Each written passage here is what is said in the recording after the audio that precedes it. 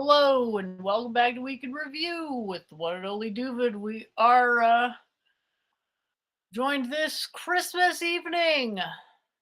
Thanks for being here with us today, Doovid. Oops, looks like I've lost the screen grab for the Hangout, so I'll just reshare that.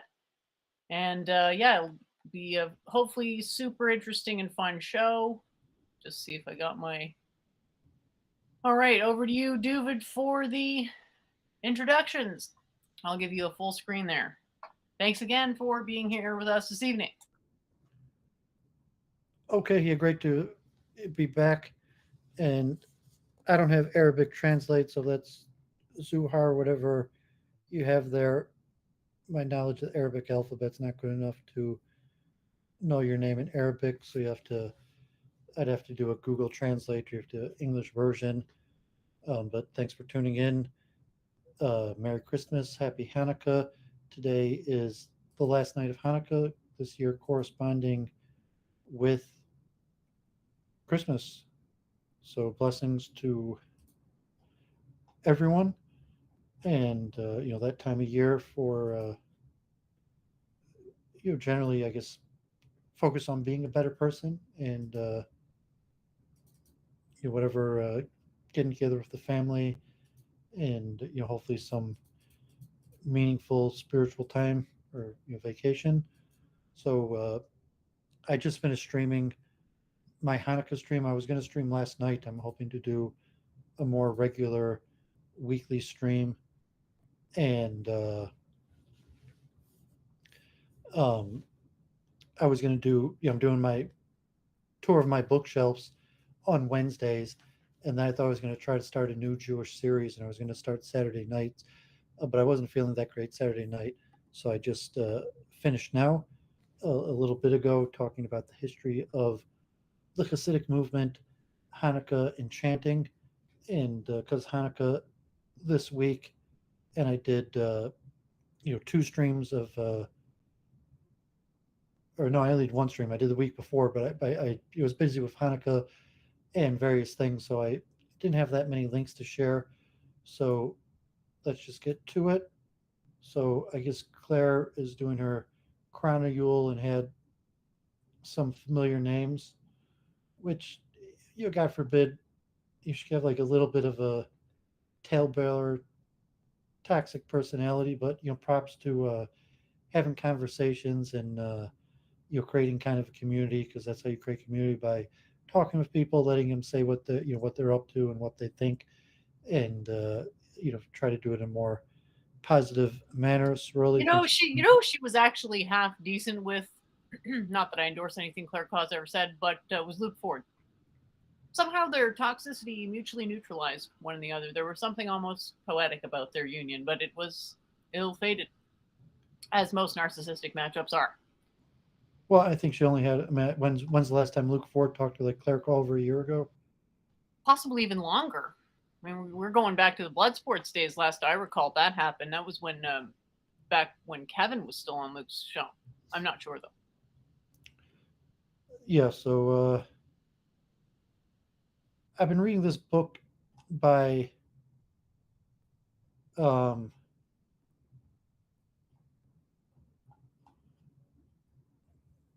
Frank Tipler, who's wrote a book called The Physics of Immortality.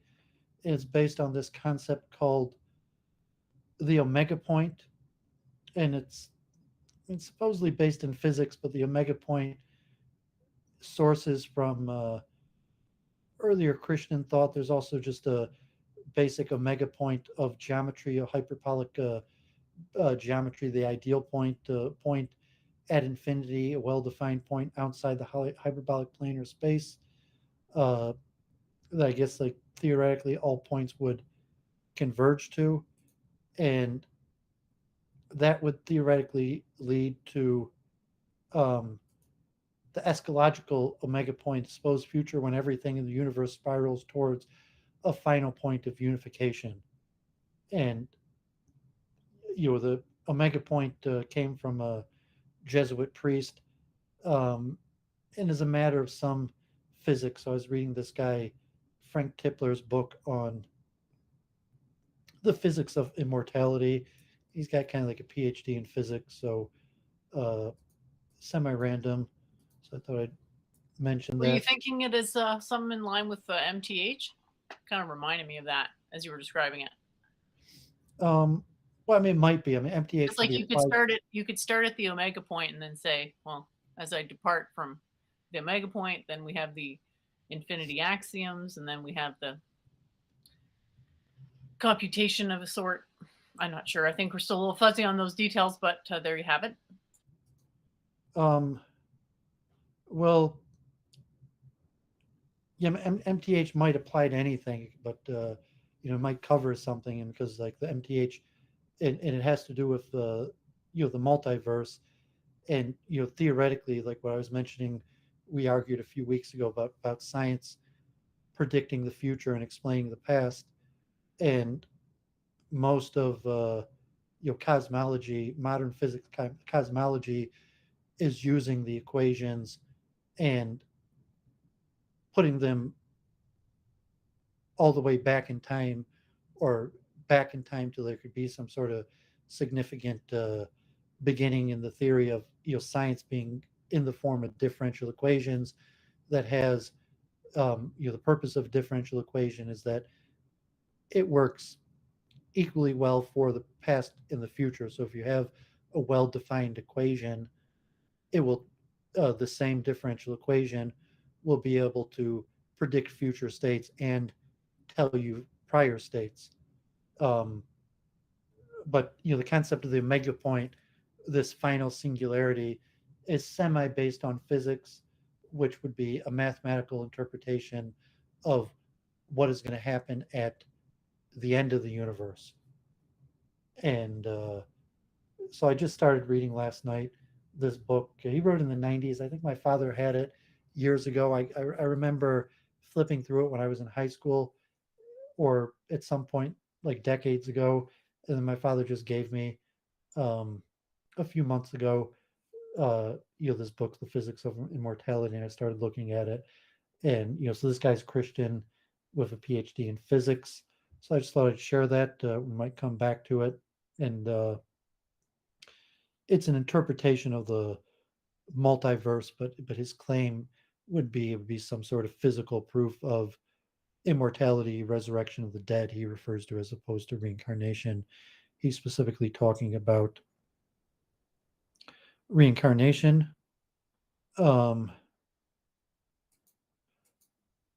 here, Slightly concerning that radii is misspelled. well, that's his Wikipedia page. Mm. So that's not his book. His book is Oh the physics. yeah, this. I was just sharing his Wikipedia page, like so That's that cool. that's not necessarily a sign of the author. His Wikipedia page. Jennifer shared this. Um, I noticed there's two things. Well, you just doubled down. It's hilarious. Like, why double down on that? You haven't even tried the fucking thing. You don't know if it's a search engine now, this, and you're still not conceding I was right that it is being used the same way as Google. No, it's not even what the article says. So I guess I noticed there's two things that like every time Jennifer says it, she says it wrong, and like we've said it like 100 times now, and every single time um, we say it, she always jumps to some false conclusion, and one of those is in the writing when I mention in the introduction you need to establish yourself in relation to the topic. And for every reason, every time I say that, Jennifer always jumps to establishing herself as an expert in consciousness, even though that's has nothing to do with an introduction. Is that you have to establish your relationship to the subject, and she always jumps to um, the establishment of expertise, which is not necessary for the introduction. That's not your relationship to the subject does not have to be one of expertise. It can be, but that's one thing every time. Like she always, uh, for whatever reason, jumps to that. Another, I'll show the link in a second, is the blue-eyed thing, where she always jumps to this aesthetic that the relation between blue eyes and competence as some form of aesthetic preference, which certainly, I think is inaccurate. It's not the actual explanation No, nobody of thinks blue eyes of are absolutely beautiful. Nobody thinks that. It's never been thought before.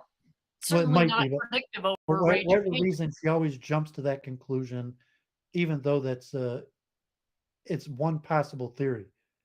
I mean, there's a I never said it correlation. was a conclusion. I said your theory wasn't strong enough and you need to make it more like less deterministic for it to actually hold water. So I think we're kind of saying the same thing, or just I haven't figured out how to explain Well, it I yet. make it every time I say something, she says back what I says incorrectly. So I make the point about the introduction establishing your relationship to the subject. She always, for whatever reason, every time she says that back, is establishing her expertise in consciousness or expertise, which is not what I say, but for a reason, every time I say that, she always says it back in that manner.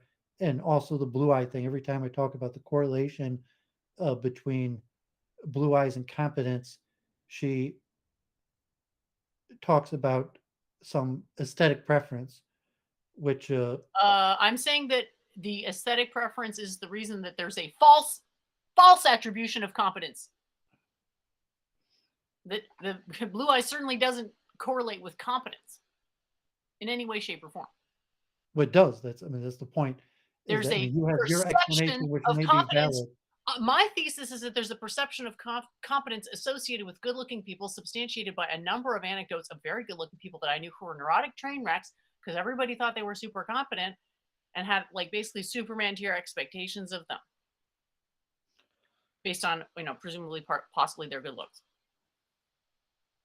Yeah, so whatever reason, every time I say that, Jennifer always jumps to like her own theory that and almost to the point where she doesn't have the ability to even correctly say back what I said and to say, It's okay, like unclear what you're saying because I'm not sure how you see the causal links and all that because you don't it seem to doesn't be able to matter what the explain it very causal link clearly. is. I mean, I could talk about the correlation without a determination of the causal reason, as where you always jump. You're saying different things then. Like the problem is that I can't tell what you're saying, so I'm trying to narrow down what you're saying by repeating it to you, and then you're just not saying anything. You're like, you can't say anything back to me. It's like, well, what did you say then? If what I said isn't what you said, or a correction on what you said, because your impression, I didn't give you any can't possibly think. interpretation Are you on telling the me there's a causal link. connection between I the eye noticed color I of point out the someone? correlation and without a causal attribution. And so you have the fallacy every time I do that to jumping straight to your causal attribution. Okay. What I'm trying to say is that I know there's. what you're trying to say. We don't have to get to the I'm trying side. to It's correct making the point, your and it's assertion going to be here. the same thing with this Google chat box, where Right. forever. What I'm trying to say, I know what Jennifer's trying to say, and for whatever reason, it's a misattribution of what I'm trying to say, and just one of these few times, like I mentioned, where she always does that for whatever reason. Anyone watching probably notices what I'm talking about. And so, like, I know what she's trying to say. I don't think she knows what I'm trying to say because every time I say it, she always misquotes what I say and jumps straight into what she's trying to say that is only loosely connected to what I'm trying to say. Okay. Are you saying that there's a connection between blue eyes and competence, which is a correlation? Yes, without any. And I'm saying that that's incorrect and that all you can establish is a perception of competence. That's what I've been trying to say this whole time Well, delicately. either I way, guess the point's not made. So have I made my either point? way, if it's a false correlation or a true correlation, that you always jump to your causal reason of aesthetic. Okay. Well, sorry Which is for just trying your to theory on clarify my point. a Sorry causal for reason. trying to It's like clarify the point. I didn't think the point would get made without an example, but fine. Do you understand what the issue is? That you can't establish actually past perception, not actual competence. Same with the IQ thing. Like it only actually establishes how well you are conforming to an IQ test. well, you can establish a correlation with studies, with measurements, with even Right. And as you said, that empirical doesn't establish observation, anything about as causation. opposed to a causal reason. It is a postulation, a theory. So you say, if the question whether the correlation is accurate or not, and if the correlation, I mean, so I mean, if you're agreeing that there's, so if there's two postulations that there's a true correlation between blue eyes and competence, or to say there's a false correlation, but it's a mass false correlation I'm not saying either. I'm just saying we don't know. So that it's true that many people make the linkage between competence and blue eyes. I'm saying there's cause to believe that. Yeah. If you could do a study and be like, okay, like millionaires and billionaires disproportionately have blue eyes. If there's a That would imply correlation, you could become a millionaire or through people marriage. in situations of leadership disproportionately have blue eyes without a causal Not rate. sure. If you say, but it's a factual observation that factually a disproportionate people in positions of power have blue eyes. Well, what I can establish isn't that. So What that I and can so establish is that I have cause to believe that there is a connection between these blue and green type eye colors and a perception on the level of other people of competence in the possessors of these eye colors. That's what is this like. There's going to be other stuff that you can predict from that, but that appears to be what is going on. Now, again, whether so we just it's talk actually past each other because you're substantiated, jumping into something else. So we haven't even established whether we agree about the phenomenon or not. well, let's just say we agree there's a connection that it is as yet undetermined between competence and eye color.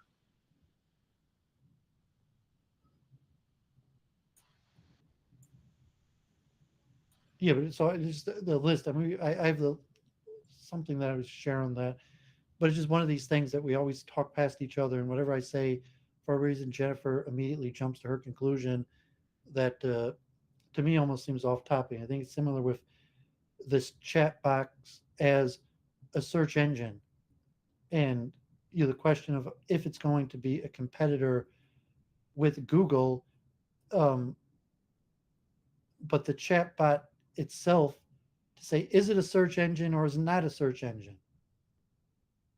And what does it mean to be a search engine? What does it mean to utilize a search engine but not be a search engine? And what does it mean to compete with a search engine? And so, whatever reason Jennifer has, like her theories that she wants to advance, but she's such in a hurry to advance her own ideas that it seems she's giving a misaccurate read of um, what the chat box is actually doing. What does it mean to be a search engine? What does it mean to utilize a search engine? And even if, as Doovid would say, the chatbot is not a search engine, it utilizes a search engine. And if it was competitive with Google as a search engine, even though it's not a search engine. And so just trying to understand the technology, and for whatever reason why Jennifer wants to insist it's a search engine and Doovid wants to insist it is not a search engine, it utilizes a search engine. Yeah, because my definition is process relational. So I'm defining it as taking up the market of searches. That's what a search engine does. And you're saying, no, it's got to have these specific So when properties you or search whatever. on Google, it gives you the result of the search. When you use Chat GPT, it does not give you the result of the search. It utilizes a search engine and then gives you a generated prose without telling you where it got it from, without linking you to any source, as opposed to Google, that Google does not generate any text. It just gives you the link of the result of the search.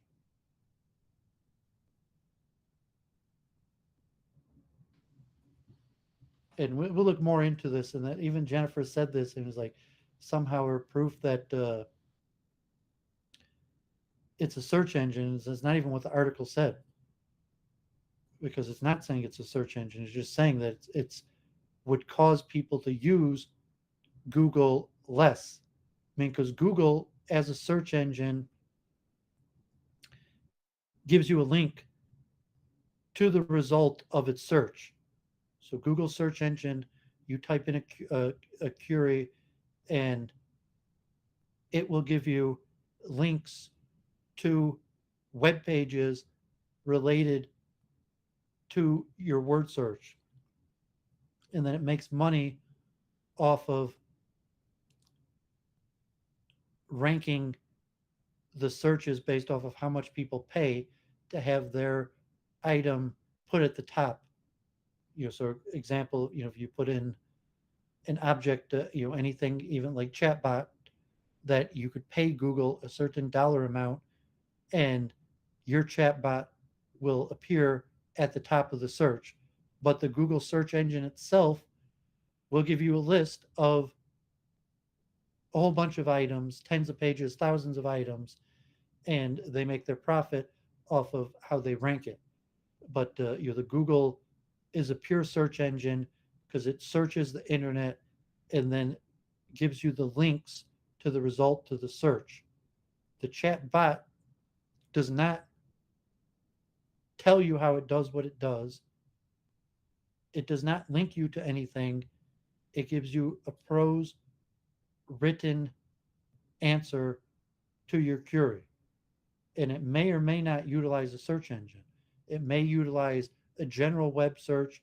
It may utilize an internal search. And as the user of chatbot, you're not privileged to that information.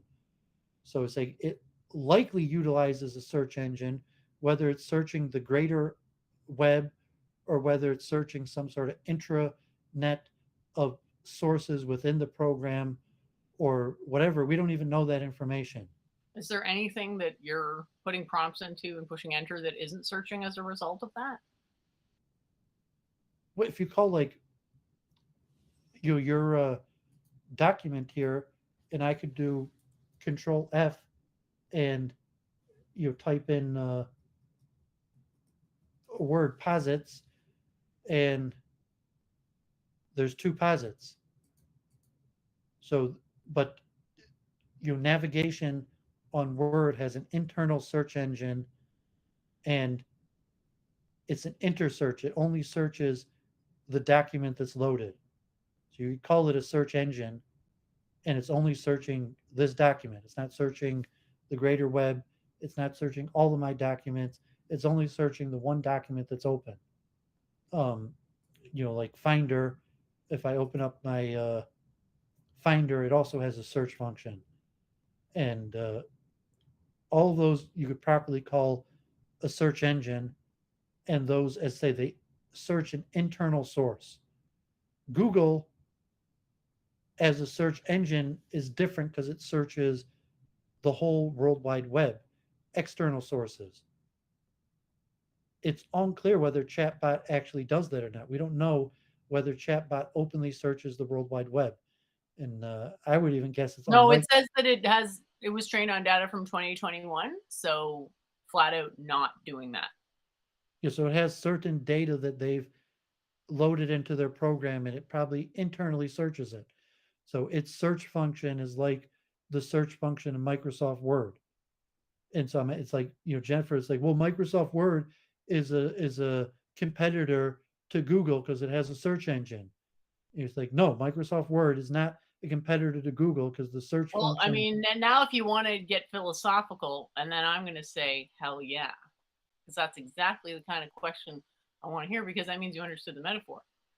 Yay! Well, to me, it's just your inaccuracy of how the program works. Look, all I was saying is they're eating in potential to eat into the Google market. That's his New York Times article, and saying the reason why it's competitor to Google is not because it's a superior search engine, but saying that if you want an answer to a question that you type into Google, so you search and then you click on a page that hopefully has that answer, as opposed to Chat GPT, which means you may not want to utilize the search engine of the World Wide Web, and you would use an internal search engine that would just write a prose answer to your question without linking you towards an external source for the answer. And that's what this article is saying. And it's also talking about the financial mechanism of how Google makes its profit from letting people pay to have their rank higher. Um, so maybe we'll look more into it. Um, I shared these links just because you were Yeah, talking I about the mean, have blue. you tried it out yet? No, I haven't tried it. I don't plan on trying it. You don't plan on trying ChatGPT? No, I don't Okay. have a use for it.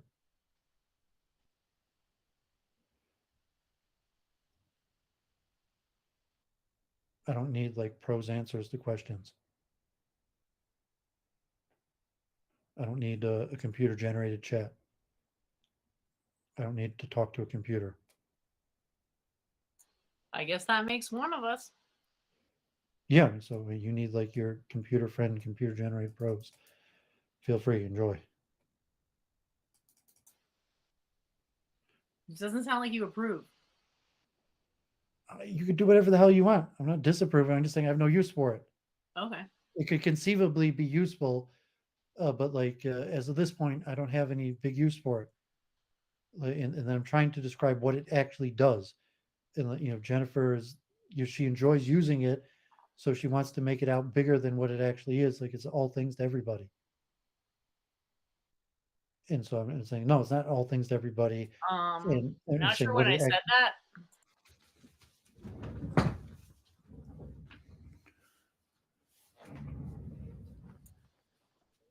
I like it because it makes the artistic process easier, but I guess if you're not involved in the artistic process, then No, I'm that's not all involved in there the is to it. artistic process, and generally, if I want to express myself in words, I don't need the help of a computer.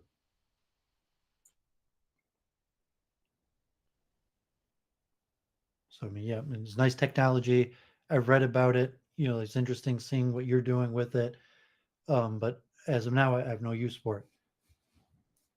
So I was mentioning the blue eye thing, and so Jennifer messaged, and she like wanted to put the I blue don't eye think I thing. sent you this image, by the way, but I can mention it later. But I did do a little write up of how a little description of how these AIs with the images could theoretically work. So I can save that for later.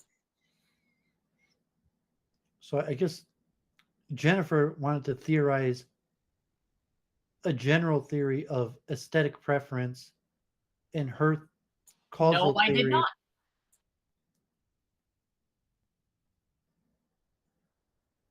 I don't have a generalized theory of aesthetic preference. So just my correlation, like I mean, generally just points out, like, so I'll make the notice that, oh, he's a blue-eyed man, that has significance. That there's some sort of categorical significance to the category of blue-eyed people. And causal, if like Nobel Prize winners, billionaires, um leading rabbis, people in political positions of power, um, that there's some categorical importance to saying like, oh, this person has blue eyes, it's categorically significant. um, and I have certain theories on it. If you want to make a causal theory, uh, so I'm not sure what Jennifer, if she was, like, I haven't even been talking about it too much. Well, I Although, like, just really I want to still point support out your where ideas in I'll whatever mention way like, I oh, a can. blue-eyed man. Like, so I mean, usually I'll point out if it's worthy, just like, okay, he's African American, or he's a blue-eyed man. That's something significant to point out about a person if they have blue eyes. To you point out, oh, they're a blue-eyed person. I don't think there's any doubt that it means something. It's just interpreting what it means. And I obviously don't think you can conclusively say what something that is obviously at best going to be a statistical correlation, because there's just no chance that blue eyes means the same thing to everybody, which would be the only way that you could, theoretically actually get somewhere with Um, regards to what it quote meant. well, I mean, if it means something to them, so if it's a nepotistic thing about power, where blue-eyed people nepotistically um, help out other blue-eyed people, So And when you're saying nepotistic, you're saying that blue-eyed person sees other blue-eyed person, and because of the self similarity, gives them a hand. Is that what you're saying? if the Or if is that like an example of what you're saying? um no, because it's causal. So just say something that's factually true, Causal would and be if he's admitting it to himself that that's the reason, but if I it just mean, you have to happens to separate happen. this because, like, we just talk past each other, and it's nonsensical. It's not good content, and so it's kind of like, God forbid, the Dave Chappelle, and like if they're Italian, it's mafia. If they're black, it's a gang, and if they're Jewish, it's a coincidence, and you shouldn't talk about it. And so we say, well, if they're blue-eyed, so is it a coincidence, and you shouldn't talk about it, or just saying, so okay, let's, if I say, um, over half of the rabbis on the Rabbinic Council of Detroit have blue eyes. So if you're looking and say, well, only 20% of Jews in Metro Detroit have blue eyes, why do half of over half of the rabbis on the Rabbinic Council have blue eyes? It's a statistical anomaly that maybe necessitates a reason. If you're looking at millionaires and billionaires, and to say, 40, like the population wise, the U.S., how many people have blue eyes, but there's overrepresentation. It's similar to Jews, um, that you're saying it's a statistical anomaly, like, God forbid, like the Kanye West in, like, Jews in management position in Hollywood, but it's a different one that is saying, um, blue-eyed people are overly represented in multiple fields. So I say, when I studied engineering and physics, I was in classes where close to 70% of the people had blue eyes. When I worked in certain fields, even trading, even in places where it was all Jewish, even places where, basically everybody was a Jew or an Orthodox Jew, but still, um, extremely high amount of blue-eyed people, like 70-80% of blue-eyed people at certain stock trading places, or certain engineering shows that I go to, say, like just a statistical fact that it's something that I notice, that occasionally when I'm around, there's all, like, it was like, wow, there's a lot of blue-eyed people here. And so then you come up with some sort of causal explanation. So there's a phenomenon of a recommendation, a recognition, and Jennifer said she also recognizes the phenomenon, that she has worked in certain fields where there was an extremely high percent of blue-eyed people in certain fields. So I said, I live in Metro Detroit, and the majority African American place, and probably where I live, um, maybe less than 10% of people have blue eyes. In Detroit, there are probably 5% of people in Detroit have blue eyes. Because like 90% that, but if you're looking, okay, the mayor has, different things. So when you're around an exceptionally high percentage of people with blue eyes, it's something that you notice, or that I notice. And so I've noticed this generally my whole life, and certain correlations to, um, possibly elite, in terms of wealth and power, but also in terms of education, in terms of math and engineering, is high amounts of blue-eyed people. And so just giving the observation, and then you could propose some sort of causal explanation. Like Jennifer gave her list of meaningful people in history, of mathematicians and physicists, and I noted that like 90% of those people were blue-eyed people. And That was a like new, list of people that was intended to only apply to the history of the West, though. So that's probably more connected to that than it actually meaning much. well, yeah, it's saying it's an observation that you could say, like Dave Chappelle, it's a coincidence and shouldn't mention it, or say like, no, it's not a coincidence, and it has Okay, it some is sort going of. to be taboo if you bring this topic up, which is what I think you're alluding to here, because it's Well, not well it's understood. kind of like talking about Jews and power. So that's why it's, and it's also taboo, but a lot of people are like, well, of course, like but something, it's factual. Like, I don't know if you still have that list saved somewhere, but it's factual that the vast majority of the people that made major discoveries in mathematics and physics were blue-eyed people.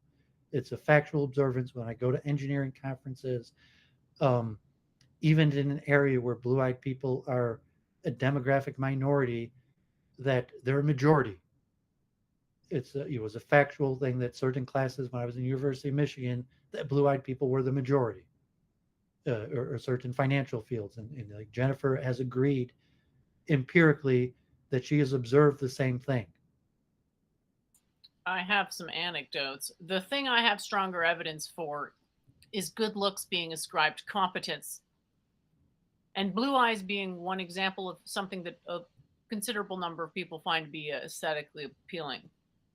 I haven't even, so that's like, I don't know why, what good looks like. I haven't even made a connection between blue eyes and good looking. Right. So that's where I'm coming at this from, which is my own studies. So she's giving her own causal. She's saying, yes, it's true that there's a disproportionate amount of blue-eyed people in certain like wealth, power, and scientific prestige situation, and it's because they're better looking. That's not what I was saying. It's not at all. Like, I don't know why it's not. Okay, so you're not really seriously saying that I'm saying it's because people are better looking. That sounds like what you're saying. That's why we're always talking past each other. Okay, so let me just go slowly here. Statistically, there appears to be an inclination amongst people to subconsciously ascribe competence with good looks, equate the two.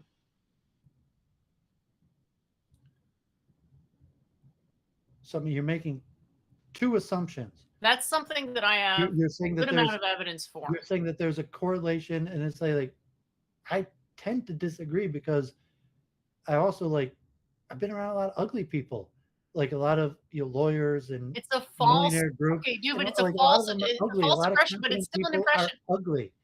I get Competence, that, but competence competence, doesn't actually correlate perfectly with looks. That's not what I was saying. competence correlates with uh, I didn't a say that track record of It's competence. not even what this is about, though. Say, Okay, oh, this person's good looking, therefore they're likely to be competent. Saying, no, this there's a person has a difference track between. record of competence. This person has a high rating and record and performance level, therefore they're likely to be competent. See, this is where it's getting annoying, and it feels like you're really not listening to me. So, what did I say about the blue eyes thing? I mean, it sounds like you're saying that there's a correlation between I didn't actually people. say there was a correlation. I said there was a tendency. There's a correlation between people's perception of competence and good looks, that people perceive good looking people to be more competent, and that blue eyes is better looking than other eye colors, No, I didn't and say that. therefore people perceive blue-eyed people to be more competent than other people. Therefore, blue-eyed people are more seen in positions of wealth and power, and that they're not actually more competent. Okay, that doesn't follow. Which the last few steps of your reasoning were way off from what That's would my actually perception follow. of your reasoning. Right. So it's not very. That's a lot of steps of reasoning that's way off the track of what my own presuppositional analysis would allow. Okay, so maybe I we can didn't just have back anything the about train good up. looking involved at all in my blue-eyed theory. There was and anything at all about good All looking right, or better let's looking. think of it. Let's just put that to the side for a second. Let's ask a new question. Is there any connection between being perceived as good looking and blue eyes? Sexual selection, it's unclear if you mean if good looking and sexual selection. That's why I had my link up here, that if you're talking, there's a correlation between lighter features and sexual selection across humans and the animal kingdom.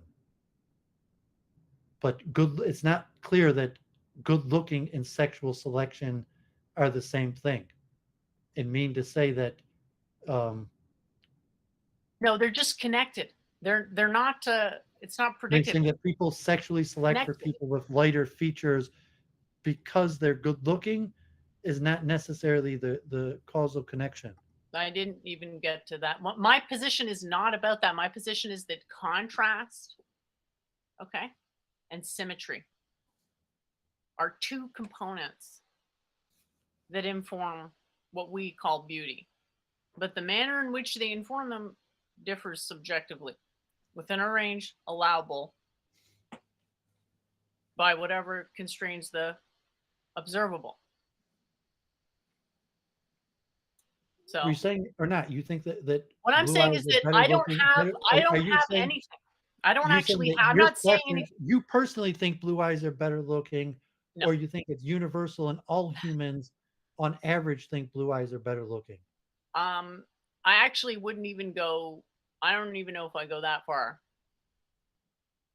Um I'm saying it's possible that there is a correlation between good lookingness being perceived of as and blue eyes. Possibly. It wouldn't be a perfect causation, obviously, but there may be a correlation. Yeah. And And the that's other why thing that I calculus have and the, mathematics and physics was largely developed by the blue-eyed man. again, that's a regional thing. That's a Western biased take, right? Did I'm sorry, I always forget his name, but he's the okay, he was a mathematician and a Brahmin, and he said that the thoughts of God and whatnot. For some reason, I cannot never remember this guy's name. Raman Nugent. Did he have blue eyes? It's just No. stupid, right? This is just from the perspective of, yeah, Western Empire that has been run on that basis of, quote, white supremacy since its inception. I mean, he died young and he came to the West.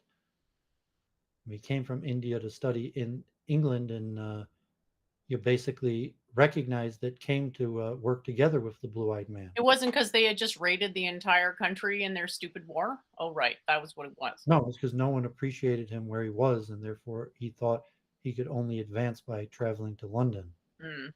I mean, he sent his books around, and they were not appreciated in India, and he found that his works were appreciated by the blue-eyed man, so that they financed him to come to London. And then he actually tragically, I think he committed suicide. He died young. Certainly wouldn't be the first Brahmin to do that after traveling to the West. But I mean, to some extent, they say that he was too good. Too pure for this world. Well, he was too pure for India. I mean, to say that when he came to the West, then people actually understood what he was saying and had directions, or there was stuff that Doesn't he that could just work sound on. so racist? Um, I just don't think the racism is really warranted in the case of the West. It's just a case of there weren't superior there weren't firepower. institutes of higher mathematical learning in India, so he had theories. He tried to distribute them. He was From all that money basically that they pillaged from India, right? So great. How's that going? something different with terms of why Ramanuja came to London. I'm sorry, but I'm never going to buy this blue eyes thing, okay? Then why did Ramanuja come to London? I mean, Ramanuja sought out the blue-eyed man. He was money, so money, advanced in money, money, money, mathematics money, money, that he sought money, out the blue-eyed man. money, money, money, money, money, and possibly low population density. I don't know. You'd have to ask him. Well, I've read his biography saying that I mean, they didn't really have much of He a had a use for him in twinkle in India. his eye when he finally saw the magical blue-eyed man and had to go to his frozen tundra on the island at the bottom of the planet. Well, he needed companionship, people who could understand his theories, and he found that in London. Okay, Among the, well, enjoy your theory that, have fun substantiating that. Let me know how it goes. It's just the. I mean, that's kind of like the Dave Chappelle. Like, if they're Italian, it's mafia. If they're black, they're gang. If they're Jewish, it's Could you please stop repeating that? That'd be great. Everyone's heard it. You don't need to repeat every 10 what I'm saying. seconds. Thank You you. know, What's the point here? if they're blue-eyed, it's a coincidence, and you shouldn't mention it. Like, But I'm this saying isn't mentioning it. That This is Ramanuja ascribing that complete Ramanuja fantasy to something that may be slightly connected that to some Ramanuja's vague genius zeitgeist couldn't thing. wasn't appreciated in India, and therefore he had to seek out the blue-eyed man and travel to the West in order for companionship to understand his mathematics. Is it is what it is. That's what happened. And then he threw himself in front of a train in London and died young. That's probably the fastest way home, isn't it? Well, I mean, you brought him up, but I'm not sure what you've written. Saying that there was this mathematical My genius, point even is that there's, a but he bunch of didn't. Ramanujans, but the Western narrative doesn't want to hear about them. So the fact that there's a bunch of blue-eyed men in the Western narrative, I'm not too surprised because the West was all a bunch of blue-eyed people No, there's not a due to the bunch of white supremacy of Ramanujans. Christianity. But the So point is, there's there not you a go. bunch of That's my Ramanujan. position, and I There's don't only a think few you're going to find any Ramanujans. connection that is going to ascribe competence to blue eyes that is real. But good luck. Good luck establishing one that's actually whatever holds water. Well, Seriously. it's say that there's not a bunch of Ramanujans in India, and the fact is that Ramanujan, of his own accord, left India to come to the West. Just like the brain drain in India and in the Far East in general. That I mean, if you wanted to put it in terms of the blue-eyed man, that the smartest people in the East, in Africa, in the South, voluntarily pick up to live amongst the blue-eyed man. Yeah, they want to go somewhere where there's a lot of money. What a shock. I've never heard of that before. I've never heard about money being important to people. That's weird. Well, not necessarily money. I'm saying that if it's Not confidence, necessarily, but you can't cancel it out as a factor, and it's really naive to deny that that's the most likely cause for all this stuff. So can we just move on to something I'm else? saying that they come to the West to study math, physics, and engineering, medicine. That the people from, I mean, that people come from money, but mostly come here for education. They come from India, China to study in Western blue-eyed man universities. And that's presumably because the wisdom of the blue-eyed man in the fields of math and science is better. Like, people don't go to China or India to study math and science. They come from China and India to the West to study math and science. Well, you heard it here first, folks. It's not imperial pillaging. It's blue eyes. That may also be the case, but there's a difference between. So they mentioned that. So if you're looking at, like, you maybe athletes, you might not see. You might see a disproportionate. You're like greatest athletes, a disproportionate smaller number of blue-eyed people. But like in terms of wealth, political power, and math and scientific knowledge, you find it dominated by blue-eyed people. And so I've mentioned that countless times. And I usually mention, when I mention someone, he's a blue-eyed man. And he's saying it's relevant. Putin's a blue-eyed man. It's relevant. Leibniz, Newton, Euler are blue-eyed men. It's relevant. My rabbis are blue-eyed men. It's relevant. But it's saying it's one of the things that, whatever the reason, that Jennifer has her own thing about aesthetics. So every time I mention it, she jumps straight to her like aesthetic and better looking thing. And so actually, I've never even mentioned the concept of better looking or aesthetic. I've mentioned blue, I think, thousands of times. I never once mentioned a causal reason of being better looking, but every time I mention it, Jennifer jumps straight to better looking. Never said that. The point is that my explanation is far simpler than yours. Yours is ascribing some mythical capacity connected with blue. I didn't have an explanation. I point out a correlation. You're the one who's immediately jumping to thinking that you have some explanation for the correlation that you deny even exists.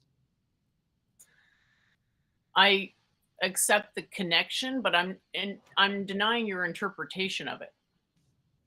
I didn't have an interpretation of it. I just point out so that you're the one with the interpretation. I just point out this. You got to keep on mentioning the You're dates saying of they wealth. must be competent. I'm saying no, that doesn't If they're follow. blue-eyed people, it's a coincidence. You shouldn't mention it. So that's all I'm doing. All I'm saying is that like it's a coincidence. I'm mentioning it, and you're jumping straight to this causal reason. I didn't And even I'm jump to saying the it's causal fine reason. to I'm just saying it's a mention coincidence, and I'm what mentioning you're it. saying and that what you're interpreting from it is incorrect because your explanation is positing supernatural forces. No, I didn't posit any force at all. I'm just pointing out a correlation without an explanation. And you're saying it's competence that's being connected. Where's your proof that it's competence? You think people in charge are competent? Where do you get that idea?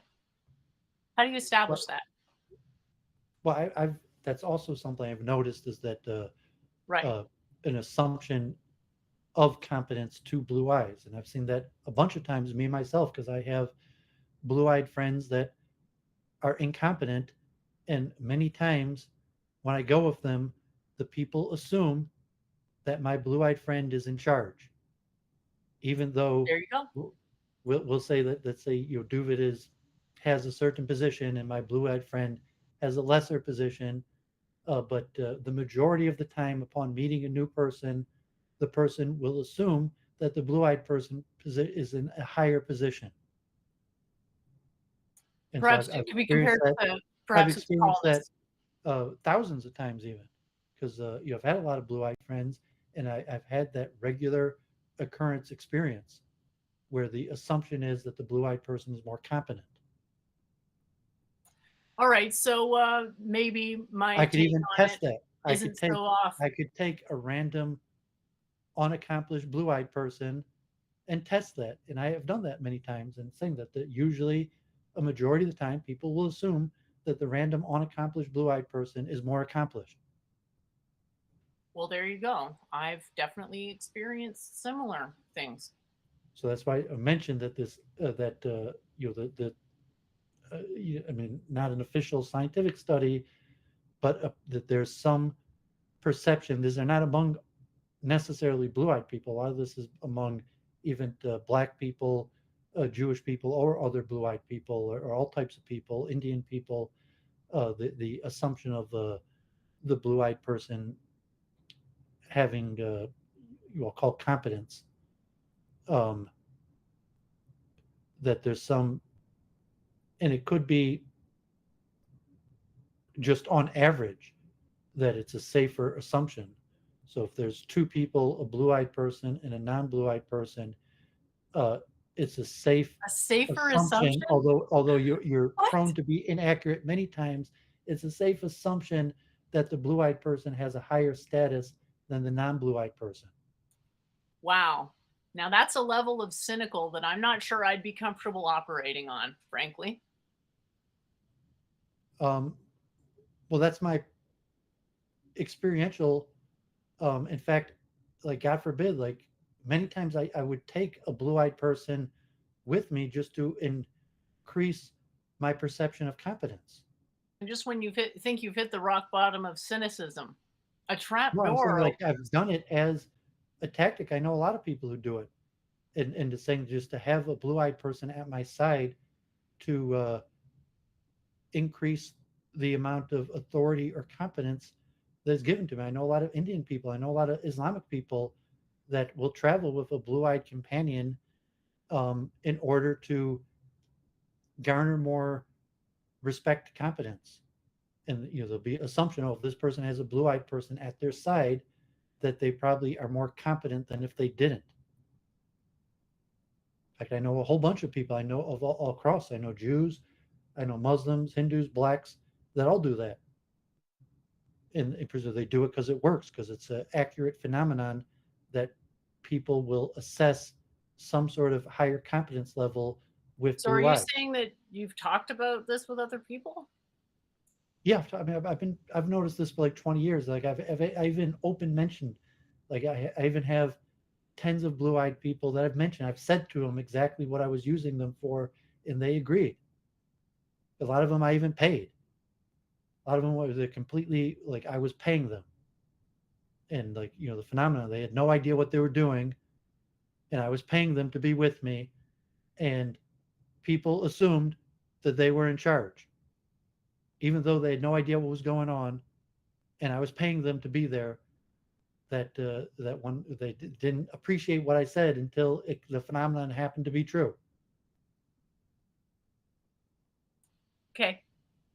So I'm saying like I've thoroughly tested this, and not tested and saying Right. I used I like you have to do what you have to do to get ahead. And so like if it means having a blue-eyed companion to give you more credibility, you have to have a blue-eyed companion to give yourself more credibility. Hmm. I'm not Or sure what to even say. like Brundlefly or Luke Ford. The Uh-huh. blue-eyed companion gives me more credibility. Like I have more credibility with blue-eyed companions. Okay. I So mean, Brundlefly is the doesn't that perfect mean you and I Brundlefly is essentially the agree perfect that example. people are ascribing competence on the basis of appearance of some sort? Well, that's my larger causal theory. I'm saying that's just a causal theory. But I say, okay, in practice, why did all these people speak to me? Well, they wouldn't have spoke to me unless I had Brundlefly. What was Brundlefly's role?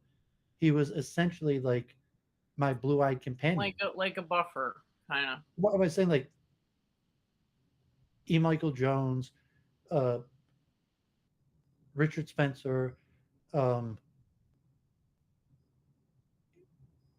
uh, Kurt Doolittle. None of these people would have spoken to me without my blue-eyed companion.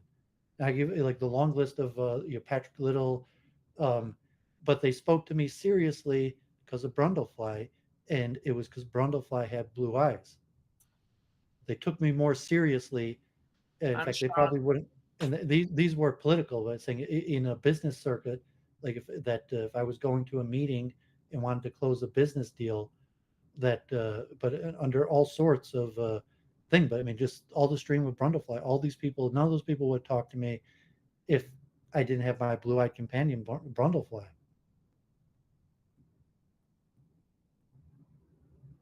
I'm not sure if Frame Games. I do think Frame Games probably did have blue eyes, but I'm not sure. He used a voice changer. He kind of sounded like he had blue eyes, but I'm not sure if Frame Games had blue eyes. My guess would be Frame Games had blue eyes. But I say there's a lot of Jews, like 20% of Ashkenazic Jews have blue eyes, and Jews in positions of power, um, I would say it's over 50%. If you look at like heads of Jewish organizations, leading rabbis, business leaders, it's over 50% of Jews with blue eyes. But yeah, I mean, I don't. You don't think Brundlefly? That's kind of like people took me more seriously because I had a blue-eyed co-host, just like Luke Ford. Um, I don't look at things like that. Okay. I don't know what to say to that, frankly. Because you're scared to think about that, or because it's your racial or tension, or because It's just not how I see things. what do you mean it's not how you see things? Like you didn't notice that Brundlefly had blue eyes? I didn't actually know he had blue eyes. I I mean, mean, I've usually never seen him. well, I mean, he had to, do the stream where he showed, he wore the mask, everything but his blue eyes. Okay, Even well, I don't exactly remember I mean, what I'll even mention that Brittany looked from like. Politically Provoked. I even spoke to Brittany offline about her blue eyes. Okay, great. And I was saying, like, Brittany at Politically Provoked. And, I mean, an example, like she didn't believe me. I even told her that these people will take her more seriously because she has blue eyes. And she, like I even Messenger, I even said that directly on her show. And for a period when I messaged her even privately, I was telling when we were booking shows, I mentioned to her straight up, I was like, these people will speak to you and take you more seriously. And he's like, because you have blue eyes. And that may not be the causal reason. You go, okay, why did all these people agree to speak to Brittany? It's possible if she didn't have blue eyes, all these people would have also agreed to speak to Brittany. But um, that was my theory. And I even mentioned it. I said it straight up to her. And even a lot of these people, they How'd didn't that care what go? Did she laugh nervously? Um, no, I think she agreed. I think she was like, "You're right." I mean, she's like, "Thank God I got blue eyes."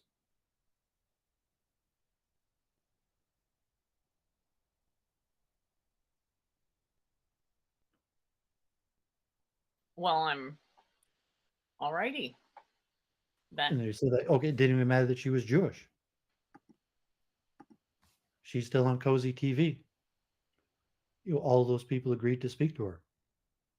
Even, even with her saying straight up she's Jewish. And it's even a regular thing on Cozy TV. Like half the people on Cozy TV don't accept that she's Jewish, even though she says she's Jewish. They're like, no, no, you can't be Jewish. And the basic reason is because, well, look at her blue eyes. So, or what are we, not sure what to say here. I don't think that my position's really Well, you're the changed. one who messaged it to me. Like I wasn't even bringing. You messaged to me your thing on blue eyes. That's why we're talking about it. My suggestion was that you were going to fail to establish that connection, but that instead you should try to perhaps establish a connection that could actually be substantiated somehow. But I guess that was for nothing. I've thoroughly tested this.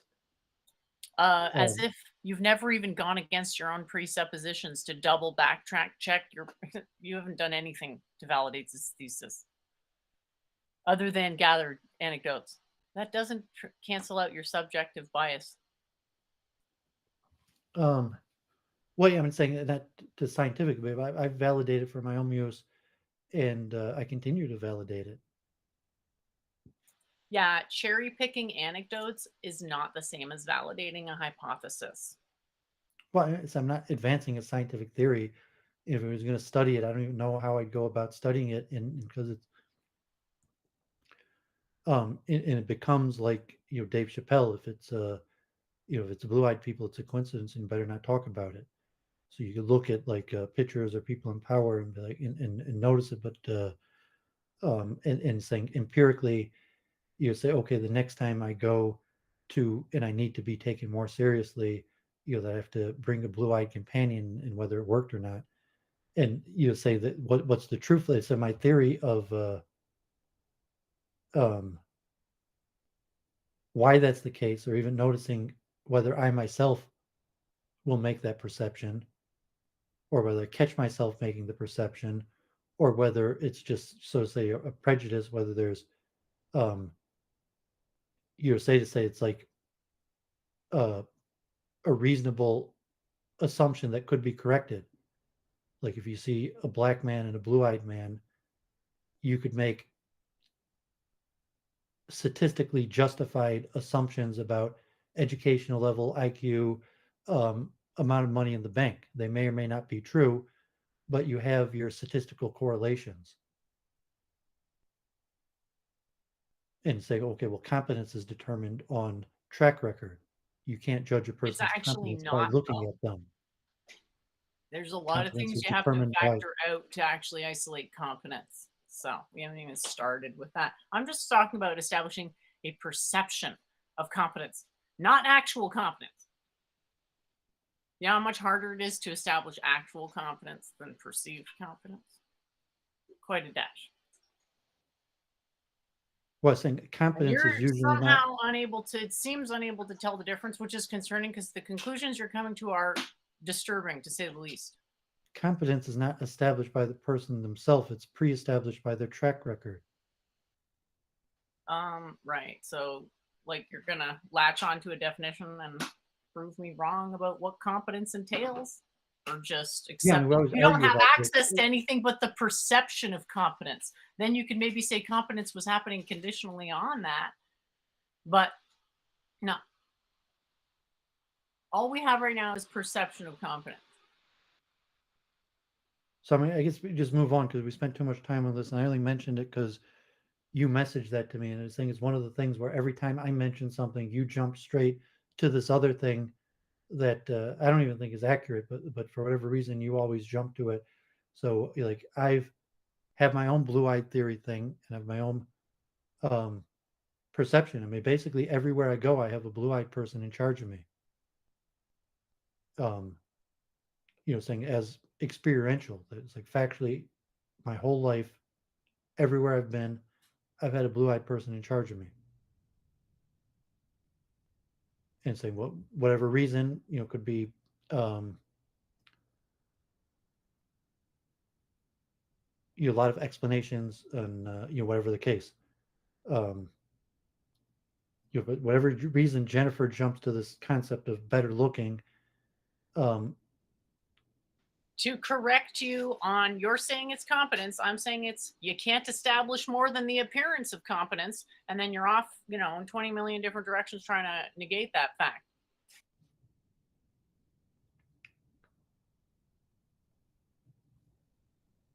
okay, so that's why I had these links. So I had the peacock spider, which is actually the size of a grain of rice, a very tiny animal. People are familiar. It has an interesting mating dance. And I won't share the video, but you could search it out because um, if anyone in the chat is familiar with the peacock spider, but it carries around, it's almost more purple, there's like black eyes and red, but it carries around this colorful tail that it only uses for its mating dance, almost like a peacock. And for appearance or sexual selection, here's another one of um, this type of bird that has a certain type of mating dance, and on its tail, where it also appear like it has blue eyes, the Vogelkop.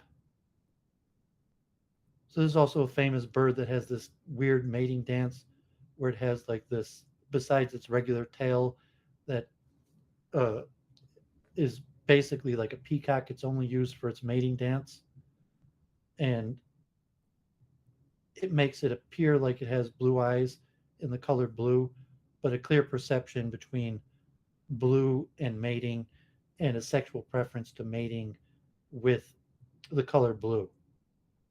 So there's evidence between mating and the color blue. I'm not sure if that's better looking in Yeah, all those general or blue only in cows and horses and bunny rabbits. um, well, certain animals like have blue eyes, certain don't. And if there's people prefer their own kind, but there is some connection between blue and lighter features and sexual selection, and even in humans that you're dyeing hair blonde as a sign of um, promiscuity or sexual activity. That women dye their hair blonde to attract a man, or to show them that they're sexually active.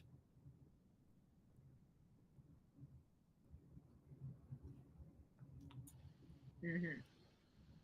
But okay, so random. We covered too long in that, and just my points. Anyone who listens to this regularly is whatever my theory, whatever reason. Every time I mention Jennifer, immediately jumps to her.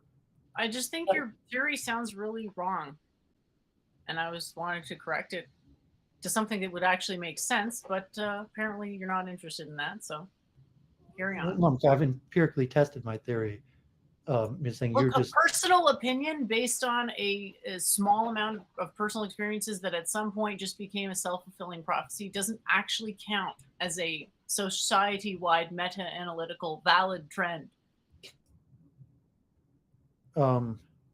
yeah, I mean, it could be, but I'm saying that your causal explanation. I mean, you think my theory is incorrect, and I then you're think going to your correct it theory with some is, sort of it may be random correct for causal theory. somebody. I think it's more. No theory is correct in the sense that you couldn't actually nail down a singular pathology responsible for it. We're talking about something that is on a statistical basis somehow more pronounced than just what you might call noise. So I'm willing to go out on a limb, quote unquote, scientifically, and say, yeah, there's more than just noise in the connection there. And I'm ascribing it to a form of color contrast and associated beauty perception and associated largely not merited, you know, asterisk, um, association of competence.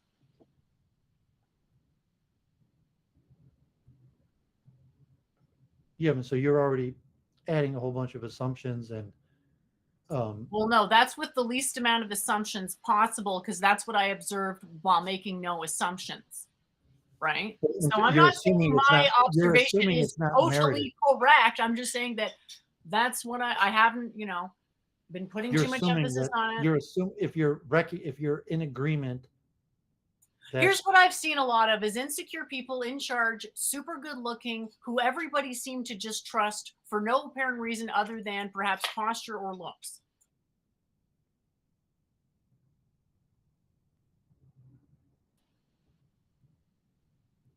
Now, granted, I'm maybe not saying occasionally. that actually in and of itself, like, because I don't think a single subject's like anecdotal experiences really amount to much. Yeah, I'm not sure that I think the blue-eyed people that I've seen in high positions are necessarily like super good looking. That I don't even draw that connection because like a lot of them, I wouldn't say are good looking. It wouldn't. Yeah, it's the Uh, indirect references that the blue eye, this is all happening subconsciously. So the blue eye would be subconsciously associated with competence. This association would not happen on a conscious level. It would just be like, even like oh, like Stephen when people Hawking's or assume something. that the person they should be talking to is the person you hired instead of you, type thing. Like they're not necessarily rationally choosing that path. We're saying like Stephen Hawking's was like exceptionally good looking. That's just silly. An anecdote doesn't change a trend, a statistical trend. So I don't know why you would think that that changed anything. Or even any of generally or Joe Biden exceptionally good looking. I was saying like Joe Biden being president. Again, what's the I've connection mentioned that between competence and being in a position of politics? you're saying you think Joe Biden is That bridge has exceptionally not good been looking. crossed yet. You say okay, Joe Biden's blue eyes are important, but I've never really More on heard the I've never subconscious really heard level of the anyone refer society. to Joe Biden as exceptionally good looking. Yeah, that's not what I Do you think said that though. Joe Biden rose to prominence because he's exceptionally good looking? Like, is it just a thing where you just like have to misrepresent what I said? Why don't you try to actually understand what I said before try to represent in the worst possible version, like clownishly straw man it, basically. How's it clownishly like the president of the United States? So You what I you're I saying mentioned that because I said that there's a Stephen Hawking statistical, was the head of the Royal you're Society. equating a statistical propensity for equating good looks to competence to everybody in charge should be super good looking. Oh my God. That would itself be clownishly self revealing.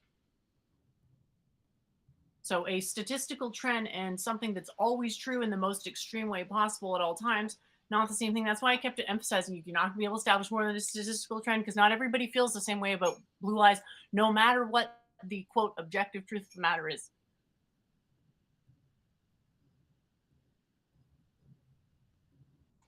So, yeah, I hope I've made my point.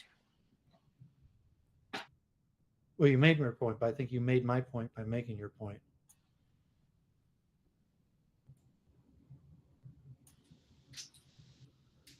I think the Okay, difference so is whether there's actual competence or perceived competence in the level of how we're interpreting the data.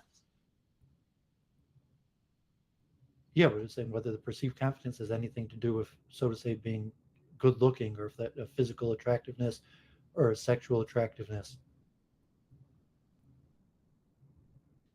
Well, the question is it looks or competence that brings responsibility and power? And those are all different things. So it's pretty complicated to go into.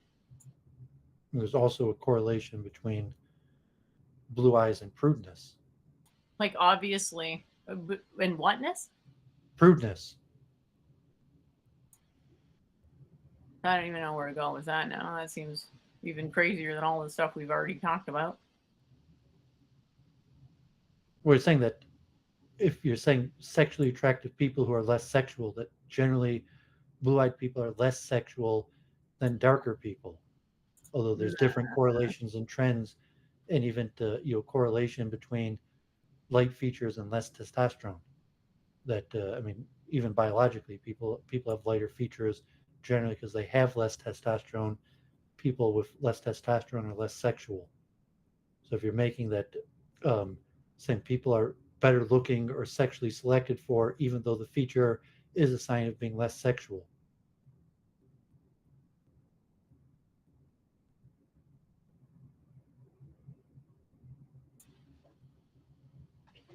I don't even. Well, it's almost paradoxical because there is the trend, the correlation, the straight biological connection that lighter features are lighter because of less testosterone, and less testosterone is less sexual, and correlations with the amount of sex people have, where generally people of lighter features have less sex than people of darker features. I just really don't think that on that level of it makes any sense whatsoever.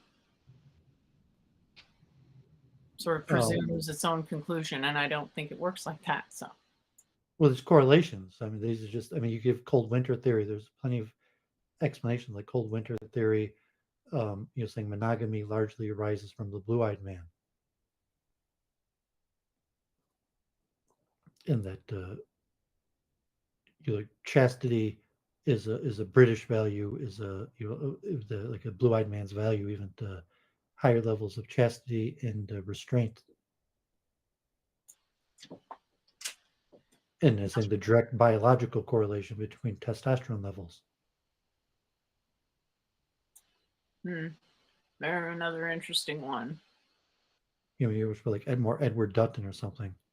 Well, there's a lot of presumptions in all the models, and most of the. I mean, I don't think any of them is all that determinative. So you got to kind of parcel out the reasonable ones, and it's. I mean, you could give. I just don't Even think a reverse correlation. in terms of a It predictive has nothing to do model. with being good looking. Saying you say, okay, blue-eyed people are more competent because they're less sexual. Well, that would be, that would be ascribing the causality when all you've done is establish a correlation. It would be a logical fallacy.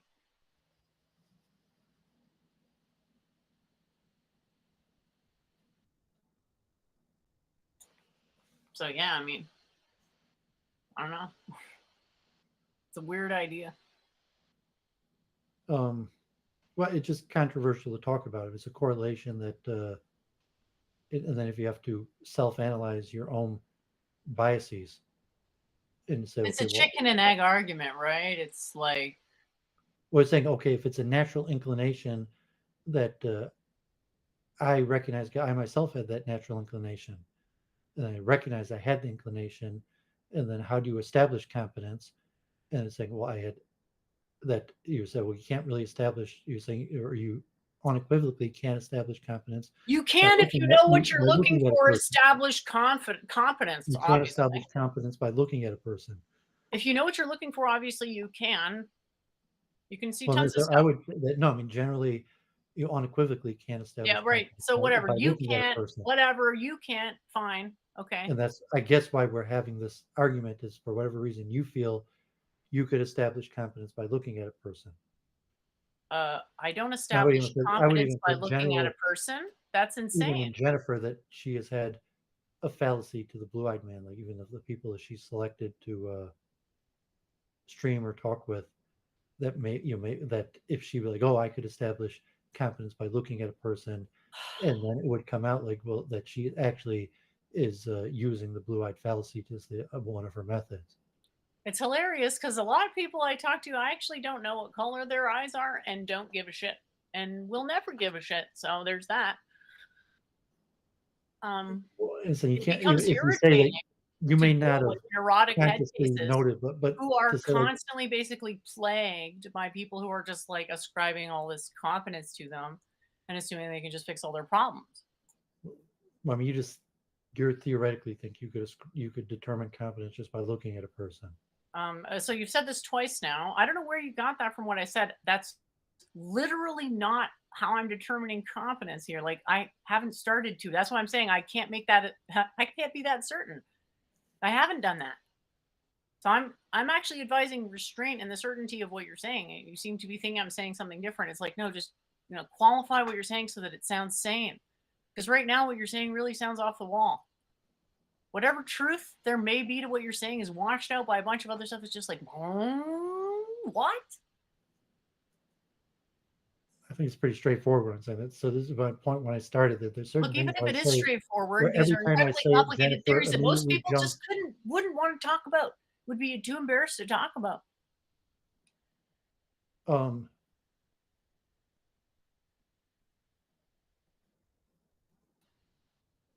Possibly, but no, I would say that a lot of people I know we talk about these things.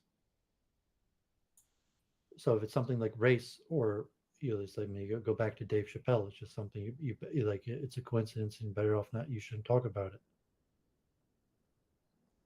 But no, I mean a lot of people talk about these things. Well, yeah, I don't want to talk about it. Slash, that's not how And, it and, works. I mean, Slash, if you do want to talk about it, let's at least be scientific about it and break it down to something that and sounds I'm saying like I've actually quasi talked sane. about it with almost all the blue-eyed people I met. Like I talked about this. Obviously, they would have a commitment to that being true. I talked about it with Godward, um, and Oh my he openly said that when he goes god. to a public place, he immediately. What is this like lol cow hour? I Are talked you about it setting with me up Jay. with soft I talked pitches? about it with Luke. I talked about it with Brundle. Um, and I was saying Godward said that's how he does it. When he goes to a place, he immediately looks around the room and tries to catch the blue eyes of other people and have some sort of equanimity with the other blue-eyed people in the room. And Okay, I so talked he's about mind that with meltingly shallow and he's not afraid to admit it. Good to know. what I don't know why you say that's shallow.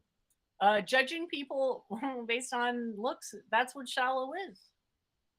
Well, no, I was saying having an in-group preference. That just saying he wants to that he feels comfortable in a place where the blue-eyed people are dominant, and he does that by Yeah, catching he the has blue eyes of other shallow people. preferences. There you go. Great, wonderful. Well, what's this supposed to prove? Exactly. Where are we going with this? What okay, now you're making some sort of negative value judgment against him for um Well, wanting, I didn't say superficiality was bad necessarily, but it's a fact that and even the claim that that it's sounds like superficial. if someone said that to me, I'd be like, damn, totally Well, because shameless there. you would be excluded. So I mean, obviously, okay, Okay. as a dark-eyed person, you're saying like, okay, like it hurts to be excluded, and even Godward is saying It that, does hurt to be excluded he would be saying he would be by doing that totally purposely superficial and at the annoying people. exclusion Yes, of it's me so and you, sad to be and the excluded by those assumption people. is that people like me and you act in a certain way that is not in accordance with the way he likes people to act, and that's exactly why he does it. Okay, can you repeat that? I just got super confused. You're Yeah, I saying mean, obviously, like I mean, he's because acting like bad so that people that's don't saying like him?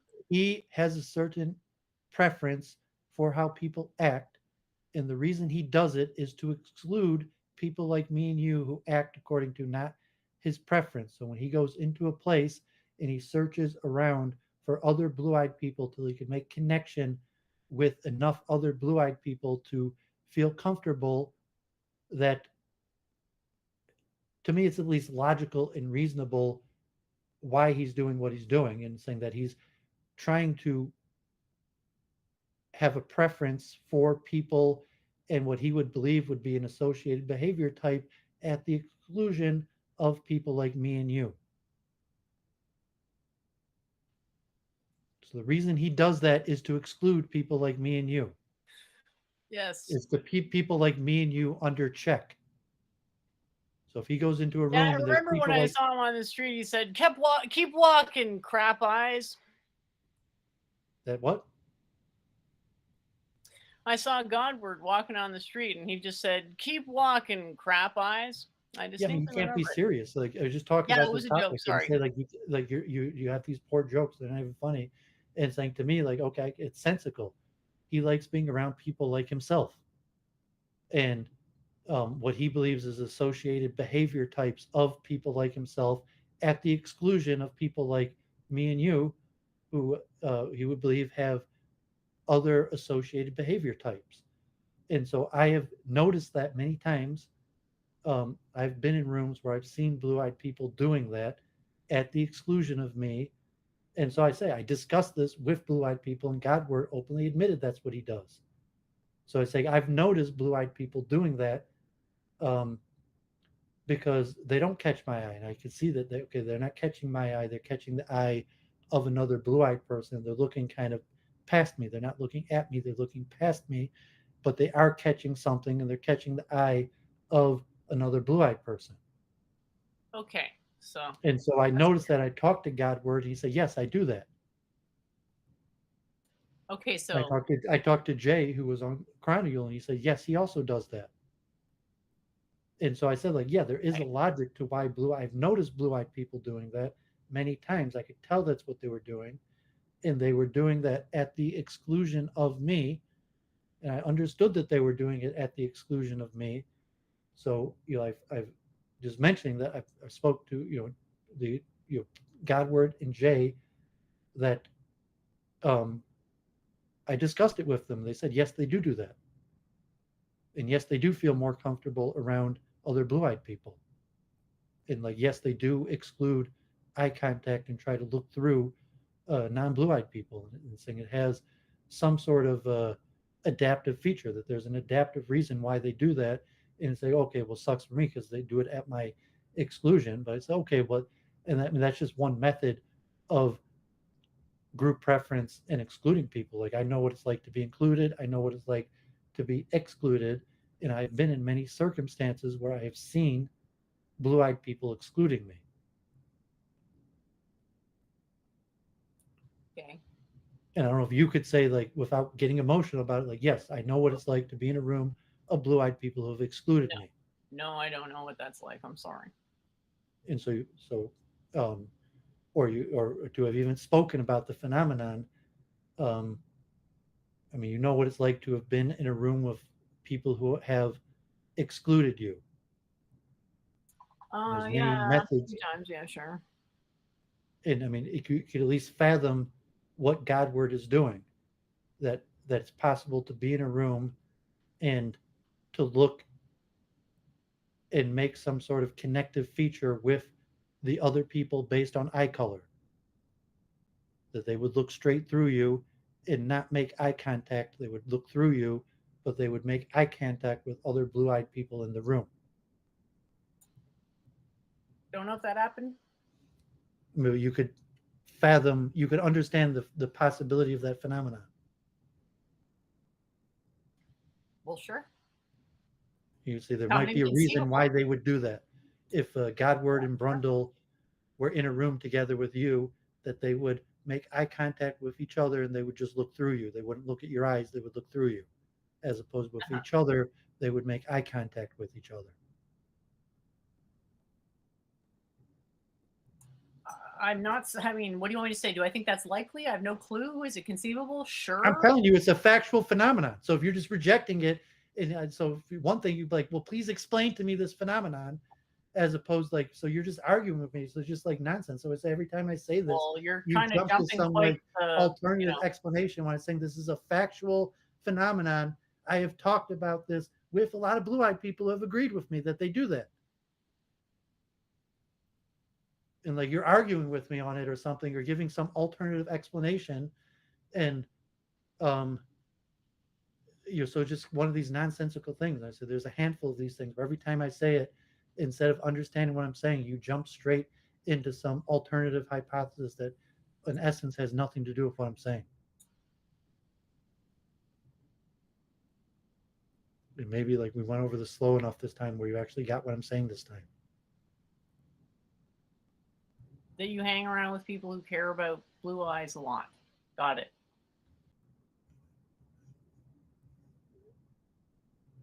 No, I do not hang around people who care. Like I occasionally in scenarios where there's a super majority of blue and they exclude me. All right. And and even in some cases, they don't always need a super majority. Even if there's only two blue-eyed people in a room, so I could be in Detroit among all blacks, and you're saying what happens when two blue-eyed people meet eye contact with each other? That there also be that phenomenon. Um, I've never noticed it myself. I'm not saying it doesn't happen. I just haven't noticed it myself. okay, well, I mean, maybe you're I mean, I don't know. Maybe you don't have good eyesight, or Or I just don't focus on eye color. you're not detail oriented. No, I don't focus. I am detail oriented, but I don't focus on superficialities because Or that's maybe not good. you're not.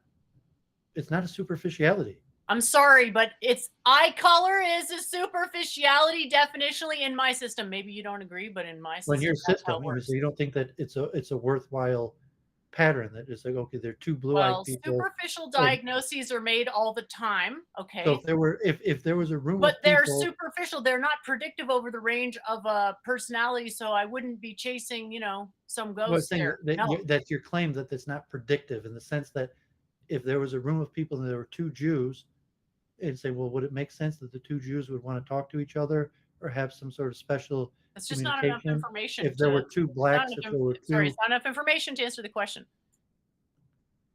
but I mean, like, it'd be a safe assumption that there might be some commonality that two people would, in that mutually having blue eyes would be enough, especially something that is noticeable. So if you're scanning the room, and it's also something noticeable. I mean, one I've mentioned like group consciousness. There's group seeing. And I actually mentioned this as a topic of proof of consciousness not arising from the body, um, but where you see as a group and you could see what other people are looking at, and it's even existed in monkeys. So, like for defense purposes, that if like two people are sitting face to face, and if something comes from behind them, they could see in the other person's eyes what they can't see with their own eyes.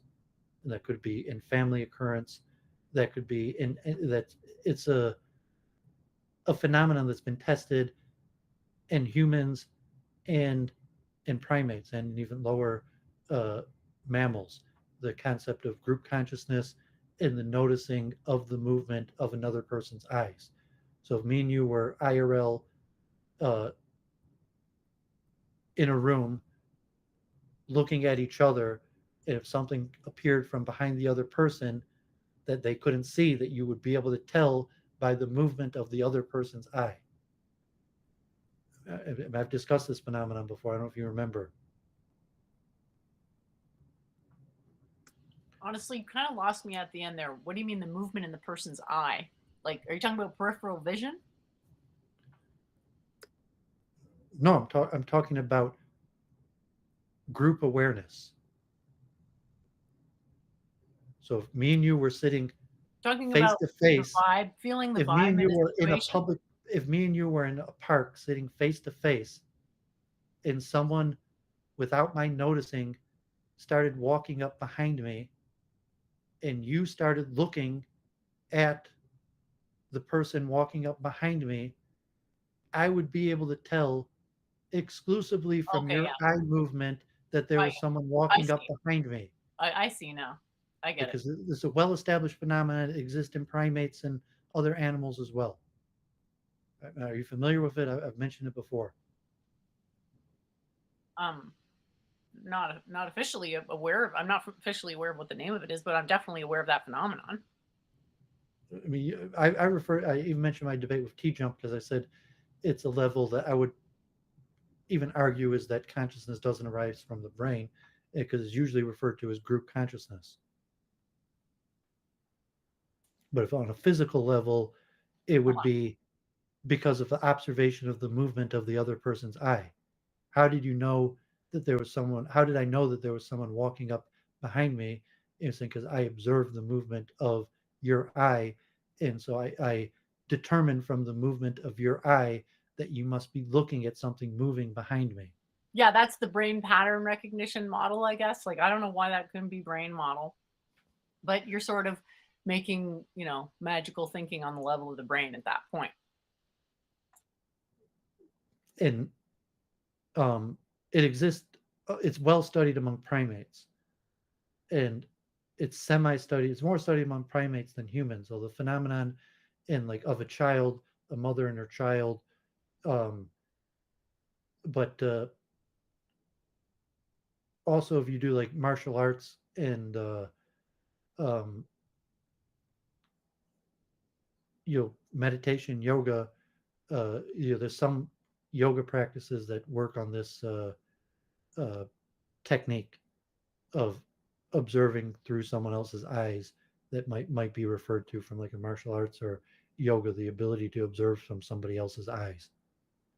Um, These would but be then occult techniques, I believe. the what? These would be occult techniques. No, I would say they're yogic or martial arts techniques. Yeah, within those domains, they're occult. I don't really call them occult because I think they have some scientific basics that have demonstrated that they work. The occult is scientific. That's why it's occult. It's hidden because it's a powerful science. You know, Um, yeah, I was saying that cult meaning it's not mainstream. I think some of this is mainstream, and really, if it relate seeing to, through other people's eyes is mainstream. well, if you're the language that they would use in martial arts or yoga would be more esoteric or occult, but it doesn't mean that it hasn't been um, biologically verified. So if you're saying martial artists have been doing it, yoga masters have been doing it for thousands of years and had expressions that they referred to the phenomenon in the last 50 years, it's been studied to show that it's a legitimate phenomenon. And this is how the people in various traditions that recognize the phenomenon referred to it. Cool. But I'm saying people in martial arts and yoga have known about the phenomenon for thousands of years.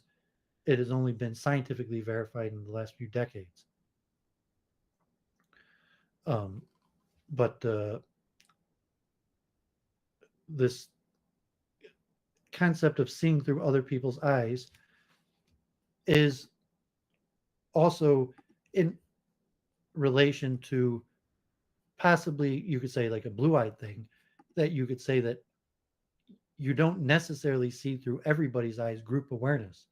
So say when I was at um, as a child at the stadium, and sometimes we leave a little bit early to beat parking, and I would notice that if my parents left, and so if I had some sort of observational thing to say that, or you say you might see through your mother's eyes or your loved one's eyes, even in a crowd, or you might establish credibility with somebody in a crowd, and that would allow you to see through their eyes, and mean to say that um,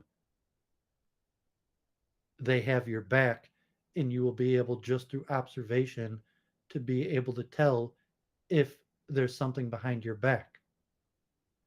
And then mentioning that as a group phenomenon, that it could be selective, that you could be in a group of people and develop this, what I'll call seeing through each other's eyes or group consciousness.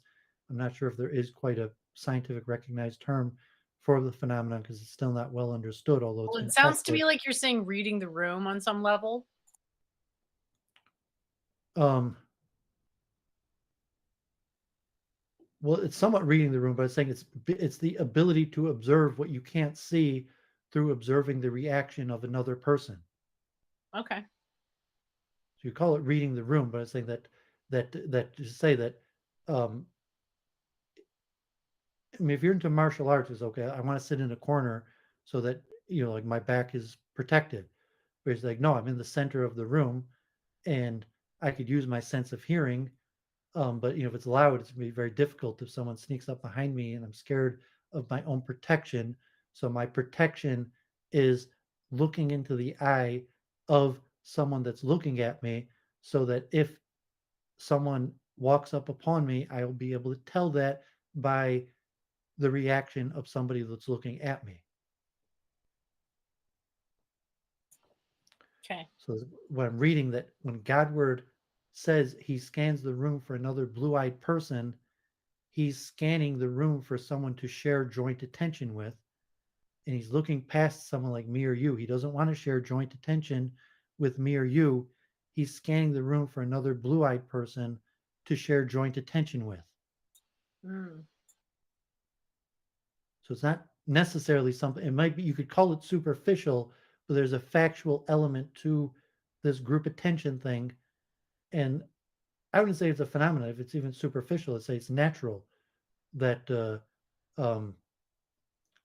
blue-eyed person would share joint attention with another blue-eyed person. It doesn't mean that you could only share joint attention. If you're a blue-eyed person, you could only share, like I've shared joint attention with blue-eyed people. Shared joint attention with all types of people. But if there's a natural proclivity to share joint attention with someone with the same eye color as you. Uh-huh. But I mean, anyone listening to them, I mean, this seems very complicated for Jennifer. Maybe some of the people listening know. I mean, John Wolf's in the chat. He's a blue-eyed man, and I mean, I'm not sure if he does the same thing. That maybe John Wolf, like I'm not Like, I sure. just don't know. I honestly don't know what to say. Like, okay, like Well, I mean, learn something. You don't have to say anything. You said that's an interesting phenomenon. Next this time you're in a guy room, I'll pay said that attention for it. I don't need to pay attention. I mean, for whatever reason, you're like, no, I reject it. I'm Like, just not paying attention to it. or you No, say like, I no, don't that's reject completely it. unworthy of paying attention to. I prefer to focus on spiritual stuff. No, you go ahead and focus on whatever you want. Well, I even said it's spiritual nature because it comes from yoga and martial arts, seeing through another person's eye. Anything in those disciplines about the color of their eyes, though? Because I thought that was kind of like figuring pretty prominently in what we were discussing. Um, no, not necessarily. I'm just saying that if there's a preference that they're saying, what am I observing when I see blue-eyed people doing that? What they're doing is creating group consciousness, collective consciousness, and they're excluding me. It doesn't always have to be, saying that you could notice that it's not always like blue-eyed people looking for other blue-eyed people. That in any circumstance, like sometimes, um, I coach chess a lot, and a lot of time, the African Americans, and there's some African Americans with blue eyes, but like to recognize that people are related, cousins, brother, sister, and a lot of times it's not because they're necessarily could tell by looking at each other that they look alike. It's because you could tell they're sharing group attention or group consciousness. Because like somebody asked, like, "Oh, is this your brother or your sister?" And it's like, "Oh, yeah. How'd you know?" Well, because you're sharing group consciousness. And like, why are you sharing group? Well, because you came together. Or even say like, how do you guys know each other? Well, we came together. We're leaving with each other. We're sharing some sort of group consciousness because I know that he's my ride, and when he goes, like I got to keep track of him. So you could feel group consciousness. Like, I mean, somewhat like a martial arts thing. If you think a lot about violence and security, um, I'd say it's most connected to martial arts and security because you want to know like who's together, or if something goes down, who's going to be on whose side. And so if you like, if me and John are in a room together and we think there might be violence, and say, well, we got to keep track of each other, and if something goes down, we have each other's back. And so there has to be some form of established group conscious where where we're noticing each other, and usually that would be through perpetual eye contact, or some sort of uh, even if there's a slight variance of eye contact. But even if, let's say, me and John were at a bar, and he's at the bar and we're on opposite side of the room, that there's some sort of joint eye contact. And you could notice other people doing the same thing. And so I don't know if you've ever noticed that, like if you've been in a place, if you have some sort of I just awareness that don't like glaring at people in the eyes, so I don't tend to make much eye contact. I find it I don't irritating. glare at people in the eye. Usually I sit back and take in the whole room, and I take in the whole room. Um, if I'm in a good situation, that will include the eye movement of everybody in the room. So like if I'm sitting in the corner and I'm just looking straight without even moving my head much, and I'm taking in the whole room, and that includes the movement of the people in the room, the body movement, and their eye movement. That's what I remember. I heard it first for a Japanese person, like a man from Toyota, and I'm not sure if it's accurate, but like a legend, where he spoke to a group of students at University of Michigan. He's Japanese through a translator, and the guy told me even there were a few hundred room, he could have told you how many times every single person in the room blinked. That's a level of consciousness. So so you're saying you haven't worked on these things, or you have a low level of perceptive ability towards groups, but saying theoretically that you could be sitting in a Or large I room. just happen to train myself to perceive actually predictive attributes rather than more superficial ones that aren't super accurate and predictive thing. Maybe something like that. I don't know. Mm, I don't think so. I think it's just something useful that you haven't trained yourself on. And what I'm saying was just an observational, that if you could imagine sitting in a Like you're crowded basically saying room. I'm not shallow enough. So you're saying the world's No, not I'm saying shallow that enough I'm already? saying that you have a low level of consciousness. That one thing that it's saying, like, I would definitely not include you in my security guard. Uh, like if I was in a place in public with you, like you might be part of my entourage, but I would not be trusting you for my security, or even certain levels of the usefulness of that observation. It was just someone in the chat, if they could say, well, yeah, I could see that being useful if you could observe, and like if you're thinking like most of this is in terms of security. So you mentioned, like, if you're looking, like, you're looking at hands. If you're worried about guns, you're looking at hands, and you're looking like who might be carrying a gun, who might be Yeah, reaching but for one. motion is the better thing to focus on. Abrupt motions almost always precede bad shit. So if you're trained on abrupt motion and 360 vision Well, I think so. If you're in security versus some goof inside, with blue you eyes will be who's thinking he's observing the watching hand shit as my movement of backup, everybody I in the wonder. room, and the eyes are very important. So just phenomenally that you could, really, like, I used to play poker also, and um, you could train yourself to tell what a person's looking at. A lot of times, read of guessing what a person's poker hand is telling what card they're looking at. So if you could think of the perception level where you're sitting at the same table, and you could observe whether their eyes are looking at one card or the other.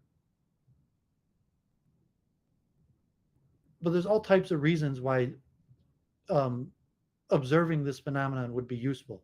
So you're saying you never observed it, and then you're making some sort of value Yeah, I judgment. told you I But the have reason you observed never stuff observed in it the. is I because said I've only observed shallow, some meta only analytical shallow people trends. observe these phenomena, I've, I've as observed some opposed to meta just like, analytical as trends. opposed to whatever reason you never develop these abilities.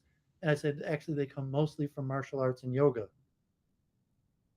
but they've been studied in Western science, and this, and that you could quantify it. You could test people on this.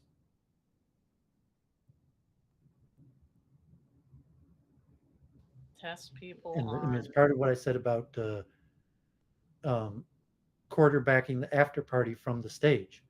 That a lot of people, some people understood it. Some entertainers, they're just on stage and they sing their song, and they can't see the crowd. And there are other people, like concept of quarterbacking the after party from the stage. And it's a level of conscious awareness of the ability to of maximizing it. It really probably comes from chunking theory. But to say, like, a level of chunking theory where you could be in a room and you could see the movement, including the eye movement of the majority of the people in the room, and even develop group consciousness with selected people in the room. And so, I mean, And by group consciousness, you mean an indirect awareness through their perception. yeah, where their um, reaction to stimuli makes you aware of certain phenomena, All right. generally of things that are unobservable to you, that you know, that, so to say, you could only, you can't, your eyes have a field of vision, and when you make eye contact with other people in the room, that they could see what's behind you and to the side of you, and that you could have some understanding of the phenomenon by their reaction to the phenomenon. And it's from the atheistic level, and I say that's been observed in, it's been studied in primates. It's a known phenomenon. Group consciousness. Even to the level where I could say that I've seen blue-eyed people make group consciousness at my exclusion, and even the level of trying to join the group consciousness and being rejected based on like a blue-eyed thing. And then I've spoken, like, so to say, Godward. He's like, yeah, he does that all the time.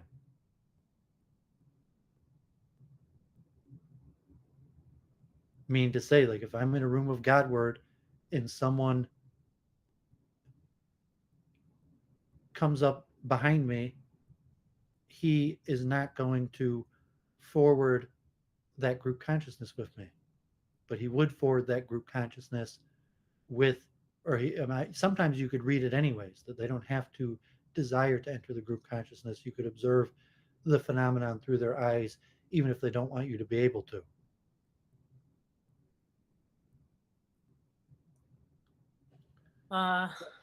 Well, that would, be very easy to spoof a model like that, wouldn't it? Um, I mean, these are kind of like basic higher levels of awareness that you just train yourself in. So if you recognize that these higher levels of awareness are possible, you could work on them, and then even to notice, like, okay, I'm in a room, and here are multiple different groups with group consciousness. Here's the blue-eyed people. Here's the Jews. Here's maybe an multicultural group, or various, but whatever reason where you could observe that these people are together with each other. These people have formed some sort of group consciousness, and it's usually because they know each other from before they're trained on it. Saying if you're like your family members, it's natural. You have a natural group consciousness with your family members anyways. Let alone your friends or people that you have experience where you know their body language or quirks, where you would be able to use each other to read a room. Right. So I mean, the blue-eyed thing would just be one subset of this larger group consciousness phenomenon.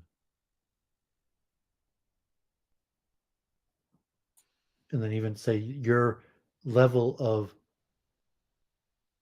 conscious awareness level is minimal enough where you don't even intake most people's eye color.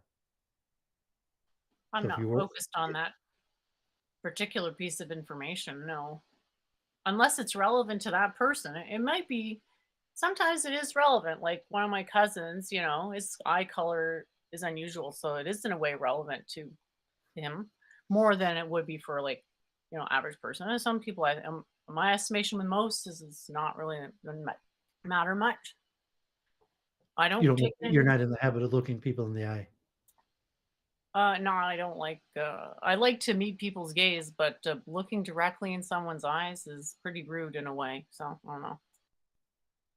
Or if you're say that your general gaze does not intake enough information that includes eye color. I don't know why you're obsessed with the idea that I don't intake a lot of information or where you got that idea. Well, I'm saying that if you're just sitting in a room, You're just complaining that sitting I'm not back, trained on the intaking the same whole data room. as you are. It's like I focus on data that I consider important. I'm not even necessarily making measurements of randos. I don't want to I don't stress know if they're myself saying out. that you focused it because it's important. It was just saying that it's a phenomenon of saying of data points of entry. You have 100 million cones and rods that Okay. saying that even if you're in a room with 10 other people to 100 million cones and rods. Are you saying like if you, I didn't clock everyone's eye color when I walk into a room with some randos, there's something wrong with me? well, I'm saying there's something wrong with you, but it's saying that you're saying you intake a lesser amount of information than I do. Uh, or I take in different information than you do? It's possible that you're taking in just as much information, but other information, It's also or possible it's that I'm possible that taking you're in taking in less so much information in more totality, information than you that that I it's would take in all the inconceivable for you. information you take in and more. I might be taking in far more information than you for all you know. I mean, it's possible, but I'm saying that's just something to say, like, well, how could you not Yeah, notice what color people's eyes were? because it's not predictive. Why would I give a shit about unpredictive attributes? I can just Well, make I a said note in one the thing. file. I'm saying it is predictive. In my opinion, it isn't predictive enough to be worth the model. It doesn't predict But I'm saying literally even if anywhere it is close predictive, to what it would need to for me to care about it as a model. It would need to predict a shit ton more. It's a mere curiosity at this point. Just doesn't predict enough. It's a yeah. I mean, it's a little bit more than a curiosity, as I said. I think there is something there, but yeah, it's not a slam dunk of like I don't know some sort of deep insight about human psychology.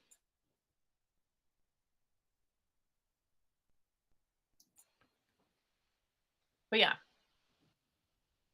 what's this diagram? I don't understand it. Luminosity, um, yeah. But should we move variation. on? So it took a exceptionally long period of time. It was just kind of, um, I guess, defeating to just say, like, all the time Jennifer has no idea what I'm talking about, or even I know what you're talking about. I just can't relate to it. Okay, I whatever. I guess you just your cognitive dissonance. So you put off like, oh, it's superficial, or a pattern, or even phenomenon. Okay, so this was just a random link. So we wasted like an hour and a half on that. I don't know if anyone in the chat gained from that. Um, so it's unfortunate. Um, this was just a random video about what he called the crisis in cosmology, which just meant the amount of information, specifically referring to things like the Big Bang or the expected information that they thought they were going to find out, hasn't really turned out that way. And going over the type of information that they thought they were expecting to discover, with like recent equipment and testing, and what has actually been found. Um, Here was something called hagiography, um, which, you know what hagiography means?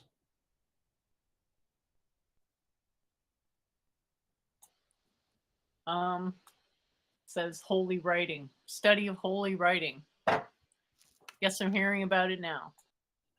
It's a pretty common term. Like I heard it a lot so I've been talking about biography and, just in Judaism and like legends of rabbis, which in ancient times they call it hagiography, which means the great man legend, concept of holy people, usually referring to saints, where it's a hagiography because it's accepted that the person was a saint and it's not really an accurate history.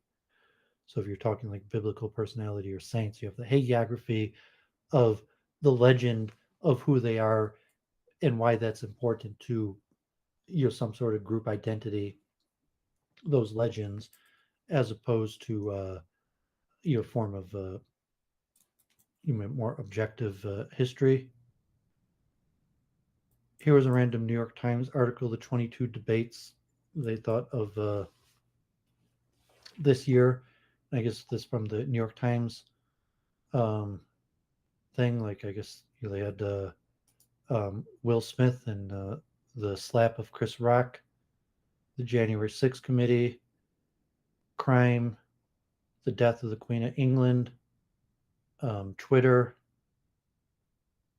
uh, cryptocurrency, student loan forgiveness, um, wearing masks, the Supreme Court, Johnny Depp, Amber Heard, transgender youth, the midterm elections, um, throwing soup on paintings as protest,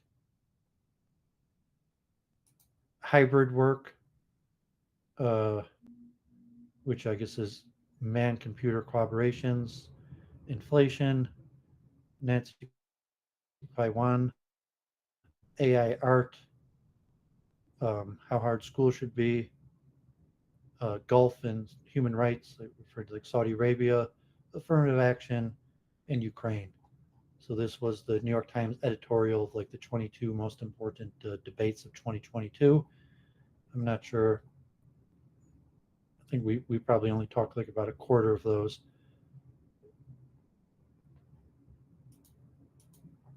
I have some things on. Well, we focus mostly on, vanguard issues and like observational science. And I don't need to say the same stuff that a bunch of other people have already said a jillion times, I guess.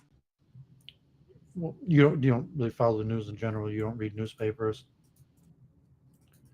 I have a subscription to the New York Times, and I read the New York Times daily. So I don't necessarily talk or debate about those things, but I tend to follow the news. So I definitely read multiple articles on most of those stories. Um, the ones I actually talked about or personally had interest in. But so you're not that much of a newspaper news person. Only if it's covering the issues that I'm interested in, which is pushing the consciousness science forward in a meaningful way and enabling people to confront and overcome their suffering. So it's not always in the news, but I'm I not read the against major it. stories every day from close to 10 newspapers. You're saying you don't read the front page or news of any daily of any newspapers? No. Okay, yeah, so I'm a news person, and I follow the news, and I generally will read the major stories just because they're major stories. And I get that from my mom. The thing is that people are just dying to tell me stuff in the news. Seeking it out seems just weird. When people like I don't share very. I mean, occasionally I'll share just the major story, but usually I just share um, things related to the things we talk about. But like generally, I'm saying I'm a news follower. I'm pretty relevant on current events. So I mean, you're not a current event person. You only know current events if someone brings it up to you, or you're saying you have enough people that bring stuff up to you. You feel you know a lot about current events just from other people bringing things up to you. I follow people who care about stuff that allow me to be in touch with those things indirectly. I don't know. What exactly am I missing out on? Well, the news and current events. I mean, saying if it's a Okay. front page story in the New York Times, it's probably worth reading. I just feel like it's fear porn and it's going to stress me out. So I just try to, avoid it. I guess, like, Okay. I mean, what difference is it going to make? Well, I mean, it's how you consider like duty or your knowledge of politics, business, world events. That is saying, well, I read multiple stories from close to 10 papers every day. Cool. You have Uh, specialized expertise. Great.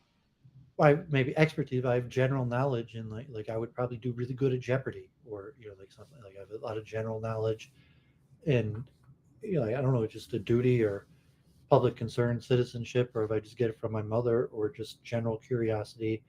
But it takes me um, probably 2 hours. I probably spend an hour or two a day reading the news.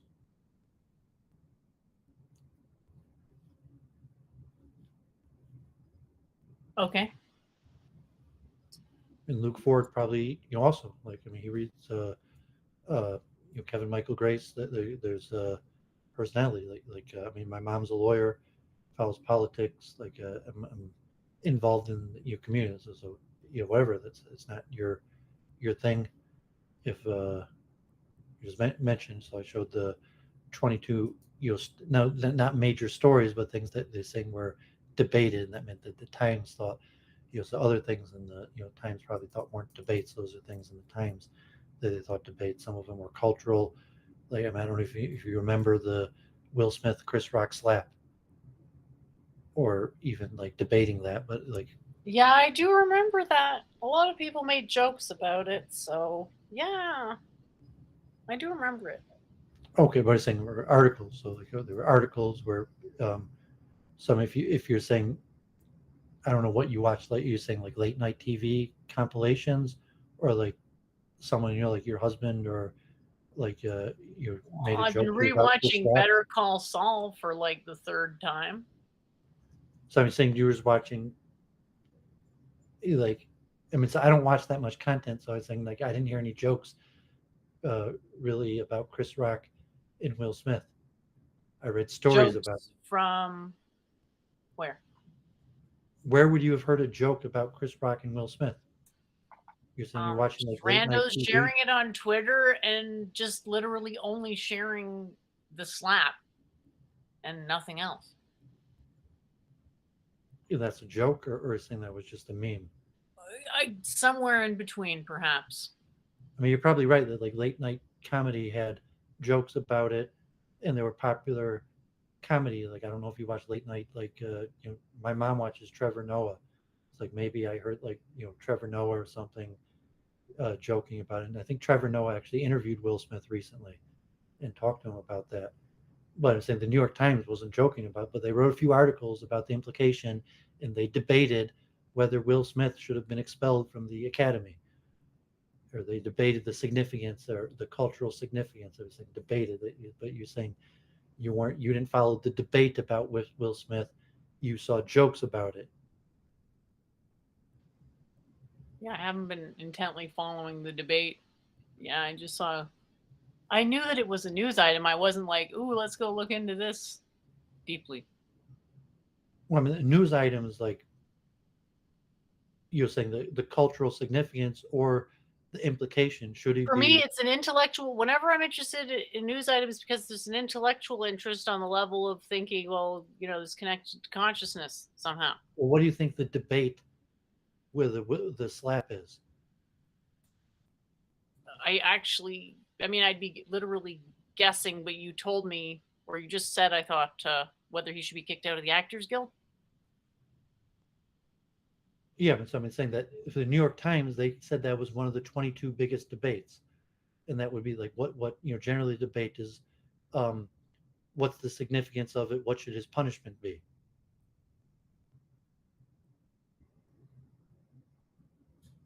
In terms of like a debate, like you do like a meme or a joke about it by saying like, no, there's a debate, and the debate, I guess, is how bad was it? How bad should his punishment be?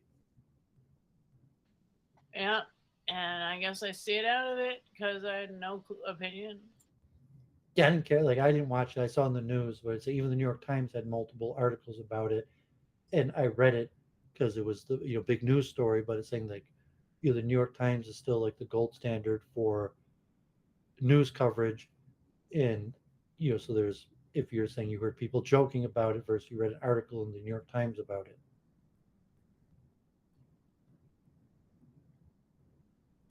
Didn't read an article in New York Times. Saw a Oh, random clip of it, probably from TikTok. Shared infinity times on Twitter. That's it. And it was not like, oh, let's white rabbit this one. yeah, I mean, maybe it's, you can say concentration level of chunking, intake of information. The same way like noticing eye color, being aware of current event, local news, international news. It's Um, more like a man slapping a man at some actor awards doesn't present a tremendous opportunity for reforming physical level of material consciousness. Too much? Well, I'm saying if you're one dimensional, I'm saying it's just like intake. Like because I'm one dimensional, and the eye colors of the people in the room didn't have anything to the things I'm focusing on. I didn't notice because local news and international didn't have anything to do with what I'm focusing on. I don't know anything about local news or international news unless like it permeates into me against my will. Well, I mean, If you only notice a person's eye color, I'm like not if saying it's it's like you against my have to will. notice It's just browsing, against your like will. browsing If someone Facebook like and grabs Twitter. you and like stares in your eye, Fuck's you'll notice sakes. their eye color. But besides that, like you don't notice eye colors. I make an intentional effort not to focus on superficial attributes, including eye color. Sorry, that's what it means in my system. So, yeah. You say you would naturally notice eye color, but you make a purposeful Yep. intention to not notice eye color. I mean, eye I color do is a a lot pretty more hard than thing that. not to notice, so you actively try not to notice it. Yeah, I do a lot more than that so that I can have as accurate observations as possible. But that's one of the things that I would do, You're saying that you purposely try not to notice a person's eye color. among other things. Sure. Yeah, it's called yoga. It's a thing. Works. Once you know how it works, you wouldn't go back to it not work. No, I just said it was yoga to notice it. The yoga to notice and be aware of more things.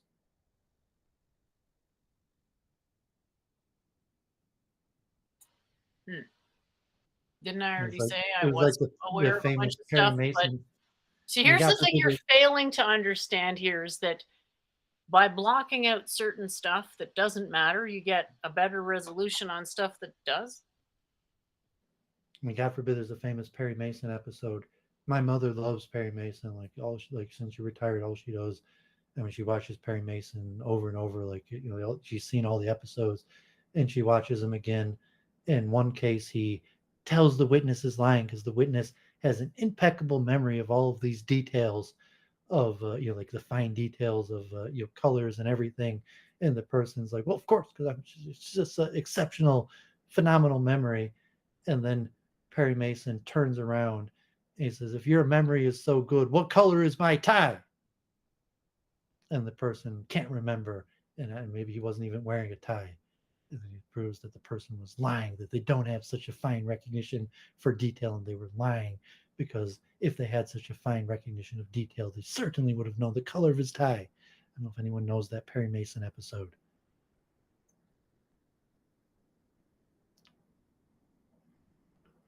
Yeah, nice false equivalence, but okay. No, in the episode, the person cracks. He's like, "Oh, okay, you got me." Okay, so here is this was one of the first articles of the first. I guess the GPT is on the third version, so this was like the article of the first GPT, and now they're on the third one from the OpenAI. So I read through that. Um, John Wolf. So if you're there in the chat, let's aim for 4 o'clock tomorrow. So if you want to schedule that, let's aim for 4 o'clock. Here was an article with IEEE where they interviewed ChatGPT to ask ChatGPT what it is itself. And so maybe I'll finish up with these slides. So what is ChatGPT? ChatGPT is the best algorithm at the moment when it comes to simulating human conversation. The ChatGPT chat box never ceases to impress the internet, designed by the American startup OpenAI, founded in 2015 in the US, with the aim of promoting developing artificial intelligence with a human face. This conversational robot marks a new stage in the progress of automatic natural language processing algorithms launched last week by the OpenAI Association. The tool, still in the test phase, accumulated Tuesday, December 6th, more than 1 million users who have already tested the consistency and complexity of its answers. Doovid is such an intellectual that the paid advertising on This is MIT's quantum computing program. ChatGPT is a conversational robot capable of understanding questions and answering them in natural language with unprecedented quality in multiple languages, including French. The program relies for this on artificial intelligence GPT-3, which uses automatic learning algorithms fed with millions of text and conversations available on the internet, press articles, academics, blogs, scripts of films, TV shows, to understand the meaning of words and phrases and generate relevant responses based on context. How is ChatGPT beneficial for the users? The user can ask ChatGPT questions in an instant like message feature, probing the knowledge collected from the model, although you are warned that sometimes might not be correct. What is ChatGPT trained on? OpenAI trained ChatGPT using reinforcement learning from human feedback. It is a method through which machines learns by observing human intervention to achieve a realistic result. It is based on the GPT 3.5 architecture. Is it free? Right now, ChatGPT is free to all users, but the company's CEO uh, that after some time they will monetize the system due to the eye-watering operation costs. Could the AI program phenomenon replace humans? It is established fact that people in the content development industry will be rendered obsolete in the coming years of AI powered bots are expected to take over the writing job because they are trained to produce more human like and error free text than any other content producer. However, the chatbot lacks critical thinking skills or ethical decision making ability, which are essential for quality content. As we can see, that ChatGPT can also provide incorrect and nonsensical answers, and the company is working to fix issues at the earliest. So, what can it do? ChatGPT covers every topic imaginable.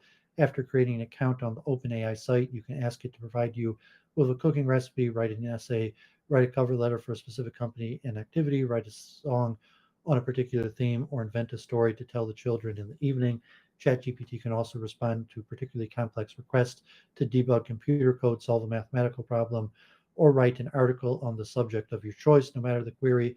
Within the limits of legality, ChatGPT will provide you with an advanced answers in just seconds, and he continues to learn from the test of internet users. ChatGPT is also unable to gather firsthand information, conduct interviews, or use nuance and critical thinking to justify its choices. In its initial version, at least, future developments in artificial intelligence may be able to bring ChatGPT to be more human in its ability to create content, says the OpenAI designed chat box. This raises ethical questions about the use of AI in content creation fields and how this might affect human workers. It is important to continue to monitor these developments and consider the implications for the coming. More MIT advertisements for quantum computing. How can you access ChatGPT? You can access ChatGPT at the webpage chat.openai.com and creating an OpenAI account. Once you sign in, you're able to start chatting away with ChatGPT. A good way to get your conversation started is by asking a question. Because ChatGPT is still in its research stage, it is free to use and you could ask as many questions as you like. Um, so let me share this link in the chat for anybody that wants the links to actually start using ChatGPT. Um, so ChatGPT is AI chatbot that interacts in a conversational manner, allowing to send questions and prompts in the same manner as you would to a friend or a colleague. It is built to remember the questions you have asked in the past and has the ability to correct itself if you highlight a mistake. It has also been trained to decline inappropriate requests from users. OpenAI and AI research and development company has announced ChatGPT, a chat box based on the company's new GPT 3.5 natural language generation technology. Who made ChatGPT? ChatGPT was created by OpenAI and AI and research company. The company launched ChatGPT in November 30th, 2022. If the name of the company seems familiar, it's because OpenAI is also responsible for creating DALL-E 2, a popular AI art generator, and Whisper, an automatic speech recognition system. So, how big of a deal is ChatGPT? It has certainly made a big splash. ChatGPT was scary good. We are not far from a dangerously strong AI, said Elon Musk, who was one of the founders of OpenAI before leaving. Sam Altman, OpenAI's chief, said on Twitter that since launching last week, ChatGPT has more than 1 million users. Altman told Musk that the average cost of each response was in single digit cents, but admitted it will need to monetize it eventually because it's eye watering compute costs. How does it work? In their blog, OpenAI revealed that ChatGPT was prepared using reinforcement learning from human feedback, following the same method as InstruGPT with a slight difference in data collection setup. The AI model has been trained under the supervision of human trainers providing conversations in which they played both AI assistant and user. The trainers were given access to pen down their suggestions that will help the AI in getting better. To get the summarized responses, the company created a reward model for reinforcement learning. It also collected comparison data, which consists of more than two model responses ranked in the terms of quality. Take MIT's quantum course, although it costs like $2,000-3,000. God forbid. What are the limitations of ChatGPT? As per the information available on OpenAI ChatGPT login page, the user might face some problems while using the system, including there is a possibility that the information generated by the system might be wrong and biased and will provide the facts about the events that happened after 2021. Although the company's head stated that their team will be given the best shot by removing all of these limitations as soon as possible. And so those were just a quick slideshow of um, stuff on that. So with that, those are everything Doovid wanted to share this week. So I think Jennifer fooled around a lot with her Chat GPT this week, and um, so let her go over some of that. Or I don't know if there's anything else you had this week besides your Chat GPT. I'll go over to the other side. I was just resizing it here. So I just Yeah. thought I believe also that we covered it a little bit, the news story this summer of the Google employee that claimed that Google created like human level AI, um, or that passed the Turing test, that that software was actually acquired by OpenAI. And so ChatGPT is based and better than the software this summer that was that Google uh, employee that got fired for like leaking information that Google had created, like human sentience. Um, that it's the same technology Are or you a talking version. about the guy who had that blog and he was talking about the AI? It was a Google Google guy with employee the top hat? Yeah. that got fired for revealing information. What he revealed is that Google had created like human intelligence. But what he was referring to Uh-huh. is part of the algorithm behind ChatGPT. So I guess Google developed and sold that algorithm to Google. Has its own chat box algorithm that's similar to ChatGPT. And like, so if you type something into Google, it has some questions and it'll give you like an answer without a link. So if you just type in something, it'll give you a bunch of links, and then it might also give you like some like questions like what is this, and then it'll generate something, and it's very similar to Chat GPT. What it's using, from what I understand, is that OpenAI purchased and acquired that algorithm from Google. And so whatever that in the summer, that story with the Google person who went public with the whatever happened, that was actually Chat GPT, a precursor software. Very That's one. interesting stuff and thorough. Thank you. We're not getting distracted. This is the show. Okay, so I have Greek salad, so I'm going to mute myself and I'll let Jennifer Nice. All right, here we go. Well, I spent some time playing around with the backgrounds here so you can see I made that. So I don't know if anyone's experimented, but I've been experimenting. I mean, obviously, I love art and everything, but really what I'm looking for is the RK slash also art. Ha ha ha ha ha. But I'm looking for that point on the curve. I guess you could call it the inflection point. Maybe I want to say saddle point, but I actually don't think that's the right term. It's been a while, but kind of remember the RK selection theory that we've been over many times on this show. And I'll pull it up again. I think it's on Wiki, and you can see the graph of it. But it's important to realize that a lot of the stuff these talking heads say is much more in the wishful thinking department than in the imminently going to happen unironically in 2 more weeks department. So it does appear to be stable diffusion tech that sort of was maybe the thing that set a new bottleneck and where that RK behavior is going to start to pan out. So now theoretically, if they can keep adapting the model, so I came up with this let's see here, little diagram on a little list here, and just to help people understand like how do these things actually work and how can you get them to work for you, is to understand how it's trained. So we had this saying at my old job, garbage in, garbage out. And I, in my usual fashion, rewrote it in Latin just to be, cute or whatever. So anyway, but that's for a while. But yeah, you get a bunch of training data, and then you get kind of this. I mean, fundamentally, it's a filter. I mean, obviously, there's a lot more to it than that, but it's something that's being done to an image that at the end it's saying based on this set of filters that are pre-existing in the training data what it is identifying.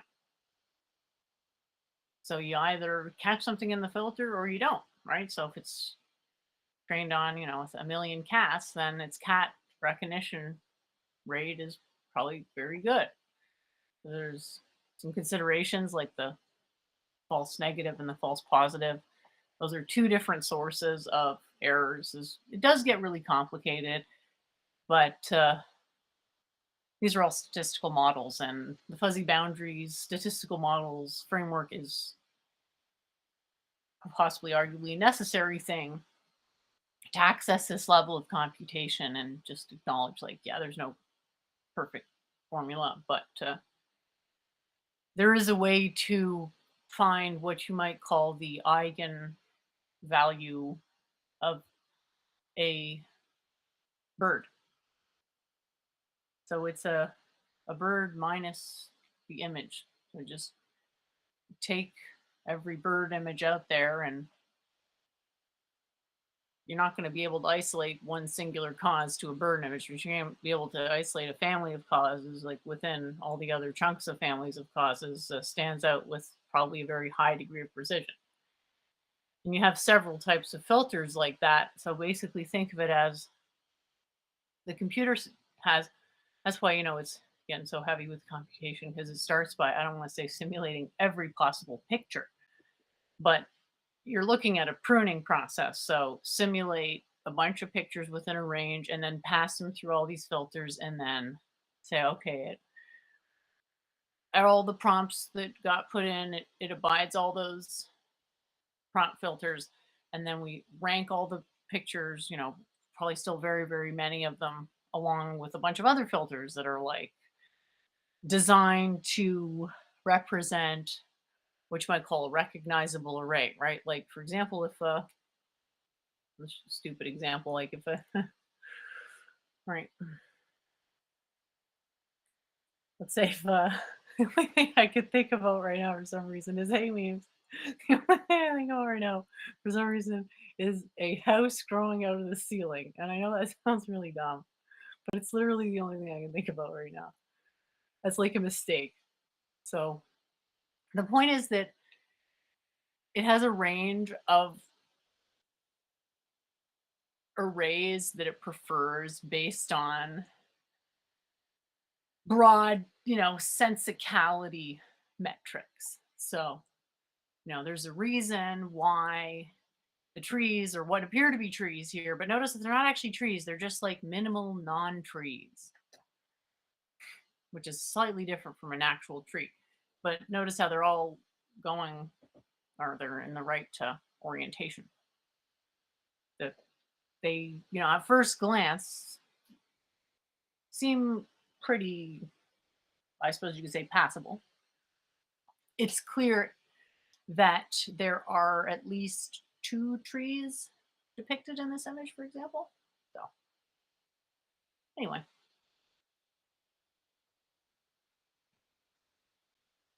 so yeah, that was my basic rundown of how that works. So, I find learning how to think along the lines of the computer, obviously, you can't understand exactly how a matrix works, but it's the basic idea of eigenvectors and maybe having to have many eigenvectors, eigen information, that the computer is taking the information, it's minusing the structure and just pulling out the information, which is the structure relative to itself, because the computer has something it can tell about all the cats and images, that there's a particular measurement about that structure relative to itself that can be recognized as cat-like, or what is actually minimally non-cat-like. So that was that.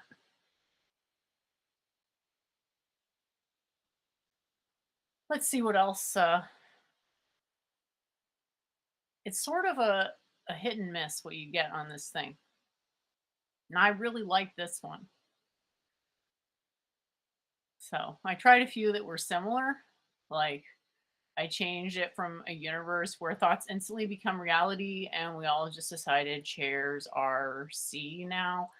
Because, predictably, someone made a facile misrepresentation of what I said about how I don't define terms as fixed identities, but rather intervals where the corresponding non-identity is minimized, and that was somehow misrepresented to mean that we could instantly decide uh, that chairs are the C now, and that the associated meaning would switch. So I thought that was rather a comical, a comical misrepresentation, because it's like the whole idea with what I was saying was that it is kind of democratic, like meaning in the sense is democratic, and because there's that level on which you're choosing the words that you're using. So it's democratized, at least to that small extent. So, and the point being, we couldn't just change. I mean, we could agree conventionally between each other for the point of some scientific experiment to just start, and instead of saying C, we'd say chair and just switch them, and that would be fine. But the point is that what does that actually demonstrate? Well, the answer is a rather good prompt for text to image AI. Here's another one. Metaphysical, for whatever reason, is awesome because it gives it enough of like a glowy, mysterious vibe that the stuff that's normally annoying errors kind of gets smoothed out. It's almost like a hyper real, sort of a high pass filter of sorts.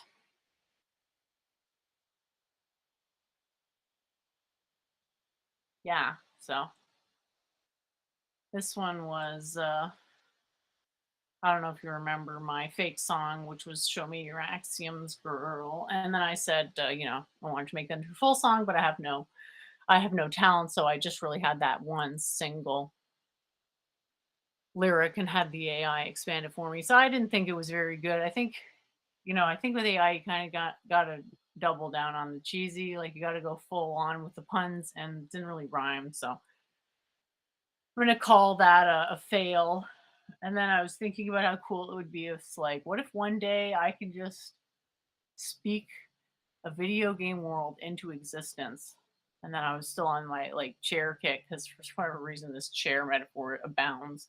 And I said, like a philosophy video game, final boss named Lord Loveseat, and thought it was funny because the AI came up with that. Uh, yeah.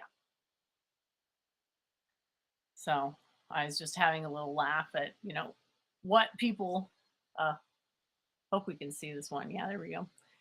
To kind of like what people choose to accord, skepticism or credence to can end up being rather funny.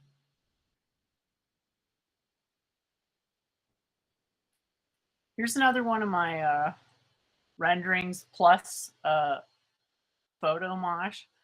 Kind of make like this backgroundy thing. And then I was combining images, which I thought was really fun because sometimes I find that the image tends to like fail on one scale. Like there's kind of one scale these AI images is like a little better than another. So it ends up working out to kind of, and this is where I'm like almost wanting to get Photoshop so it can do edge blur. Of like help to just cut part of it out completely and superimpose a different image into it. So this one, for example, the inside of the bowl, I just cut out the old bowl, which is kind of like fuzzy and scratchy, and then completely superimpose another one. And you can kind of tell, but I actually couldn't tell as much as I thought. Memes is suggesting Doovid could do a good rap about axioms. I'm sure Doovid could do anything he puts his mind to. The question is, does he want to? Ender says he heard that Transformer simply predicts the next word. I don't think it's just predicting the next word. It's creating huge walls of text. I'm guessing it's like a context identification. It appears to be writing it from start to finish, but I don't know if that's just like an effect or what. So very interesting stuff so far, though. It like using it is sort of just a matter of getting aligned with how it can work versus like basically getting it to work for you. I hate to use that like work smart or not hard or adage, but it kind of does come to mind.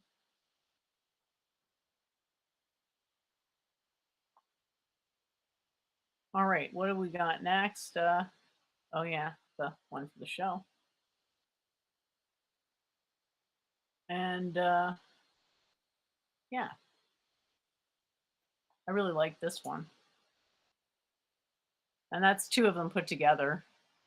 I just had it render some. I couldn't get hardly any good ones for the Star Trek cast, and I thought I would be able to because, like, you've got to figure there'd be large databases of those kinds of things. Because what I realized works well is when there's a lot of that particular type of image already, so you can get it to really, really work well versus like some obscure, for example, artist.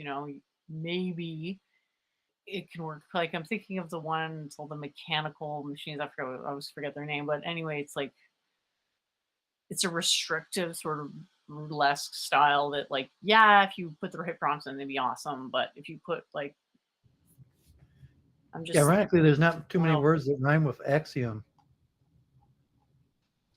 Definitely so not. That's probably why the song that the maximum. AI made sucked so much. Well, maximum's a good one. Maybe Coliseum, and most of the words that rhyme with axiom are actually elements like indium, calcium. I don't know, like sanatorium, axiom. So it's ovarium, Sanatorium? What's that? nephrodium.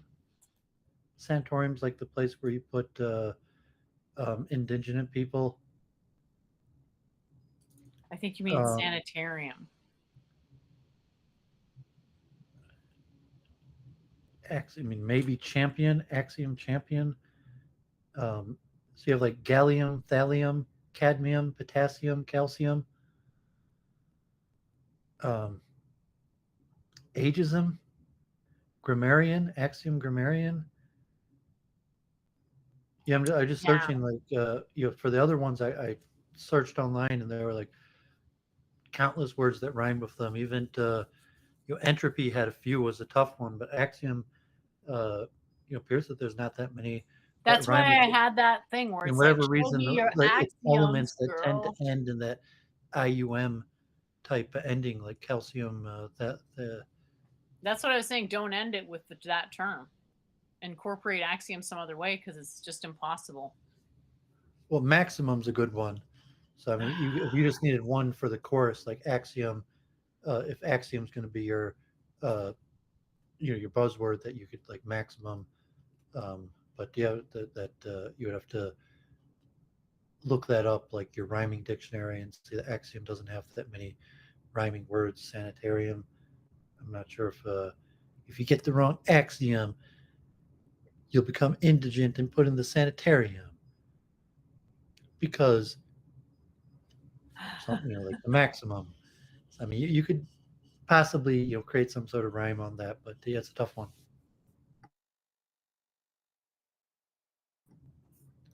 Yeah, I'm just trying to look up in Having the wrong the axiom chat here. is like a dish with too much sodium, ruins the taste. You could connect anything together in rhyming, but that would generally, that's Doovid's formula for songs, is starting with the rhyming dictionary. And unfortunately, axiom is a tough one. Yeah, that's why I was saying, just put it, use that one little limerick and build a song around that, because it doesn't actually, it rhymes with itself, because perfect rhymes with perfect. So everybody loves the double perfect. Nobody ever said no to being called perfect twice. So I'll just leave it at that. Because we base everything on the axiom. That's why we take everything to the maximum. Unlike That's you, good. who ends up at the sanitarium, all your food is bad because there's too much sodium. Maybe something like Like the new way to aquarium. the batteries based on cadmium. What about aquarium? Aquarium. Yeah, from sanitarium. Yeah, it might. For whatever reason, that one didn't appear on the rhyming dictionary, but yeah, it probably could be used. We're the best because everything we say is based on an axiom. That's why everything we do is to the maximum.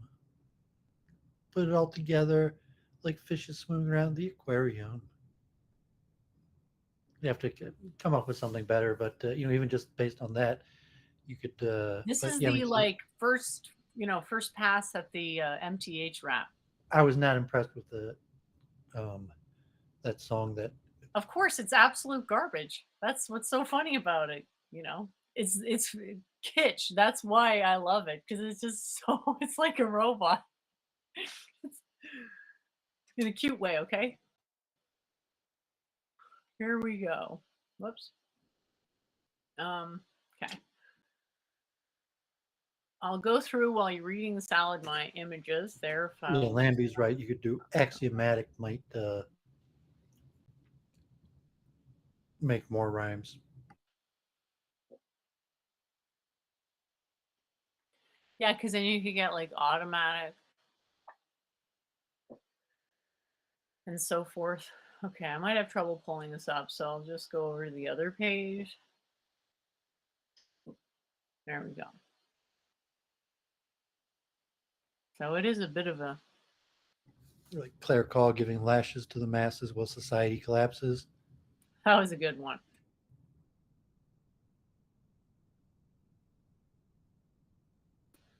Yeah, I'm not sure if I'm going to be able to pull this up because the page doesn't look like it's wanting to load. But anyway, I had a bunch of images on my account loaded at once. I was going to show everyone through them. There we go. Looks like they finally come up. Just have to load them up. There we go.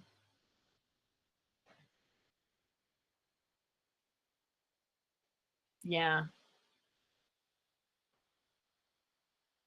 I don't think that it would be that hard to write this song. I think it would basically be like that Weird Al song about calculus. Something along those lines.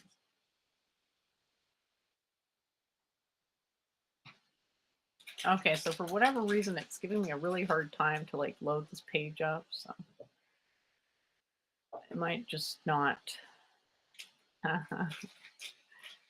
It's not about that really. It's just a question of like how much rendering ability it has. And the OBS just kind of, I don't know if you want to say hijack it or what, hijacks it or what, but so I tried to load the history and it didn't work. So let's see if back works, and maybe we can see all of them. Uh, oh, that's interesting. Yeah, so here's some. It's never gonna. I mean, maybe it will be as good as some regular artists someday. But you think this? Where do you think this is at? Think this is about as good as it's gonna get, or gonna get way better, or what? I mean, good is a somewhat a subjective word. So I mean, good is based on whether humans like it or not. So presumably there'll be some more objective type scale, and that might eventually mean it'll be good in the way that humans appreciate computer art more than human art. But it's a good, like it's like we were talking competence earlier, that it's ill-defined if you have a more objective method of defining the criteria, or if it's just going to be you asking a bunch of humans whether they think it's good or not without any objective criteria. Well, before AI came along, what were the objective criteria of liking art? I mean, I don't know if there is such a You have thing. art critics, but I mean, it could be dollar amount, and so set by the open market of a price discovery, usually through auctions. But then you have art critics. So you have two separate forms, and sometimes there's convergence, sometimes not, between the price discovery and art critics. Right. Yeah, it's a bit subtle. I mean, the question would be like, is this going to make any difference in art? And it's really hard to say. Like, you can compare it with what happened with the .com bubble, because the way I see that is that there was a great loss of jobs, but overall there was a gain of jobs in that industry.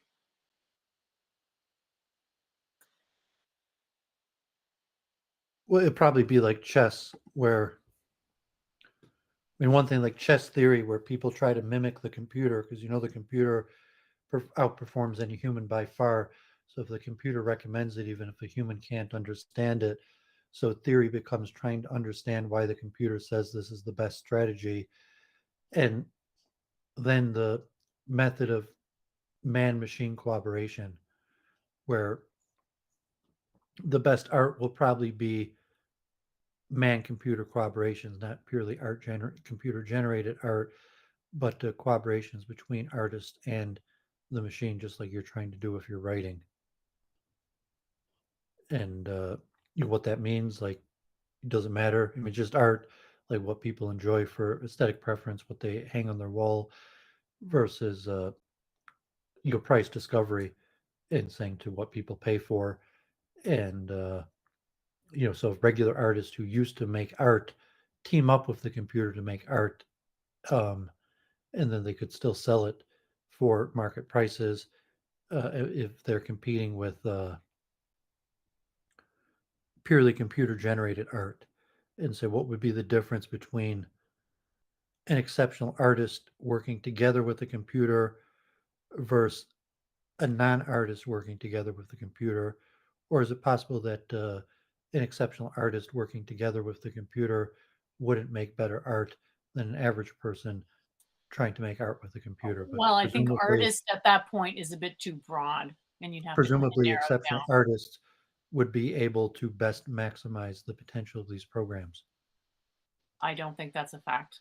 No, it really Um, depends on the artist's that's the method. presumption. Well, it depends on the method. I'm sorry, artists don't all have the same creative method. So I don't know how you could possibly know that. Like, I think this would affect different artists to probably drastically different capacities, because like there's people who do functionally art who aren't calling themselves artists, and there's people who aren't doing art who are calling themselves artists. Right? So what does it even mean to be an artist, right? Does it mean you're getting Well, paid, if it or means something to be an artist, it would mean that the artist would have a better understanding of computer generated art than a non-artist. Of what an artist would have a better understanding of what makes art This good. is reminding me of the time that Howie said it was easy to build a computer. Yes, and just like you saying, it's easy to make art, and saying that whatever it is that makes a good artist, I the don't artist think I would have. said it was easy to make art. When did I say that?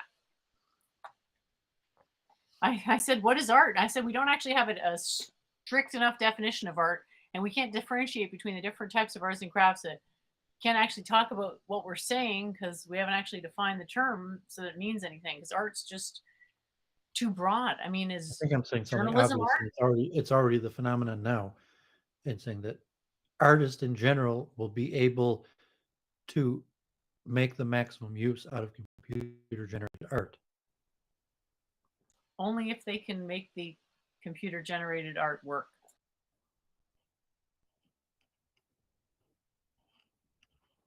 And then you would say, Just well, what is imagine art? someone And who's that, unwilling to work with the machine. They're not going to be better with a machine because they're unwilling to work with it. So, I mean, that's yes, obviously an a new exaggeration. generation of artists that will work together with the machine. Yeah. Are you saying like eventually that it'll? I'm not even sure what you're saying. I'm a bit confused. Like, I think it's current the fact that is saying you have computer artist collaboration. So the top okay, artists are already using these programs.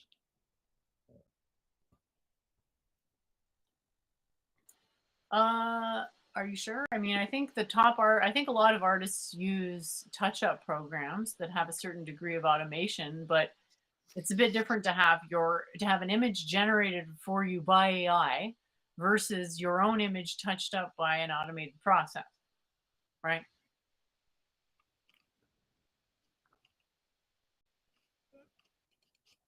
Yeah, but saying what makes an art piece and to put together that an artist would have a better understanding, and saying if it's partially AI or even AI generated to put, God forbid, just put it together, and that currently that's the current state of art, where top artists are the maximum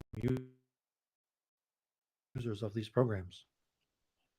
That you Um, just fooling around with this by saying that there's actually the most relevant people is artists that to the software, and they're the ones maximizing the use of this. So it's not displacing artists; it's enhancing artists.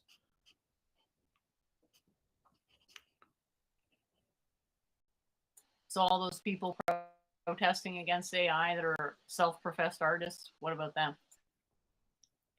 I don't think that exists. I mean, I think it just existed in terms of competitions, but you know, price discovery. You can't if people want to pay large sums of money for computer generated art, they could do that. So it just the protest only involved um, the entering of computer generated art into competitions. But if you're already an established artist, I don't think there was that much protest in saying that the established artists, if that's the case, then the established artists are just going to work together with computer programs. There might be some element of artists, like chess players, that didn't want to use the computer, and are not competitive anymore. First, like Gary Kasparov, who eventually started working together with the computer, um, and now all the top players, without exception, work with a computer. So be similar with art; it's going through the same process.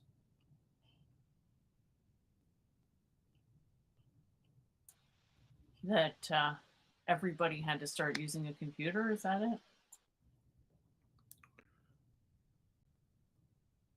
And not at this point, all artists use the computer, but already many artists are incorporating this into their artwork. Right.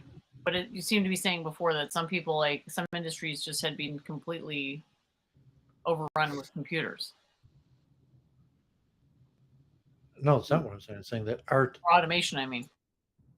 No, I'm saying that automation, in terms of the sense, that generally the artist artists will be the ones who maximize the use of the computer automation. So, I mean, if there are artists that's completely on computer savvy, but the maximization of the computer's ability to make art will be maximized by artists. What if the barrier to entry that's been removed by this technology admits more people than were originally present in the field? I mean, I'm necessarily saying, like, of course, you could steal people's art. I mean, I don't even know if it's stealing. That it may not even be It's stealing. not To, stealing. it's Sorry, not even but considered stealing. But I'm saying that well, the I'm way that talking it about works is that it's I'm what's talking about joint product between man and the computer, if anything, there might be a and shared copyright between like generally Dolly and the image and the creator, or sorry, Dolly and the superior creator artists or the are image. going to be able to maximize the power of the computer to generate art better than the average person. And so now you're seeing collaborations between artists or artists using this software. What? You could look into it if you care. You could look. I mean, you could just play around and generate some pictures or look at it and say if you're not really in the art market, you don't follow art, but what's the current state of the use of this software among artists? What's the current state of uh, Artists are divided on the issue, and I've heard some of them are quite upset. yeah, I think that's hype. I mean, they might be Okay. some purists, but I think like I'm sure I mean, some people are quite excited as well, and and that's generally great. artists you utilize the current best state of technology, and there might be a generational thing or people that can't use it or some purists, but saying if it exists, it's a tool. Artists are going to use it, and saying that something that should be relatively artist obvious is that artists generally are going to be able to maximize this software better than your average person.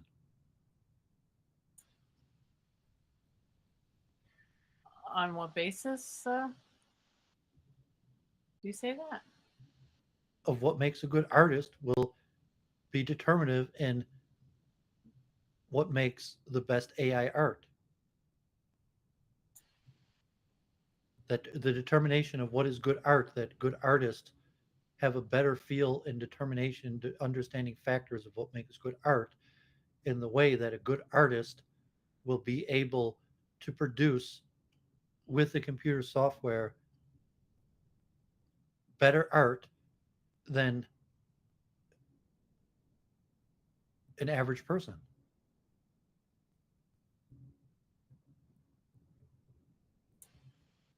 I mean, think about it. It should Like, be self-evident what I'm saying. is an author going to use ChatGPT A to good write? author will be able to use Chat GPT to produce better literature than an average person.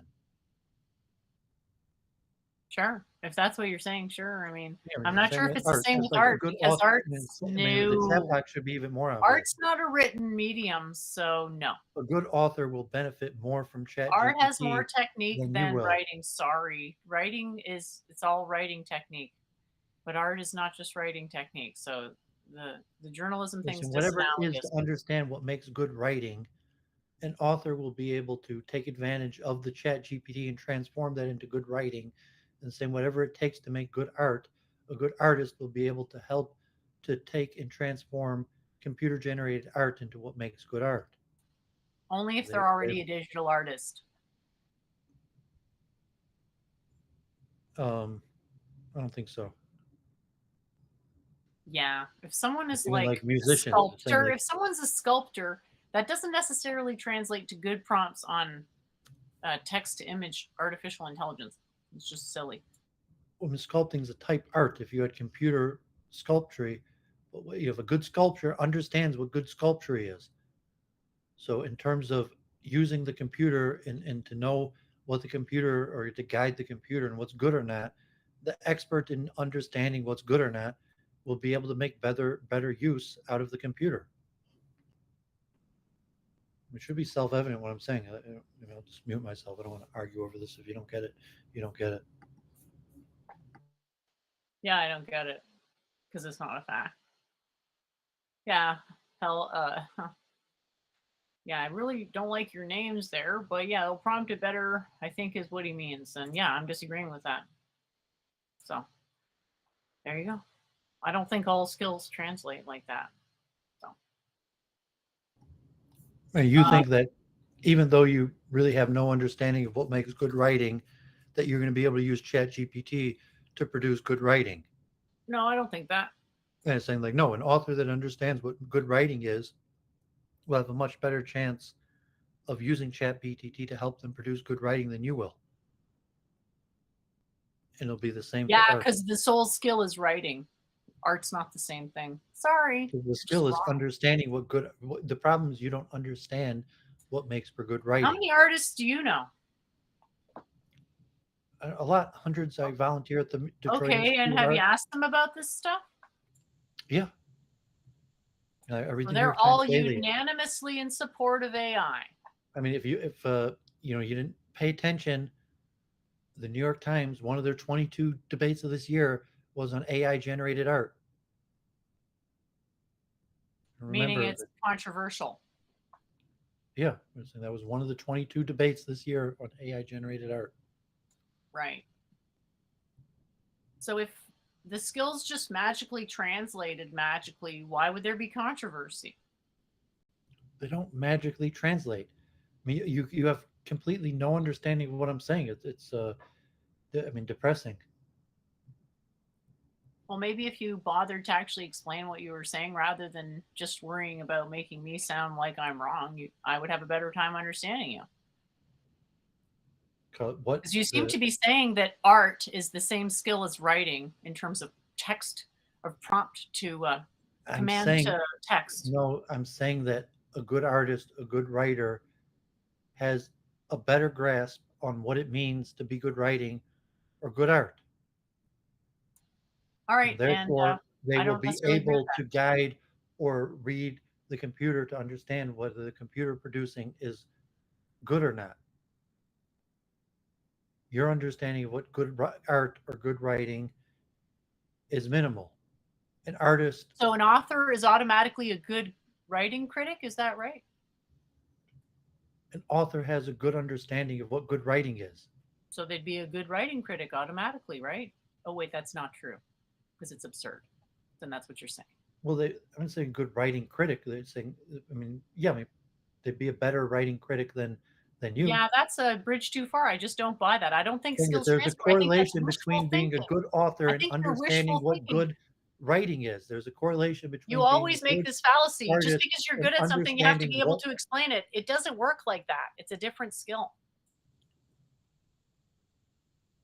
they're related and saying that No, to they are not. explain. Meta analysis and technical skill, tangentially related at best. And what you're talking about is meta analysis. In writing, the meta analysis is the same because it's all just words in English. Not the same when we're talking about an image. Okay, well, that's your opinion. So Yeah, that is my opinion.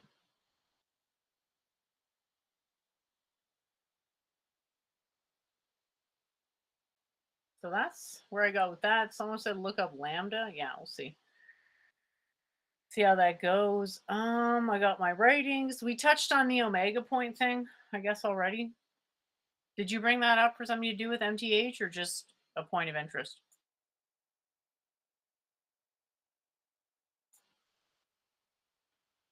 I mean, you're making me depressed. Like you don't even understand like anything I'm saying. Even saying like MTH could be used for anything. And now you know how I feel when you say respond to half the stuff I say. And by half, I mean most of. So yeah, maybe we both need to listen to each other better. Maybe. Well, I think generally I listen to you. I could say if you've said something, I could say that that's what you think, even if I disagree, as opposed to you, like who doesn't appear to even know what I said. You say, okay, this is what he said, and I disagree, as opposed to you who can't accurately say. I mean, I've been over this like really 100 times over the last few years. You say to accurately say over what other people say. This is what she said, and I disagree, as opposed to you who can't accurately say what the other person said.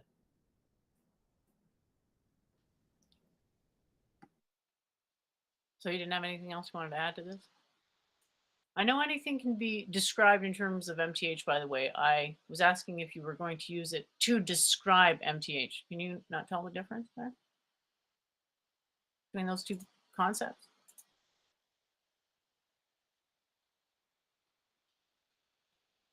I mean, I thought part of what we're discussing here was how we're going to present your idea that you still don't know how to explain.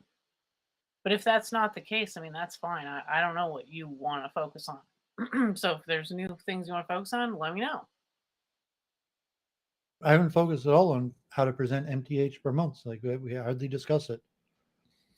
You know, like I Okay. mentioned a little bit about it. If people get it, they get it. If they don't, they don't. I hardly bring it up. So I didn't bring up Omega Point in any relation at all to MTH. If you All right. understand MTH, you could use it. I brought Okay. up Omega Point because it's in relation to the physics of resurrection of the dead, or the physics of reincarnation and immortality. You know, I think MTH would probably help a person understand that, but it nothing to do with why I brought it up. I brought it up completely on its own merit. And to do with reincarnation.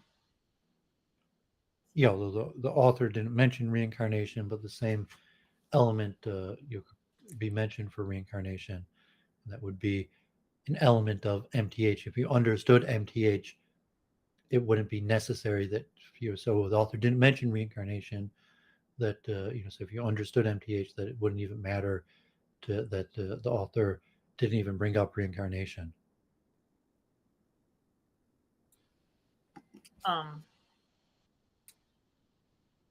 because I'd be able to tell that that's a metaphor for reincarnation somehow. Is that what you're saying, or no? No, it's not at all what I'm saying. Yeah, I was just super confused. Because the axioms that imply that he's using to imply resurrection of the dead or immortality could also be used, like to imply reincarnation, like MTH. That the author himself didn't even mention reincarnation, but you could separate the axioms that he used for it and use those axioms for reincarnation. So the fact that the author didn't even mention reincarnation and only mentioned resurrection of the dead and immortality is irrelevant, because you could separate those axioms and use those same various axioms to imply reincarnation. That would be a use of MTH.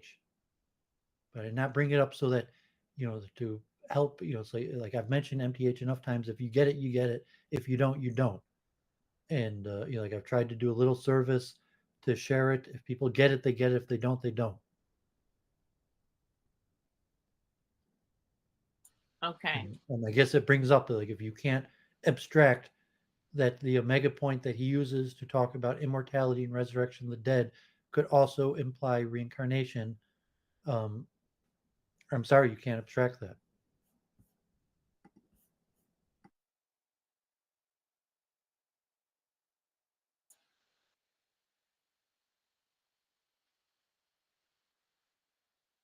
Andrew says it seems to be similar to an attractor, but an intelligent attractor for evolution. Never seen it myself, so I'm not sure. Yeah, so what I want to talk about was Elon Musk talking about engineering or whatever coding Twitter. What'd you think about that? Did you have any opinion, or because I seem to like bifurcate people into two camps? So like ones that starting from scratch would be unfathomable, and the ones that like really would love to start from scratch and just build it in some sort of an optimal way based on, because you don't always know how, because like the optimized search algorithm probably depends to some extent on size. You don't always know what sizes are going to be, like what's the size of a certain what ends up being important data set, right? So can adapt sort of the direction of the data, but yeah. Well, I So looked at Lex Friedman talking to Elon Musk's brother, and Eric Weinstein was in the chat. And I mean, they're just going to recode it. There's a lot of things, and it might be a huge expense, and they have to determine how they're going to make money off of it, or if they're going to offer a free service or a paying service. And they could basically make Twitter a direct competitor to YouTube.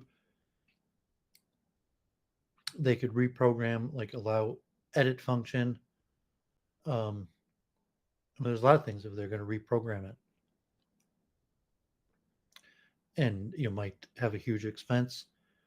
And if he's doing it for profit model, say like Google, their search function is connected to their profit model because the way they have their search and ranking, they're able to sell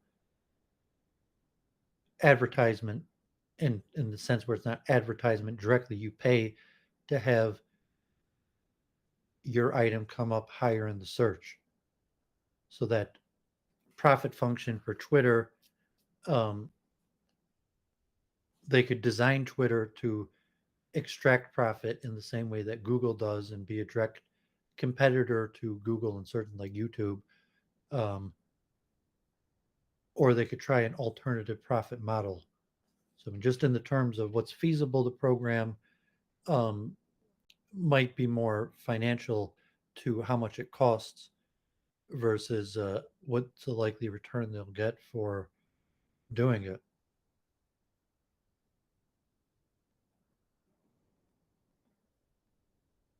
Well, you're saying like, okay, That's we're tough going to call. reprogram Twitter to be all things to all people. That Twitter will have now all the functions of Facebook and YouTube together.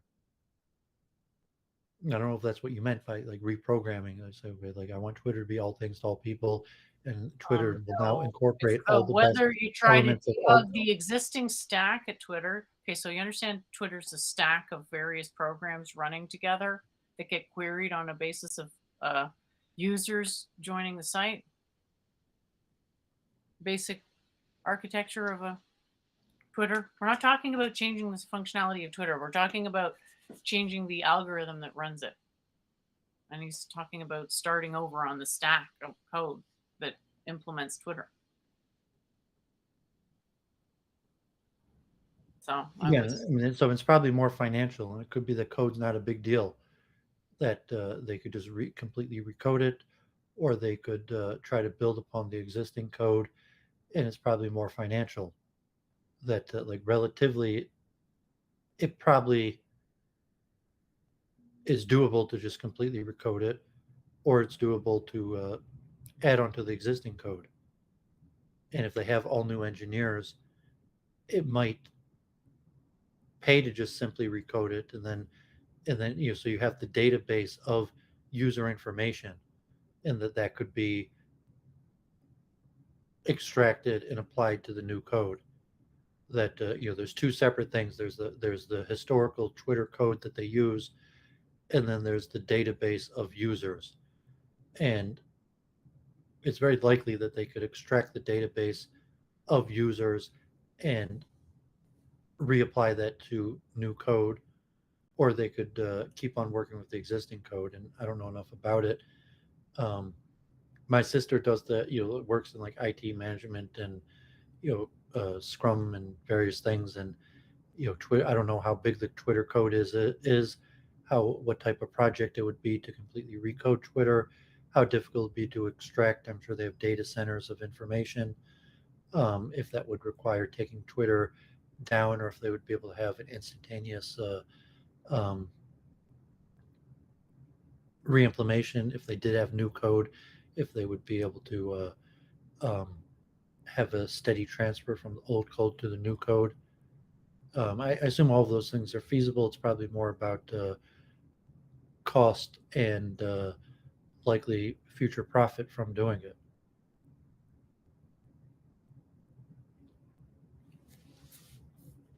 um I just thought it was really interesting that I sent you the link from Destiny. It didn't even seem to be able to imagine that it would be possible to start it over again. Well, And he's I'm just a just gamer. I mean, Doovid did take a year of program. I started in school in coding. I know hundreds of coders. Um, I would be almost certain that it's feasible to create new code, extract the databases, and re-implement them on the new code. I can't imagine why that wouldn't be possible. It might be extremely expensive. It might be time consuming, but I can't imagine why that wouldn't be feasible.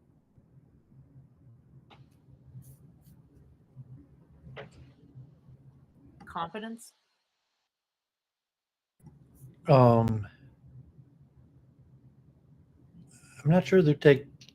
I mean, it's competence, but like I would assume that there's plenty of coders up to the task that if you paid them wouldn't be able to do it. I don't know how big of the project would be. Um, I What don't do know you how think is big. the best run site? What? What None do of you them are think all is that the well best run. run? Discord? I don't know. I mean, most of them are relatively pretty well run. I mean, like most of them are operate as quick as your computer. It's not much processing time. Uh, the databases. Some almost all the major social media platforms are you relatively. I'm saying they coded, they debugged the coding, and they work. I don't. Is that Mr. White Male? Is that Okay, when I just before you go ahead here, when I was at a conference here one time, I met a guy who was an engineer with Microsoft, and he said their standard operating procedure was just something f's up. Hey, what's going on? Welcome to the show. Thanks for joining. Throws exception, catch exception, blah blah blah. Add another layer of abstraction.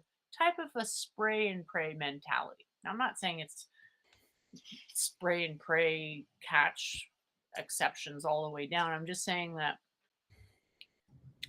if you have the people that wrote the original code versus that wouldn't necessarily solve anything because it's been hacked together patchwork as the system's grown.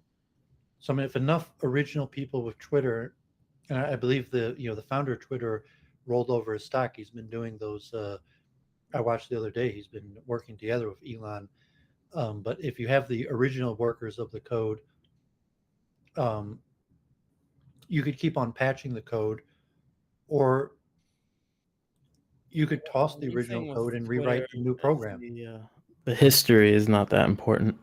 Where like a lot of businesses, it's a huge endeavor to like make sure that you don't miss anything, that your archives are perfect, right? Because by law, you're gonna have to sometimes, whether it's law enforcement or just a customer demanding, I want to know how much I was charged on this date. I want an itemized report. You need to be able to go back and get all that. Whereas Twitter, they do have an advantage in that they really don't need to like preserve.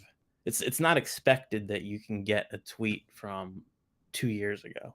Really, even a month ago. It's kind of like it's a pain in the ass, and people expect that. They don't expect a perfect archive of it. So that But it exists. does. Like if they did completely recode Twitter, that there's no necessary reason why they wouldn't be able to extract that information from the database to the new program. That there's a difference between Unless the the information was stored. never coded in the first place. No, I'm saying there's the code and then there's the database, Yep. and you could extract the database and re-enter it into the new code. So, however big the current operating system of Twitter is, it's irrelevant. They could extract all of the data and then reapply that to the new code. So, if Elon Musk is looking at the program and saying it's too much of a mess to keep on patching, they're just going to develop completely new code to operate Twitter off of. I would guess that if they wanted to, they would. It might not even be that expensive or difficult to extract all of the data that exists and re-enter it and saying like I'm sure they have data centers, football field size data centers with all that information. I mean, they could delete it, but it has nothing to do with the code. Extracting the databases and reapplying it to the new code, it's that's not the reason why they would delete it. They would delete it because it's just too expensive or not profitable to continue storing that information. By so we have a programmer here. You want to offer your expertise, please do. Well, yeah, that was. I think you got my point. Is that they don't, unlike other businesses, they don't have to, and if it becomes too expensive, they could just say, you know what, you know, Well, I'm differentiating they're between the not. database and the code. Yeah, exactly. The And so database. the They're database not is going to not throw it dependent upon the away, code. but it doesn't Well, have they to be might throw it away perfect. just because it's too expensive to keep, Yeah. but that has nothing to do with the code. If they recode it, um, they're not going to dump the old tweets because they recoded it. They're going to dump the old tweets, and even if they don't recode it, they might dump the old tweets just because it's not profitable for them to offer all that free storage. Yeah, it's two separate issues.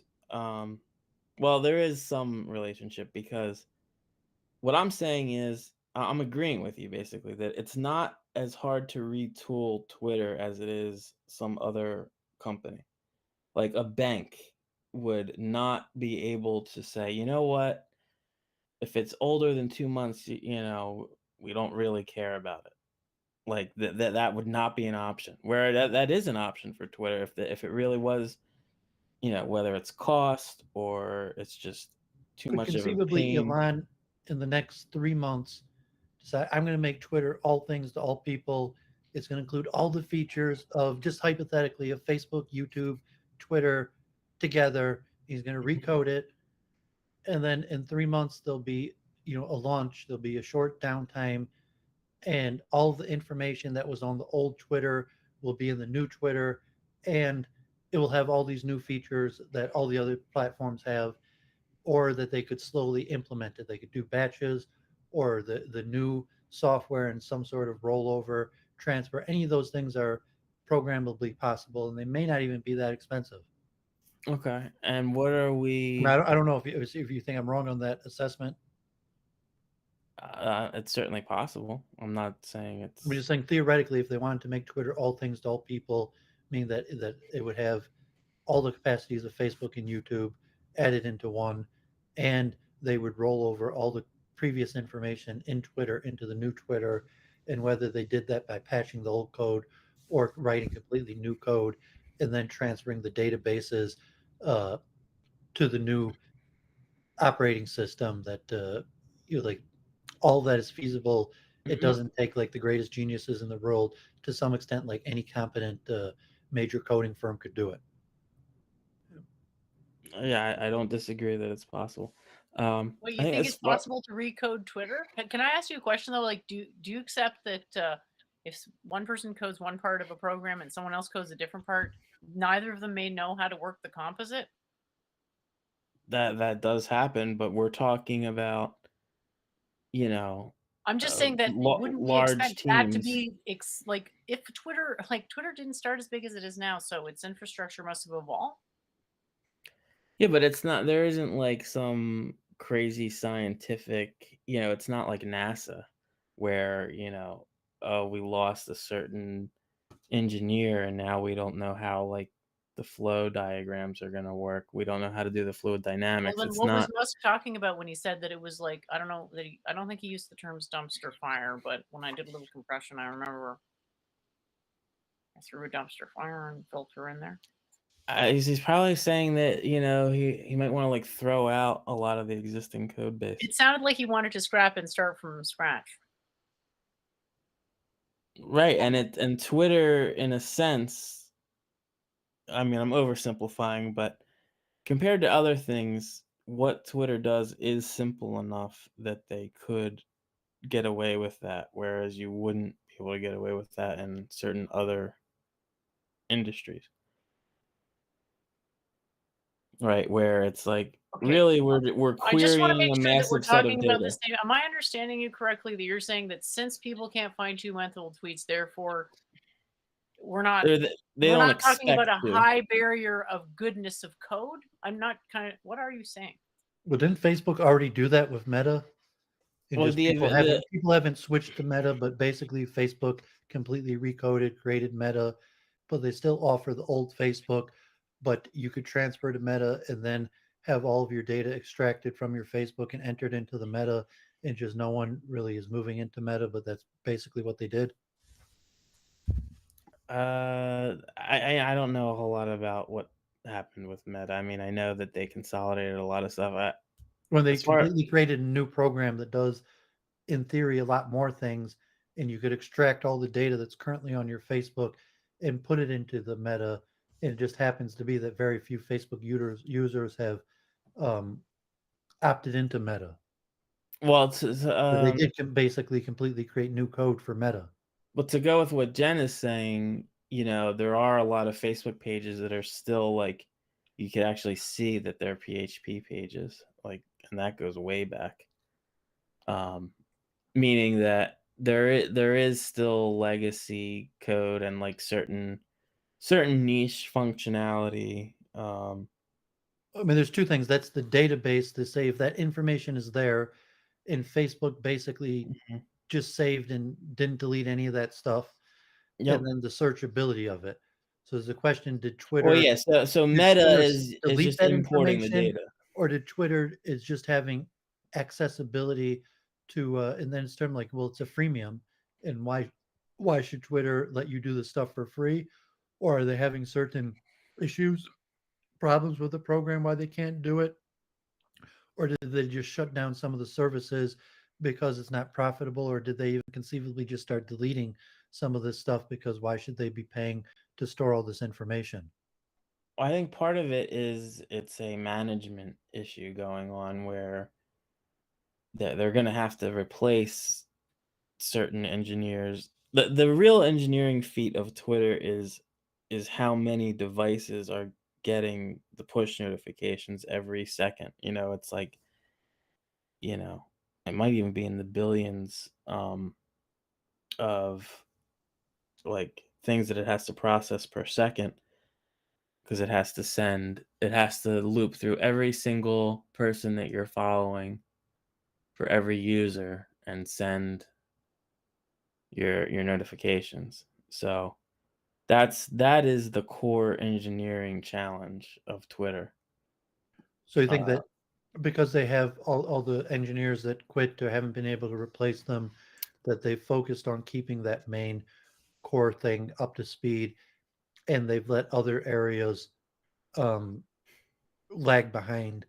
And if they get more engineers or back up to speed, they may re-implement those things like the backlog. like I think that they're gonna get it together basically And that will include in the enough ability time. and that will include the ability to they're saying they didn't delete the database, it still exists. I And doubt, yeah, once that they get it together, you'll be able to access the backlog of yeah, the deleting it wholesale. My point earlier was if they had to, like if they had to make some big choice, like, well, we're gonna change the way that everything is formatted, and a lot of this old data is gonna be hard to parse. It's not that they would almost never blow it away completely, but it just might be like hard to access. It might be on storage that has very Also, slow think read about time. designing that thing. Like, how many of these systems are actually, quote, like centrally designed or master planned, if you will, like designed as a system to like intended to function that way, more or less in perpetuity from the get go? Don't think that's the SOP, what's Oh, yeah, interesting, what part you yeah, own as in as the standard user, operating procedure. Ha ha ha. we're saying what the company owns when Elon Musk bought Twitter versus what we as the user have. So say Elon Musk probably has ownership of that data, and depending on the user agreement, we don't actually own that data. So what use Elon Musk could use with the backlog of all this Twitter information, who knows? But it's his. He could Chat do whatever he GPT. wants. Sorry. Well, I mean, well, like I I said, have a theory about generally the profit model, they're in the business of selling data, and generally they sell data for advertisement. But if he figured out some use, but it's saying for the user, well, I like that data. Well, it's a freemium. Um, but I mean, he purchased that data. The data is his, and so it's unlikely that he deleted the data if there's technical issues of the way the data is stored, the accessibility, or versus temporary constraints in the ability of what they're able to do.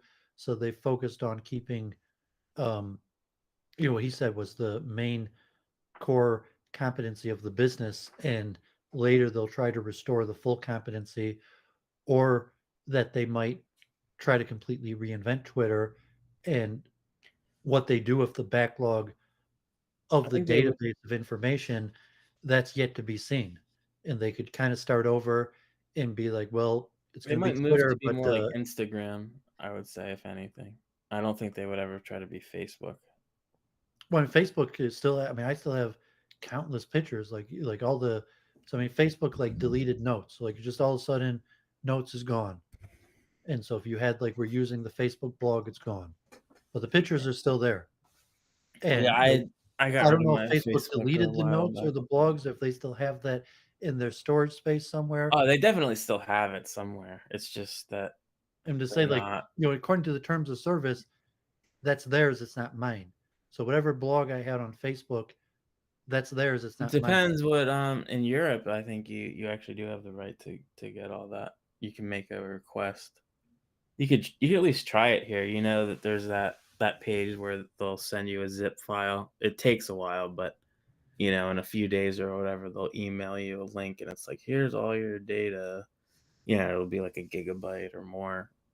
And if you probably have to hire someone to go through it for you, but it's like, well, I really want such and such thing that I was working on, and then Facebook just like took it away. There might be a way to get it back.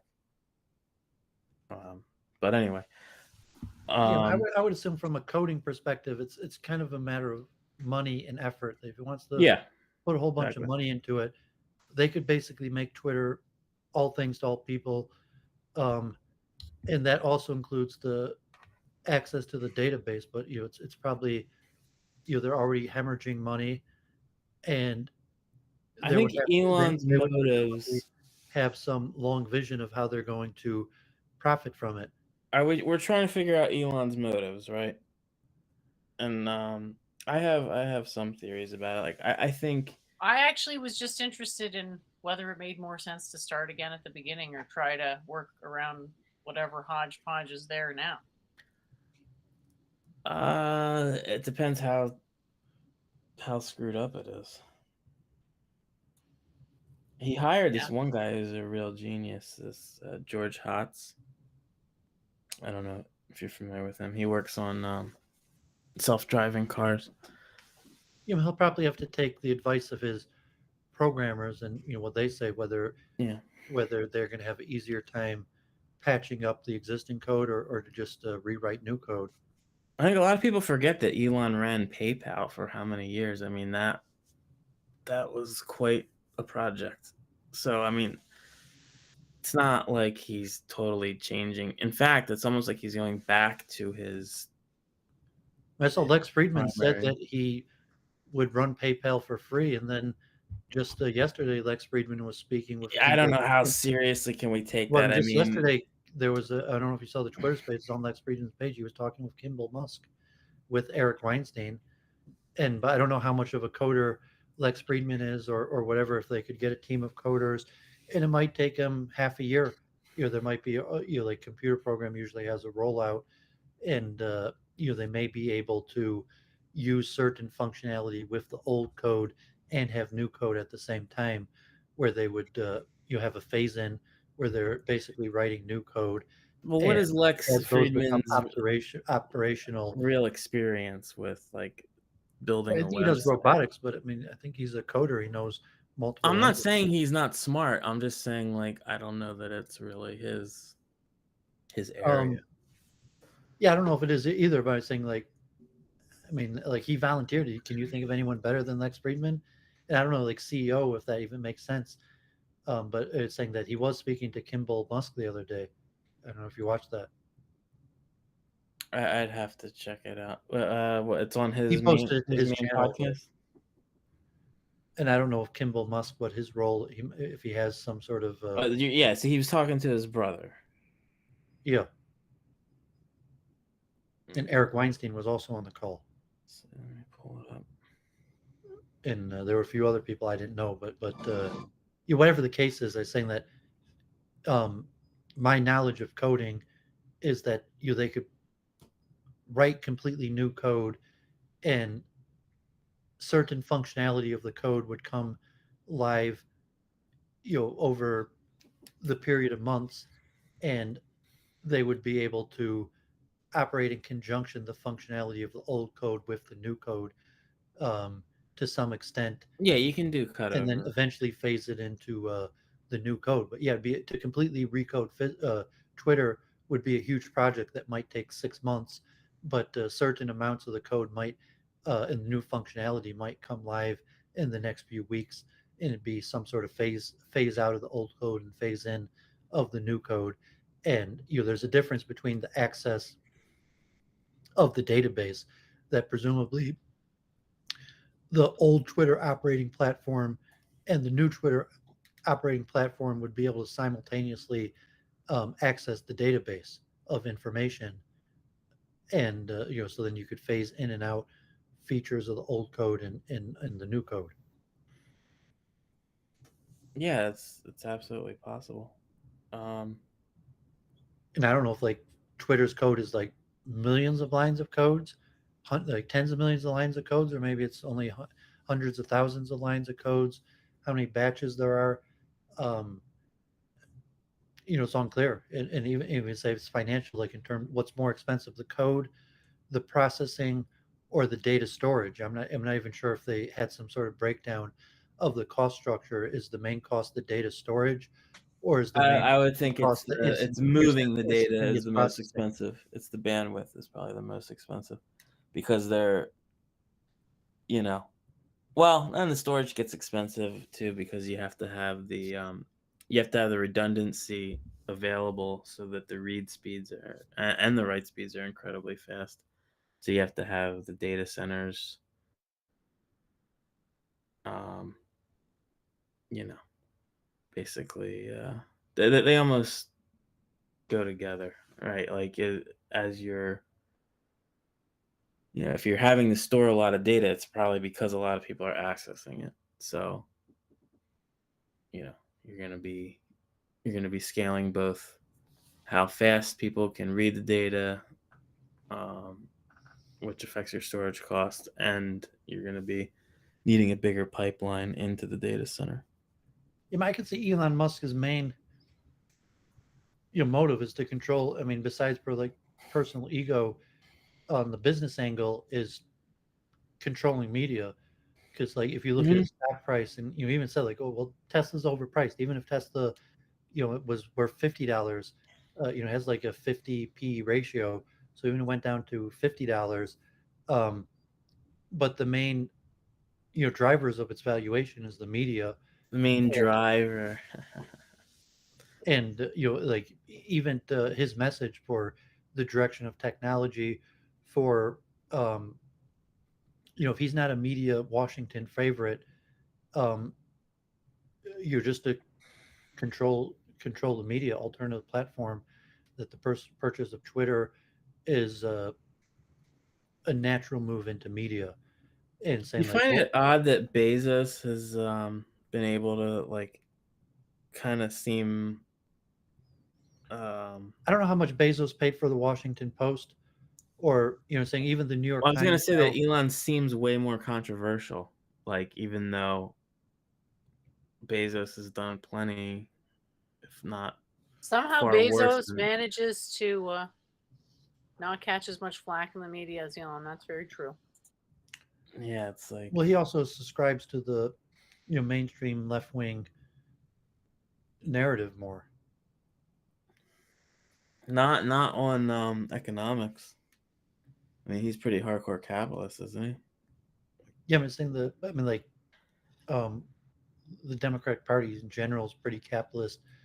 Uh, Yeah, I know, in and their inner it's workings, and saying complicated. that he, like avoiding taxes or employment. I mean, unions. There's a lot of different issues that.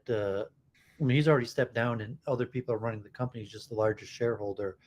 But I was saying he moved into media also. He purchased the Washington Post, and I mean that probably cost a lot less than Twitter.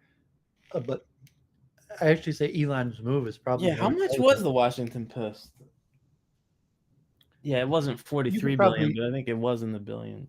but I'm saying like Elon Musk could have probably bought the New York Times if he wanted to. Cool, Um, that would be interesting. and it's saying the New York Times is majority owned by that like Carlos Slim in Mexico, actually. Like he Yeah. purchased. I don't know if you remember that, but um, so the move into media is a natural move that The telecom and that almost the all like are doing. mega billionaires have done. Like Bill Gates Mhm. maybe didn't do it, but saying that it's a pretty common thing to move into media. Like even Henry Ford with the Dearborn Independent, uh, you know, old school in that because he's a tech guy, he would purchase Twitter and Twitter, as a media platform that isn't just like buying the New York Times or Washington Post. It's a completely different ball game.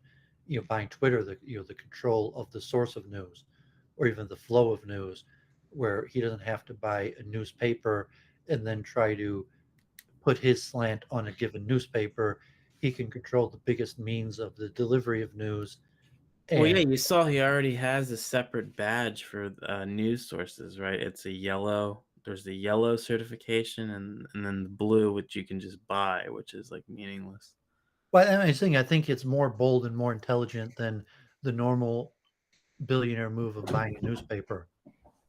Yeah, like I think ultimately it doesn't matter if Twitter gets into the black or not. It's a bigger move than that. And there's a prestige associated with it. He's going to attract, even if these people take off that are all pissed off, when the dust settles, it's going to be a prestigious company that it's going to attract talent that, and I guarantee you that that guy Hotz is going to be moving to Tesla within 2 years because his real expertise is the self-driving cars, and it's like I feel like there's some kind of game going on between them, like because the guy's he made some statement that he didn't want to work for Tesla, but it's like, all right, but you're working at Twitter now under Elon, so like I think all roads lead to um, him being a Tesla employee working on It's self-driving. conceivable that Tesla could take over completely the automobile market because most of the automobile companies are having large financial trouble. Like General Motors bailed out. Uh, Well, Lexus has been investing in Lexus yeah. is a Japanese. It's a division of Toyota. Yeah, the parent company. Yeah, I know that Toyota is the same company. I don't know what the ultimate parent But is. I'm not saying that it would take over globally, but I'm pretty sure Lexus is Japanese. But it's saying that Like um, an American car the company. historic, the big three that already, Chrysler's, been sold to Daimler, but that General Motors could fall under, go out of business, and the move to electric, that Ford has made attempts, but it could be that Tesla could completely dominate the U.S. car market. And so, if you're looking at a long-term play, not just Elon Musk, but Tesla in general, and like SpaceX, that even if purchasing Twitter is a losing investment, to say the the control of the media and the direction of policy for the direction of um, driverless cars and electric vehicles, that it's remotely possible that Tesla could dominate the whole US market and the other car companies could go out of business or become completely minor. And owning Twitter, taking it directly to the people, means, say, because like the US government has already bailed out the auto companies multiple times and will probably continue to do so, and to just take it straight to the American public, the control of the source to get information. Like I've been like New York Times for like the last few months has like daily cover stories bashing Tesla, talking about like how it doesn't work, it's accident prone. Every time something goes wrong with Tesla, it's on the front page of the New York Times. Okay, and what do you think their motive is for? But the motive is to prevent the takeover of Tesla of the U.S. automotive market. But why? Why would the New York Times care? Well, I mean, because they're probably caught up with the mainstream investment houses that are tied in with the big three manufacturers: General Motors, Ford, and Chrysler. Sounds a little conspiratorial, but before you know Well, it, I'm not even talking you're going to be conspiratorial. talking I'm just about the talking about Jews and stuff. Well, I'm saying that. Well, I mean, I'm just Goldman kidding. Sachs and saying that Tesla was a disruptor in the market, and I mean, certainly, um, I mean, there's institutional ownership in Tesla, but Tesla has less institutional ownership and was kind of a disruptor that became big against the predictions of the main banking houses in New York. There's the New York Times, mainstream media is tied up with the banking houses, Goldman Sachs, and all the main banks that are that are headquartered out of New York, and the stock exchanges and the big three automotives, although they're still in Metro Detroit, have corporate headquarters in New York City. Like a lot of the biggest skyscrapers in New York City is like the Chrysler Building, the Ford Foundation, General Motors. Basically, you're predicting like a media war to try and persuade on top of the actual technology race, which is what should be No, the only I'm thing saying that that. matters. Well, I'm saying that the government and the banking houses are long-term invested in the success of the big three automotive, and that it's possible in open competition that Tesla could put them all out of business. Mm-hmm. And so there's just conglomeration of interests that the mainstream old school blue chip companies, banking houses, media, technology would prefer the big three to survive and outperform Tesla. And so Elon Musk just sees that. It's obvious. It's obvious that that they prefer the big three to Tesla and are going to use all of their shared resources. Like if it's Goldman Sachs that has a huge investment in the big three automotive and media and these various things, that they're going to use their resources to promote the big three over Tesla. So Elon Musk, could have been like, Bezos, also like Bezos seeing that he's basically taking over um, distribution across the whole US. Like it's all Amazon. Amazon's one of the biggest employers, stores and everything are going out of business. And now, like, I'm on eBay, but like, that Amazon's basically taking over and putting everyone else out of business. And, so Amazon has like, David Rubenstein is one of their, Carlyle Investors, one of their early investor. Amazon's more connected with mainstream Wall Street than Tesla. And, Tesla's kind of like the bad boys of Silicon, Elon Musk from like the bad boys of Silicon Valley, even his second biggest owner of Larry Ellison. I think he's half Jewish, but they're just saying that Elon Musk is looking at the future, not just Elon Musk, but I'm saying a lot of people, and saying that the old school blue chips are failing. They're not going to last forever. And it's very conceivable that Tesla could be the future of the automobile, and to waste a bunch of money on Twitter in order to take the message straight to the people and saying, like, look, what the media and the government in Washington and everyone is telling you is inaccurate. Who are you going to believe? Me, or who who's been dishonest to you for decades. And I think that's basically not just Elon Musk's strategy, but I think Larry Ellison, Saudi investors. I think where they said like Elon Musk went to, he was meeting with Jared Kushner. He didn't meet with Jared. I think it's more the Saudi investors than Jared Kushner, because I mean Jared Kushner has Saudi investors and Elon Musk has Saudi investors. Wasn't And there a news item about Kushner? He's kind of like distancing himself from Trump at this point. he said he's not. I mean, there was the article. He said he's not going to support 2024, but I just meant that there was the picture of Elon Musk in the suite together with Jared Kushner at the World Cup.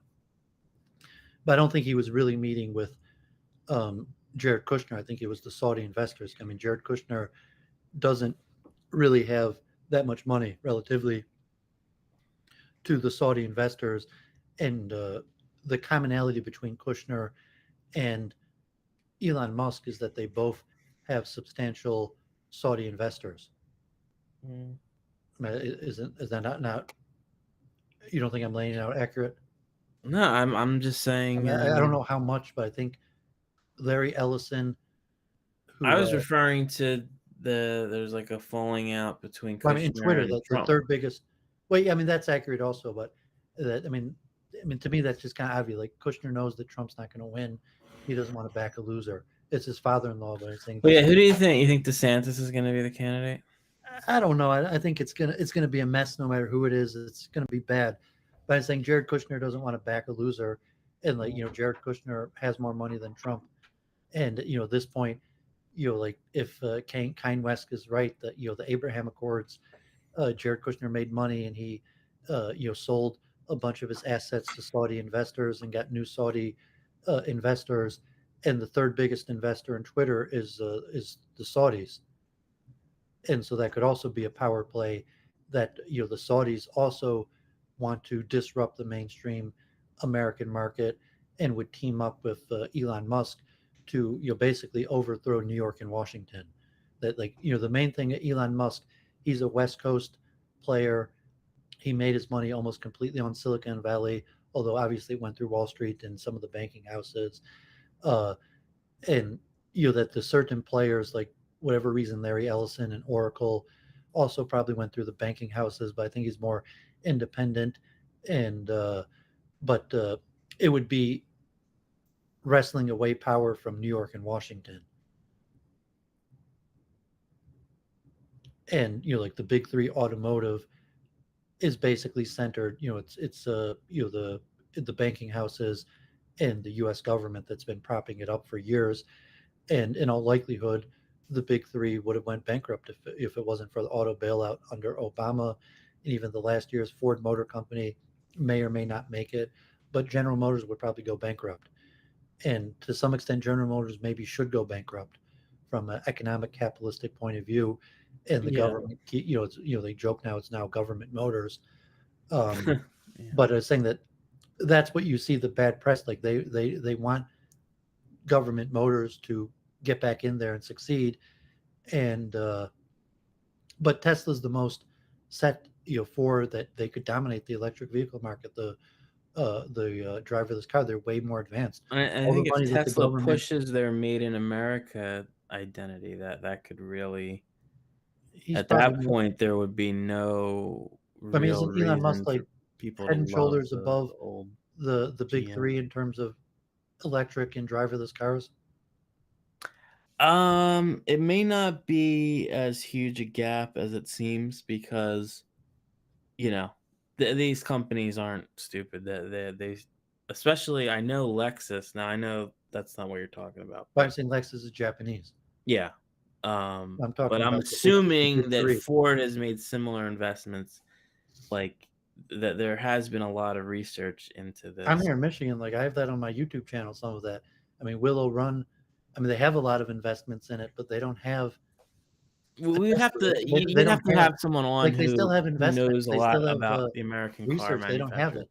Tesla already has it on the market. Hmm. Ford doesn't like they're still doing research.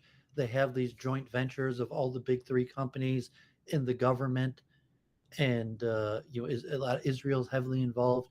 I have some of this stuff on my YouTube channel, and they don't have it. They still have research as opposed to Tesla that has Yeah, on the Tesla market has driverless vehicles. I mean, there's a lot of problems with it, but for whatever reason, like I don't think they have.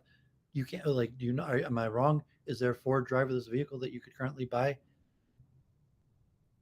um I I've don't been to know. their testing facility and saying like, yeah, the government, the big three, all these corporations. There's like 100 Israeli startups that are involved in these testing grounds, but they don't have anything. And Tesla has something on the market that semi works already. So I mean, you could see that I with guess it depends. Like one thing that could screw up Tesla's plans is if a disinterested party perfects the science of the self-driving part and sells that to all the manufacturers. That could really hurt their edge, right? If someone comes up with, this is the best technology, it Were you talking combines all the sabotage or just the current? They're saying the no. media, Like the media they attacks develop Tesla and hypes up their competition, and no. the This government I'm gives not billions of talking. dollars I'm in not talking research to the corporate big three. That's already happening. espionage or anything like that. I'm I'm talking talking about about what's already happening without sabotage. That currently the government is supporting the big, the big three motor and manufacturers with okay, billions of dollars in research, and the right media is giving them good publicity while they give Tesla bad publicity. That's currently happening. If you're talking about some sort of actual regulatory sabotage out of No, Washington, when did I say anything about sabotage? why is it what? I'm not saying that Tesla's like already won the battle, but I mean, just I could see that Tesla. I mean, you're I'm saying a disagreeing game that changer could Tesla be could. that a company comes along that sells or licenses self-driving tech to all the major companies, that they don't care about Tesla's advantage, right? So they're just like, hey, we have great mapping data, like Google, for example, right? We have all this mapping data, whatever, they have a partnership with Uber, but if they get out of that, um, it's like, hey, we're gonna sell you this platform. In fact, Google is a good candidate for that because they have a shitload of mapping data. They have a company called Waymo that does self-driving all day. So if they decide to license that to all the big American car companies, then that advantage is shot, you know.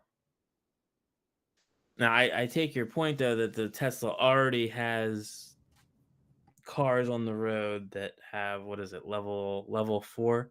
Level 5 is fully autonomous, right? I have to look that up.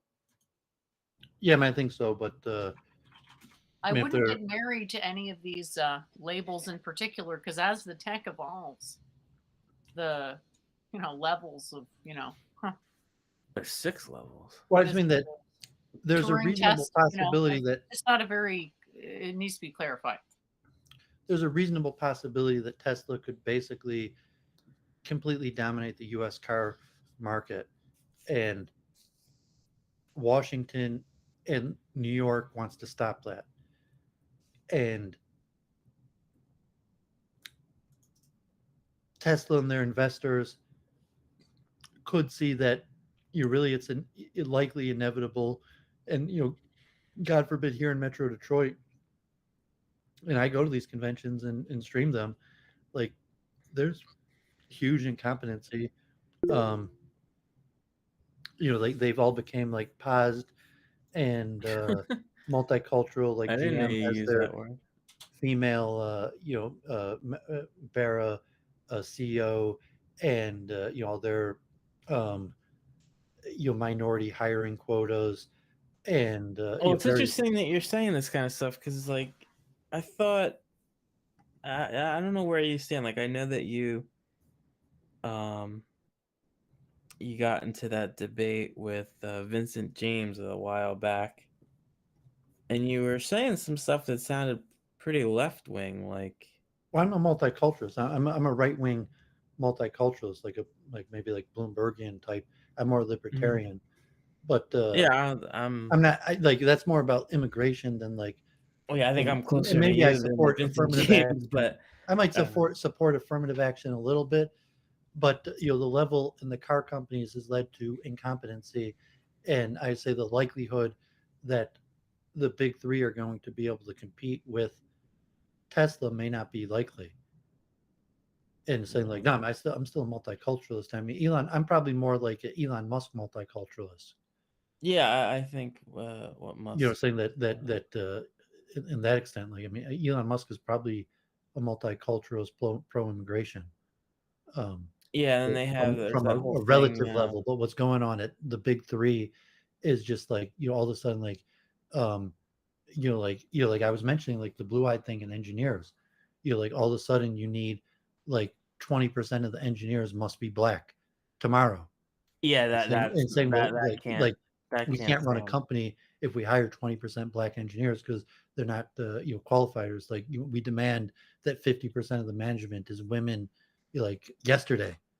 And that's the Yeah, kind I of like, think those kind of quotas, maybe in the early stages of like you have to interview that many, sure, but to say that you must hire that percentage is ridiculous. well, I'm saying all the automotive companies are you're basically in full compliance with the full extent of global homo, or however you want to say it, and Let's saying not say stuff that could get the channel in trouble and yeah. stuff. So I'm just saying like generally Oh like yeah, who would have thought that Doovid would be saying this stuff and not me? It's just well, hangs around these people and no, he I thinks always said that everybody because thinks that way, and it's just not the case. well, I'm saying I'm a multicultural. I favor immigration and multiculturalism, but I'm still Great, but not. you can keep saying that, but then you say this other stuff. It's like, oh god, okay, whatever, fine. I feel like I should even take this stream down at this point, given how much dumb stuff's been said on it so far. No, I was dumb. I mean, yeah, because according to the current level, like Doovid's a racist. Like if Doovid's a race realist, that um but like no, I mean, I'm in Metro Detroit. We've Right, talked about. okay, it's about what's allowed on the platform. Okay, all the excuses in the world isn't going to change what the platform allows. Okay, I don't make the rules. And I'm also not super interested in the topic either, so I think it's overly simplistic and reductive. Um, but you're the one who Doovid wanted to talk started it. about this. I mean, that's one of the hugest difference between Tesla and We're their talking competition. about AI. And so I was interested in talking about AI and whether it was worth rewriting the Twitter stack. And now all of a sudden we're into something Oh yeah, about no, race that I I don't give a fuck about ever. And the I whole always want to reason get I the topic came off in of was because I it's just wanted to bringing unnecessary heat on the AI. channel.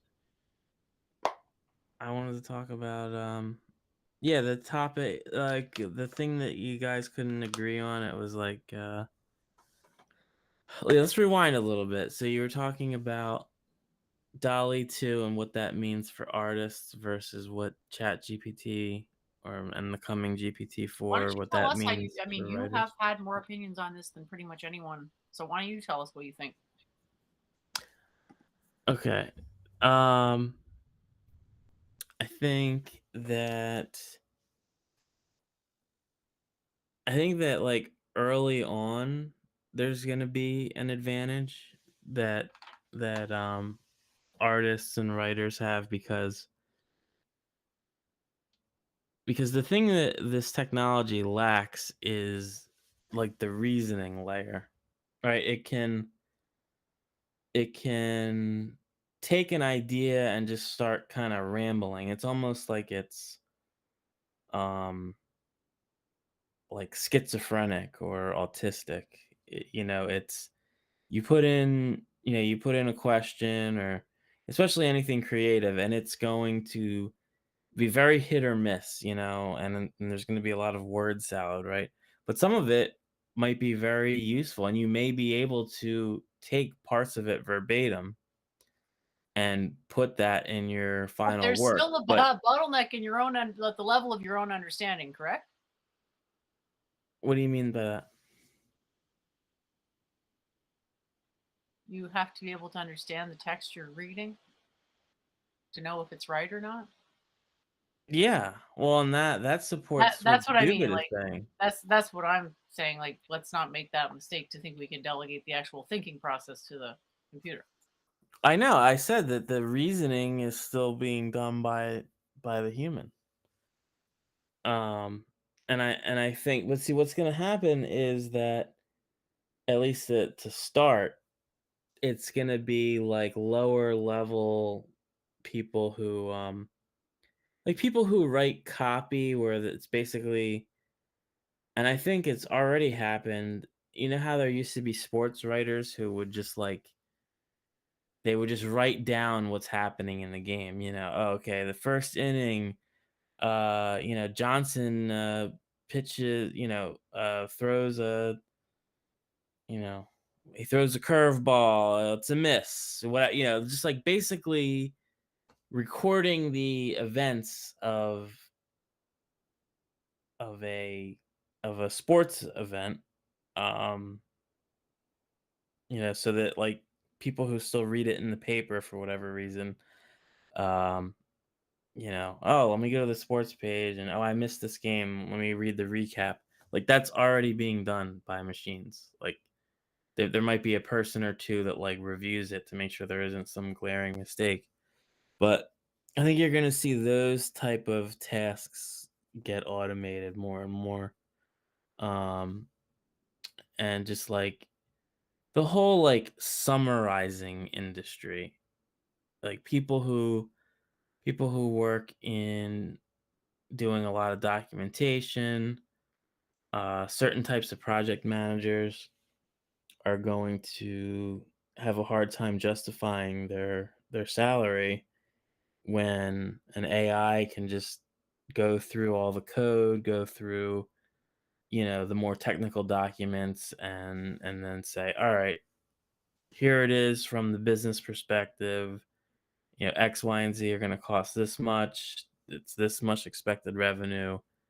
The kind of things that the investors are looking to see as far as justifying whether they're going to continue investing are a basic high level summary. They're not going to want to look at the specification documents. So if AI can do that, it's going to eliminate a lot of those jobs. But it's not at the level of reasoning yet.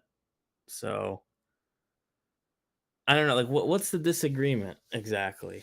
Is there a I said that particular? artists would benefit the most from the technology, and that the people that would produce the best AI artists are the existing regular artists. And Jennifer disagreed and didn't see any reason why the existing artists would be the ones who would benefit the most from the technology.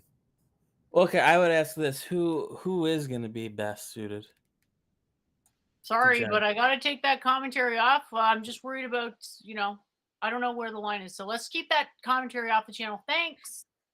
What? Just Doovid feels the need to put a huge rant in the chat after I said keep it off the topic. So I'm saying stop, please, for the love of Oh, what, God. he wrote something in the thing? I was White, writing about black, Chinese, Asian. It's just all this constant race, race, race, race. Race. There's enough people talking about this stuff. Can we keep it to actual ideas, please? Please.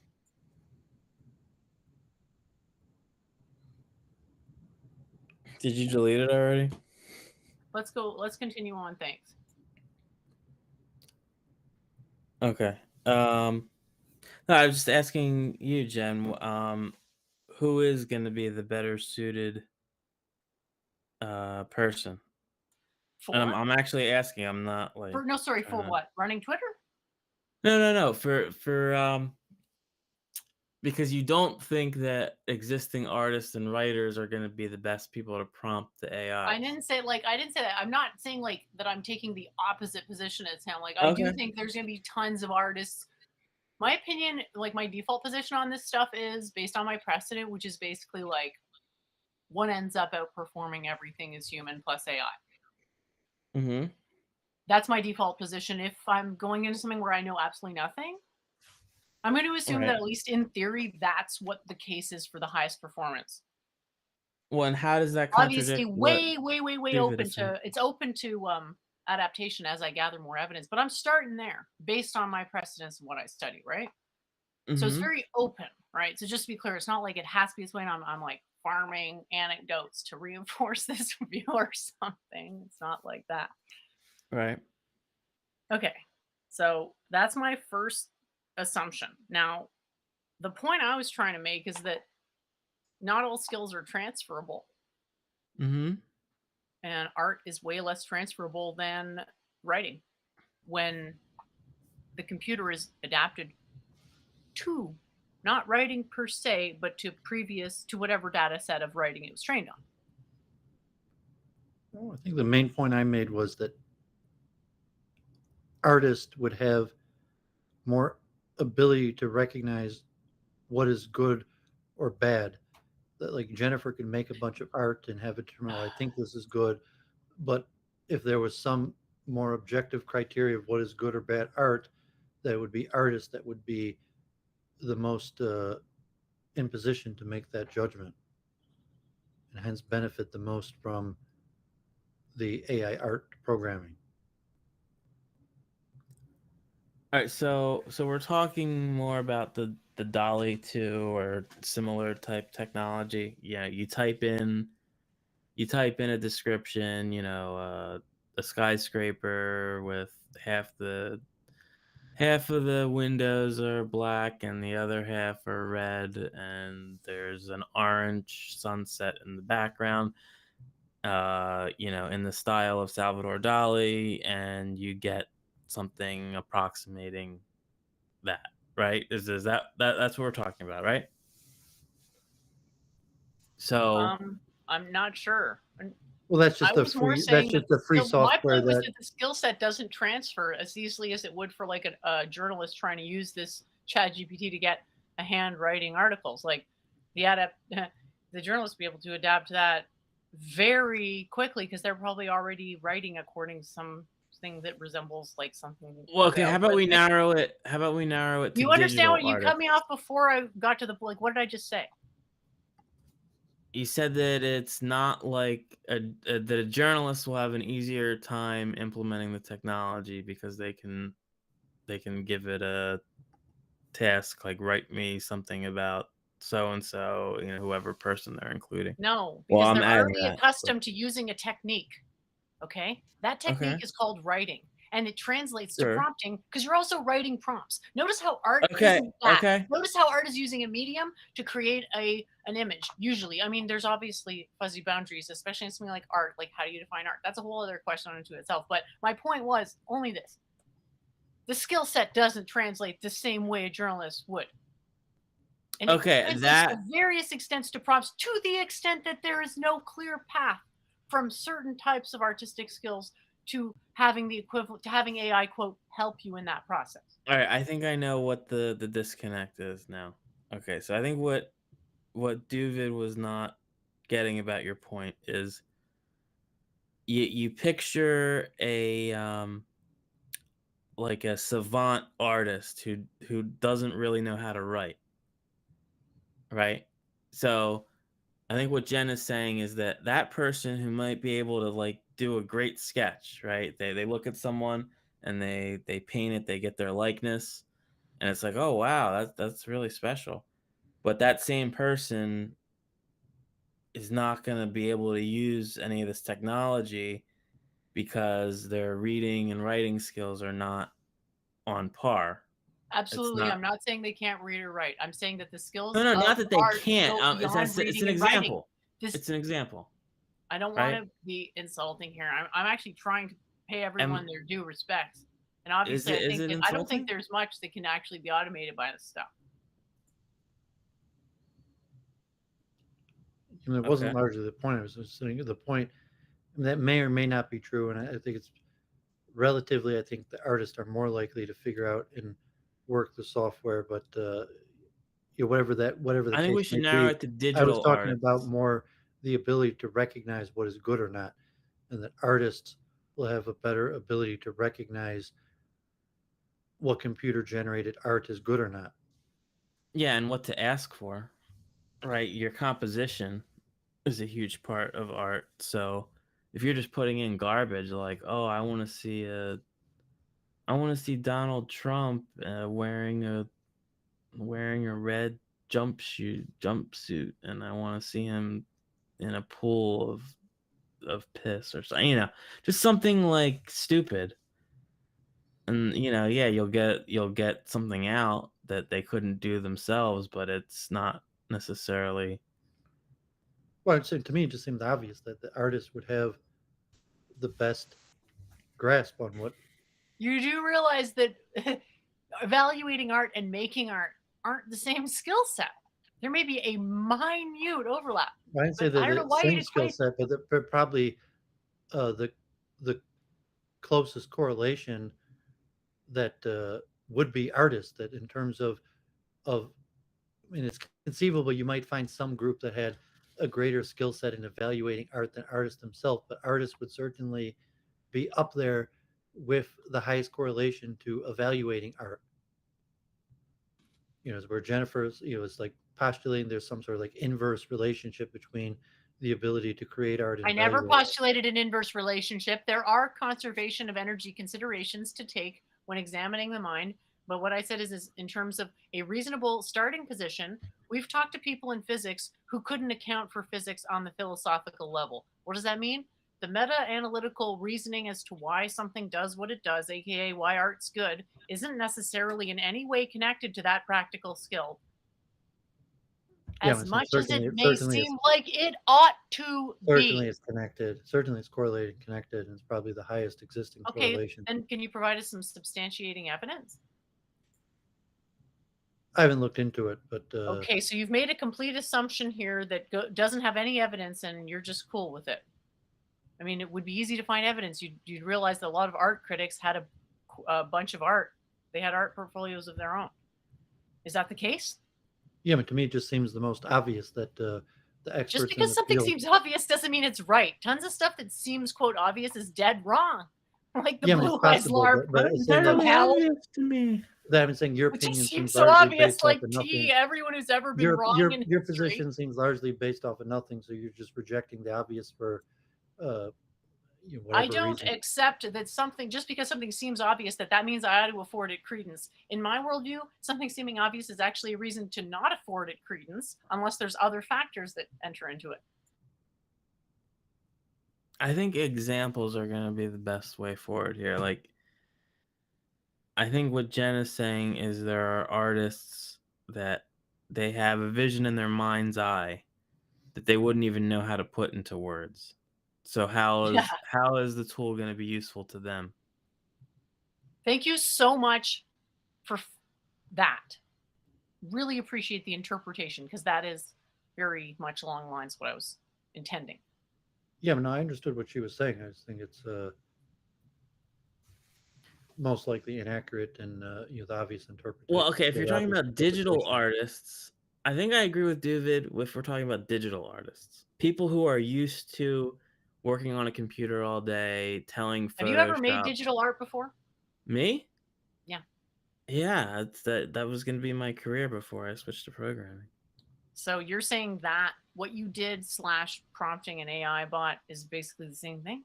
Absolutely not. But okay. Just checking. I just wanted to make sure that wasn't what you're saying, because that was like, whoa! I've been doing digital art for a long time. There are other tools though. Alike.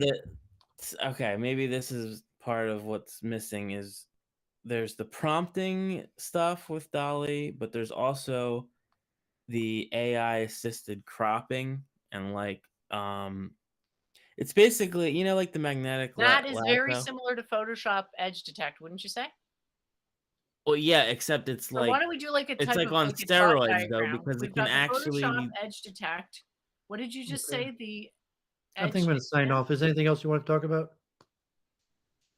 Well, we hadn't gone over my essays, but we can leave that to next week.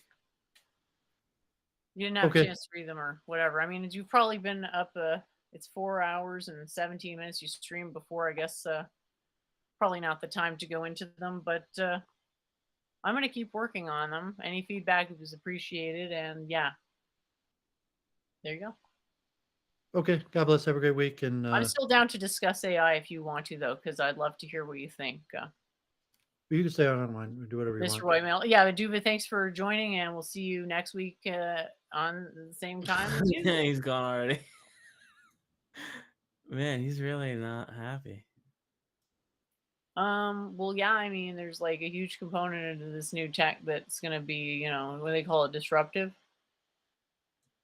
So he doesn't like it. Well, disruption can be good if something's been obstructing you. Like, imagine you're a tree and you've had, vines growing around you.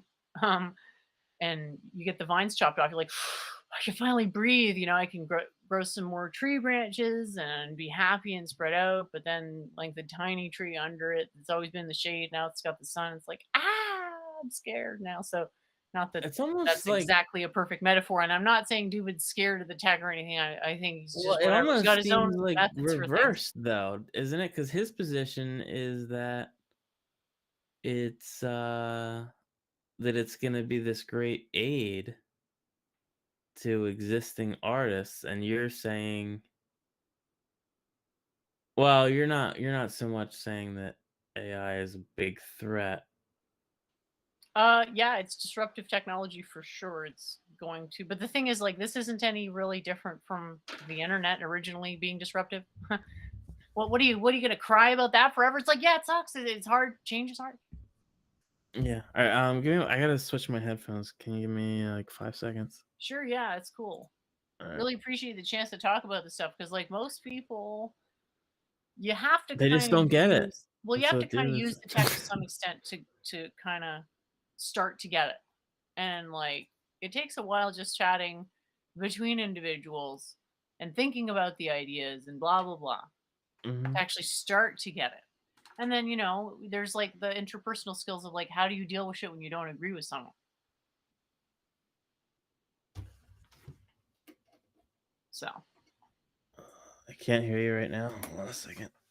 it's just a matter of like so many different skills All right. coming I can in. hear you now.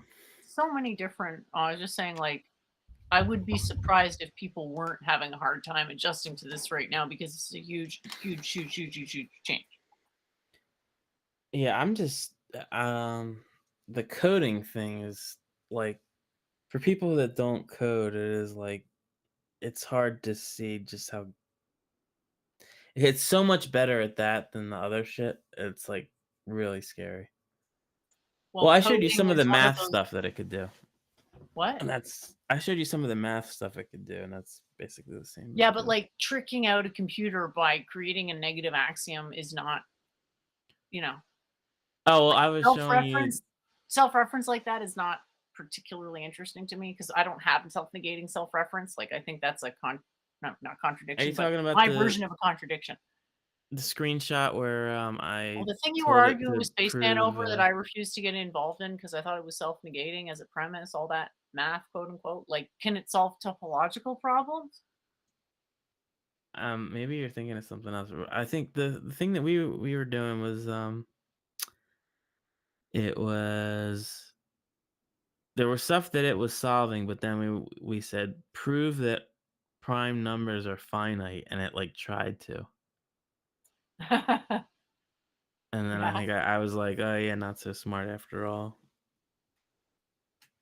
It tried to without realizing that it's impossible. Is that what you're saying?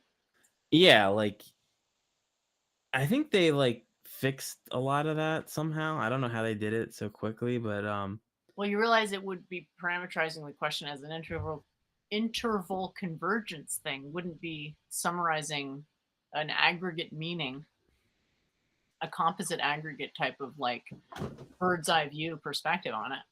I mean, the whole idea of ChatGPT though is that it's not supposed to be like the previous GPT-3 where it just goes with whatever you're saying. It's supposed to be refined for actually answering questions accurately, right?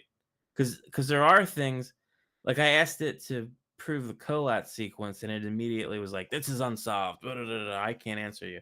Like, so there are times where it just, it says the right thing right away. And I would think, and it probably may have already been added, like the stuff that I tripped it up with, it probably just has to be added in, like because I think it has a Well, like no, an it's not a going to give an knowledge. authoritative. It's hold on a minute. I don't think it's going to give an authoritative answer as to why self negation is inconsistent with a compute function. That would be offering a philosophical opinion, or Well, what would amount to a philosophical opinion. I didn't say anything about that. If you want to try that, I'd be interested to see. What do you have? Well, you're Do you saying have like that? maybe it's memorized already an answer to some of these questions, but like basically, what is it, Russell's paradox? Are you talking about like the Goldbach thing with Well, the just anything that has a negative axiom. Like Well, there's that's like this statement is false. There's the halting exactly, problem. exactly. So the reason why that creates problems or whatever the solutions to those problems or whatever, like that's essentially philosophical. Hmm. And from what I've seen, it doesn't want to take philosophical stances, religious stances, like it's just trying to be ultra neutral. Yeah, I mean that's to like an irritating extent. And they So got rid of a I'm lot of just the not sure workarounds. what type of an answer it would give or how far you'd be able to prod it as to why. you understand what I'm saying? Like why your problem is undefined or whatever. I don't know what type of answer it would give. Oh, let me see. Because It's, if a problem is it's acting up. self-negating, it doesn't have a solution, right? Do you Too understand that many idea? requests. Wait, hold on a second. It's like returning raw JSON for some reason. That's weird. Sorry, what's it returning?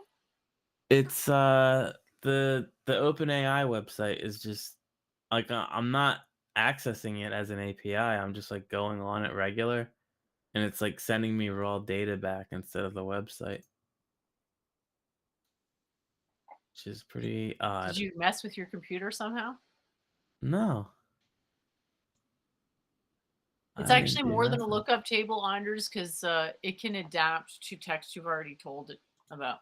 So you can like encode in a temporary memory and have it reference what you've already put. Like I haven't really probed to Yeah, see it's how not. exactly It's you not would a define those parameters. Like I haven't tried to say, here's my definition of this term, never break from the definition, but it's actually quite good at evaluating the utility of definitions, which is pretty impressive. Yeah, it's not smarter child. It's pretty beyond that. But there are times that there are things in which it's not any better than smarter child that people don't realize. Did you say smarter child? Is that some sort of creepy AI metaphor? That's you remember like way back in the day there were all those bots on AOL Instant Messenger. No. Um let's see. I'm trying to think of an example. Are we talking Like about like milestones in quote unquote Turing test bots? yeah, these things that would try to take the Turing test, and like the only one that ever got anywhere, it was such a fucking hacky technique. It was like they basically tried to emulate an irritated person where they would like they would like repeat what the other person was saying and like act disinterested. And it's like, well, yeah, you're not you're imitating human stupidity. And so you convince the judge to think it wasn't a computer that acts that way. But you didn't convince them that you were an intelligent entity. You Can know what we I mean? really prove that? Can we prove that we're intelligent? Like, not really. Well, relatively, The thing that is, the level on which, like, you can't really prove individual theses because it's really just like patterns that end up being true. But like, yeah, kind of at a limit there for what you can actually say. yeah, I'm not sure what to. There are a lot of philosophical questions. I guess, fitness for completing certain tasks is really the way to be objective about it. It's like, can it write working code that completes whatever task, and then defining that as intelligence is a whole other philosophical thing that you know Well, didn't they say like that Plato or something defined a human as a featherless chicken or some malarkey? Plato did. I don't know. One of those old stuffy philosophers. One of those dead white men. What? Whoever. That's a horrible description. Is the point? Yes. Well, yeah, and then there's like the people that The debate point the is that we trans think we can stuff. They're identify like, oh, a intelligence, but horse is a intelligence doesn't chair. really appear on the level of human civilization necessarily. It's hard to establish intelligence. Period.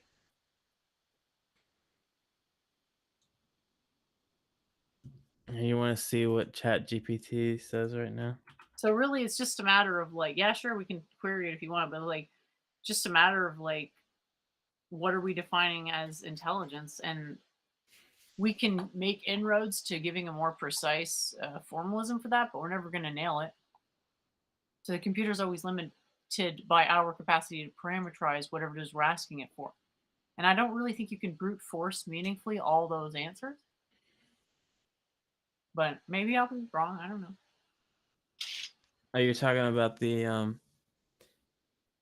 when I mentioned, I think they added a layer to it that's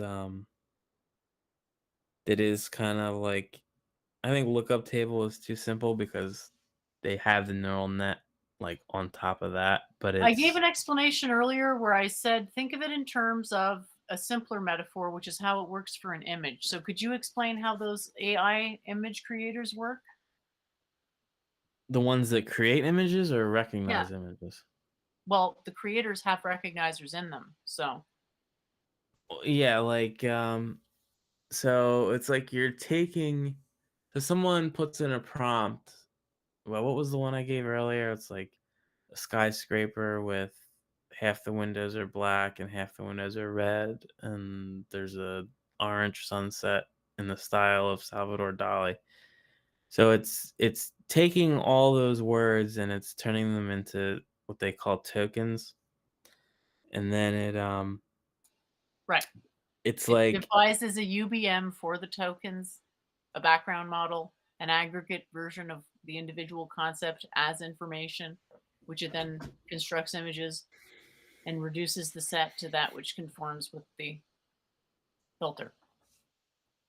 yeah, the way I picture it is like there's just like billions of images in this like brain. It's like if you Think of it as like picture, you have a series of prompts A, B, C, all the way to X, and then what it'll start to do is it has a bunch of nodes where A can be simulated in the vicinity of a certain amount of nodes, and it's going to expand about those nodes till there's a non-zero overlap with other nodes being simulated from the other prompts. Can you see what I'm um, saying? that I feel like I'm like listening to computer file or something, and I want to understand.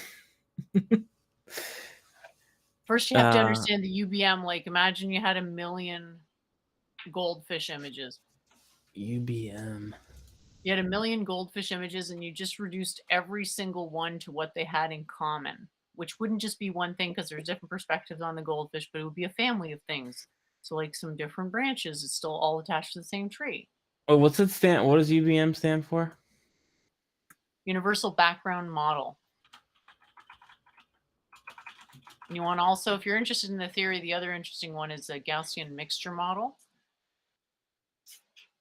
But And basically, are these part of the transformer AI, or is it a different type? I'm just talking in generalities and like computational abstractions. So I'm not exactly sure how it implements, but Like, because there's a couple different approaches, like, and I'm sure they have lots of stuff in common. Right, because there's CNN, right, the convolutional neural network, and then there's right. the But the neural GAN. network and the GMM work on the same basic concept.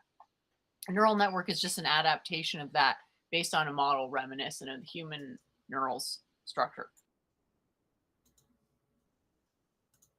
So there's like essentially no difference in what the tech is doing from an abstract perspective. Obviously, it's superior tech. But what it really comes down to fundamentally is transforming an image and compressing an image. Like, do you understand anything about image compression and how videos are made? Yeah, I mean that's a lot simpler than the AI stuff. It's Well, it's a really good metaphor for AI. So imagine like you had a video and then you mm, compress the shit out of a video into one drop and then compress like a gajillion videos into one drop, made a glass of water and stirred it up. Like that's the UBM. And you make that UBM for every type of prompt that a person could ever put in. Are you following me? maybe. I'm listening. Does that So count? you followed so far that you have a notion that you can create an aggregate tree of information corresponding to a large set of images of a certain thing. Do you have like a visual that I can look at? I'm looking at this like flow chart that's not helping. I'm just It's a thinking this in my mind. UBM pointing to a GMM. I know, but I'm sure there's stuff out there that's like No, there isn't. I'm not ripping this metaphor off someone else's, my own constructed metaphor. It does. I'm not saying that I'm just you're saying you like may be taking. confusing yourself just by it. Maybe it's probably easier than you're thinking, is my point. Okay. So all we're talking about is combining aggregate data into the smallest possible representation of what it is that makes the data the data. Okay, like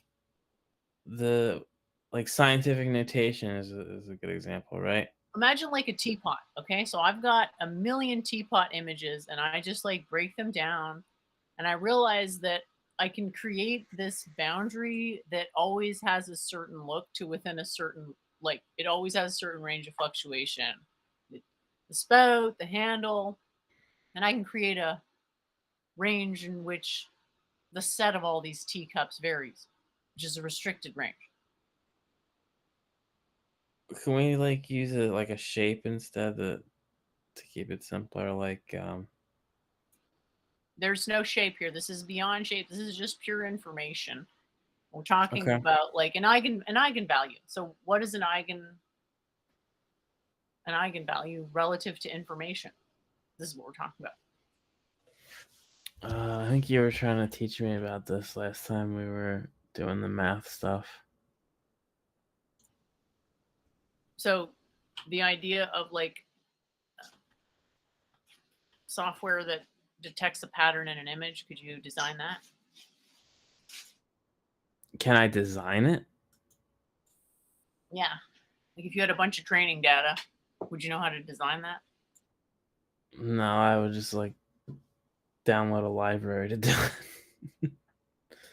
Okay, you just tell the computer to make every possible computation and then trim the set of computation down to that which makes the correct predictions to your tolerance level. And you have infinite compute power, so you just iterate every possible computation. Does that make sense? Oh yeah, you're being sarcastic, right? Because you can't do Well, I'm that. just breaking it down to a level. I'm asking if you understand what this concept is, because the AI thing is just this, but way a bunch more complexity leveled on top of it. So we'll just try and break it down to a level that I can make sure you understand the concept. Well, okay, if you did every possible computation The thing is, to you can truth mark the data yourself. Like you go through the data yourself and say, "There's a teapot there. mhm. Oh, there's a Like, teapot. okay, I think There's a I teapot." understand the And then concept you of can actually truth mark the data. You can like dope the truth marking on the data. You can say like actually literally go through the felt pen and outline what you're talking about, the teapot itself. So there's wait, no wait, like can I say mistake or something real whatever. quick Yeah, yeah, to go ahead. see if this is what you're getting at? It's like in the most basic form, you have like an input output function and you randomize all possible operations that you could ever do. Or randomize isn't even right. You iterate every possible set Perfect. of operations that you could do on it. Perfect. Yeah, I And call that leaning you into keep brute doing force. that until there's one that is always true for all the teapots and is always false for all the counter examples. You never get to that point, but you get to a convergence point where RK. Well, I'm saying for the data that we have. I'm not saying I'm not saying we have every counter example. We have data set. We have a data set that there are teapots in, and then there's like a cat and a dog and a mouse and a Exactly. house and whatever, right? And so all those counter examples that we feed in are coming back false, and the teapots are coming back true, and then that's when we say, okay, this is the one we want for now. We don't have every Just example, but qualification, it can never get to 100%, right? yeah, even with infinite computing power, We should unless actually you think about trying to derive that proof, but right now I think it's impossible because you can construct a problem where the false positives and the false negatives are in different domains. So you could never actually overcome that double source of errors. Do you kind of get what I'm saying? Like a too many unknowns, not enough equations situation. like you might be able to prove the one part, but you couldn't prove the part about the infinite training data that you need. You'd end up probably with some type of like ratio for compute, like necessary compute brute forcing, because you're sort of just extrapolating your basic method, which is, like I said before, it is leaning into brute force. But the nice thing about it is that once you have the eigenvalues, which is that which predicts with the maximum accuracy, because what's going to happen after a while is it's going to just the accuracy will reach a plateau, if that makes sense. And why does that happen? RK. It reaches the saturation The point. RK selection theory or The something exact else? same thing, yeah. It's the exact same thing. It's just a natural pattern in nature. So it's basically like exponential growth can't go on forever. So when you see exponential growth, that also means you're going to eventually get to a point where I think it's going to like the graph's going to slow down. I can't remember what that is. Like the second derivative is positive or something like that, some obscure thing. But then it'll eventually level off, and it'll eventually like Is it like just diminishing returns, like the inverse sure. square? I do think the best way to really reference it is the RK thing. It's just it's a more general phenomenon that references like a I'd have to well, review. Like it I know reminds that me of that like has to do when you with have a mic that gets overdriven, a what that gets a overdriven. mic that gets stuck because it's like overdriven because it's like blasted or whatever. It's like that. It's like it just A only had a mic, range. like a It had microphone? there was only a range it could operate in, and afterwards it just hit a point that it Like if stopped you growing. scream as loud as you can into a cheap microphone, It's a it'll bad example. I agree it's a bust the bad driver. example, but signal processing examples are the most intuitive one. And as you can see, Oh, even with a there's a very video simple about example, signal it's hard to follow. processing. I wanna It's very send hard you. to follow. But did you follow the thing that if you already know the truth values in the beginning, you can brute force your way by doing every possible calculation and then reducing the domain down to the set of computations that are actually predictive on over the domain? I'm following up to the brute force part. I understand why that's Okay, true. the brute force is just you make all the calculations, the right ones and the wrong ones. You make the Yes. calculations that do predict the link. You make the calculations that don't. And then you Mhm. aggregate the calculations and you see, oh, are the connections between the calculations that we can, put them together to make a souped up super calculation. You run every Okay, possible well, hold on. combination. Let's go slower. Like, 'cause let's say you have some, like you start to have some positive results, and then what? It's like you're comparing the positive results to see what they have in common. Is that what you're saying? No, I'm saying that you have one like let's just say here's an example. I have a computer and I want to brute force an algorithm. And I take it and I line up, 50 million matrices and I do a range of calculations that I just pick random ranges of associated calculations. And if my data is truth marked to begin with, I can see what the probability of an accurate identification is within my simulated computations between my sets of data. Well, yeah, because you're literally feeding the data in with the training data to see what ratio is. At this point, we haven't. We're just training a model. We don't actually have queries yet. We're not at a point where we can query this thing. We're just trying to get the algorithm to convert. Yeah, no new images. I'm just saying with the training images, Yeah. it's So we could just do completely blind. So let's go through it blind. We'll say anything just randomly. We'll have the dog put his paw on the numbers and have those be the intervals that it's testing over. So it's just random things that it could do to the signal, which in this case is an image, which can be broken down to normally think of FFT. You know what I'm saying? Fast Fourier transform, discrete mhm. cosine transform, that type of thing, like signal transform type thing. Well, it's like you're looking for features, right? Like that's the effective result. Well, it's a question of what is a feature. I guess So you have to understand on the like a computational level, we curve. have a certain number of computations and then we apply them. And then what's going to happen is Well, after hold a on. certain point, I think I could express it. It's like there's okay, like the features of a circle. You would say that you've got, and let's say you were breaking it up into a grid in which the pixels are the size of the four corners of the circle. I'm lost already. Circles don't have corners, and I have no clue. No, no, no. I mean, like if you, I want to know how if far you into my created a explanation- grid. Did you follow literally anything from my explanation? Did you get as far as extracting the eigenvectors of an image?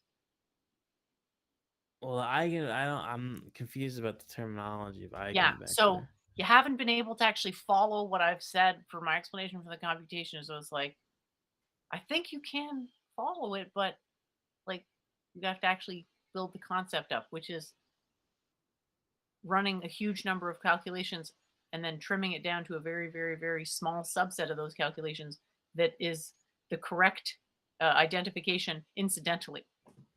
So that's where the brute force comes in. You're doing so many calculations that you're right by accident eventually. Okay. And therefore you just keep the ones where you're right. And you throw away all the other computations. Okay. So that's basically how it works on the very most fundamental level.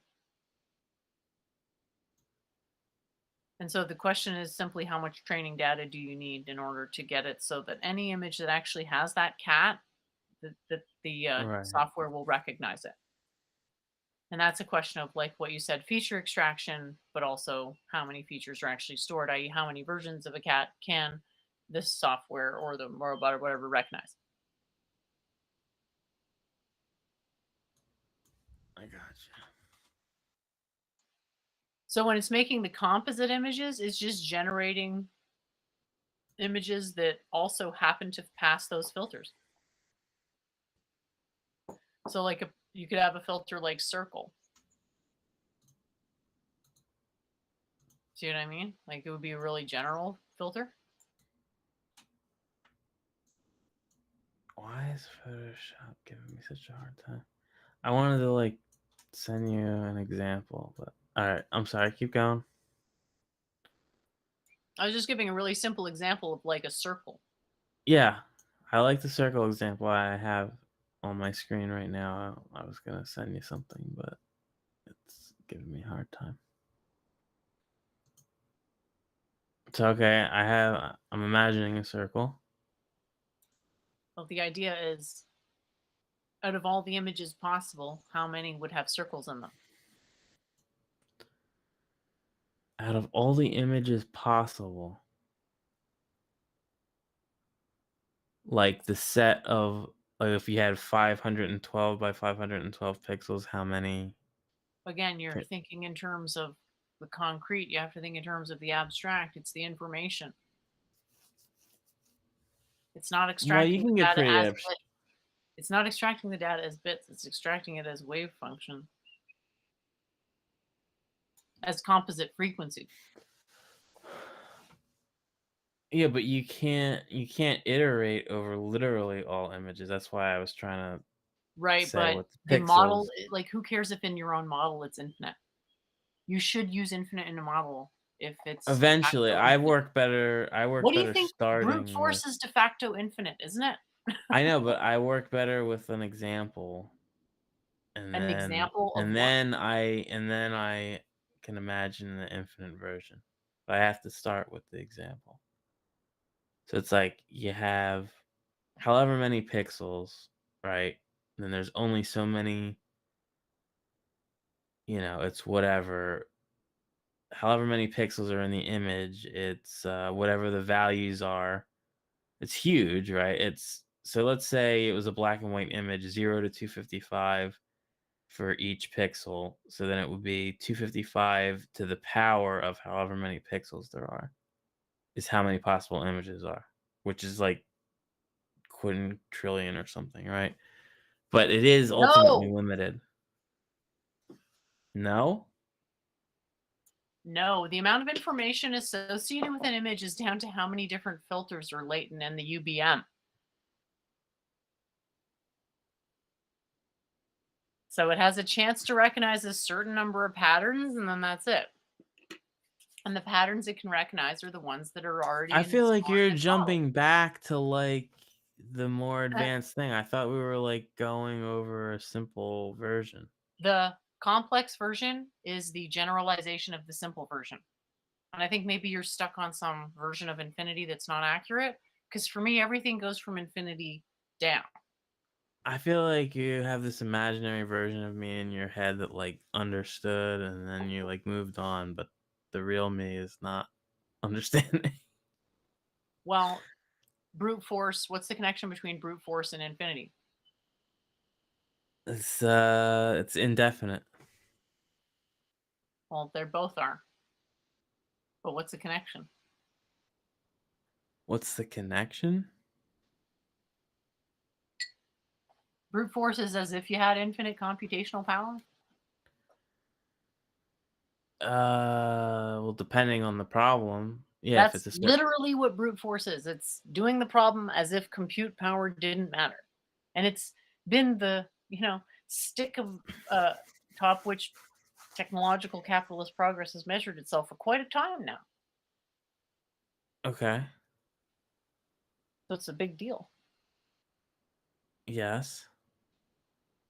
So it's the perfect example of why people who work in a field don't understand shit about how the technology in the field operates. Because there's no necessity to understand how brute force works. Because that's the point of brute force, is not having to understand, because you can just assume that you have a calculator that can clunk through the boring computations for you. I feel like you're using the term brute force differently than I am, though. Okay, well, why don't you tell me how you use it, and we'll see. Like, okay. Let's say someone were to write a number between 1 and 1,000 on a piece of paper, right? And then See, and now I I can't feel like you're trying to draw me into a house of mirrors here.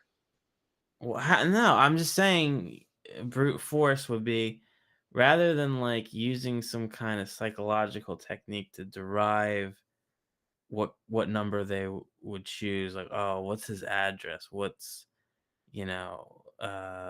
his favorite number, and what was the last number he chose when last time we played a game like this. Instead, you don't care and you just say, is it 1?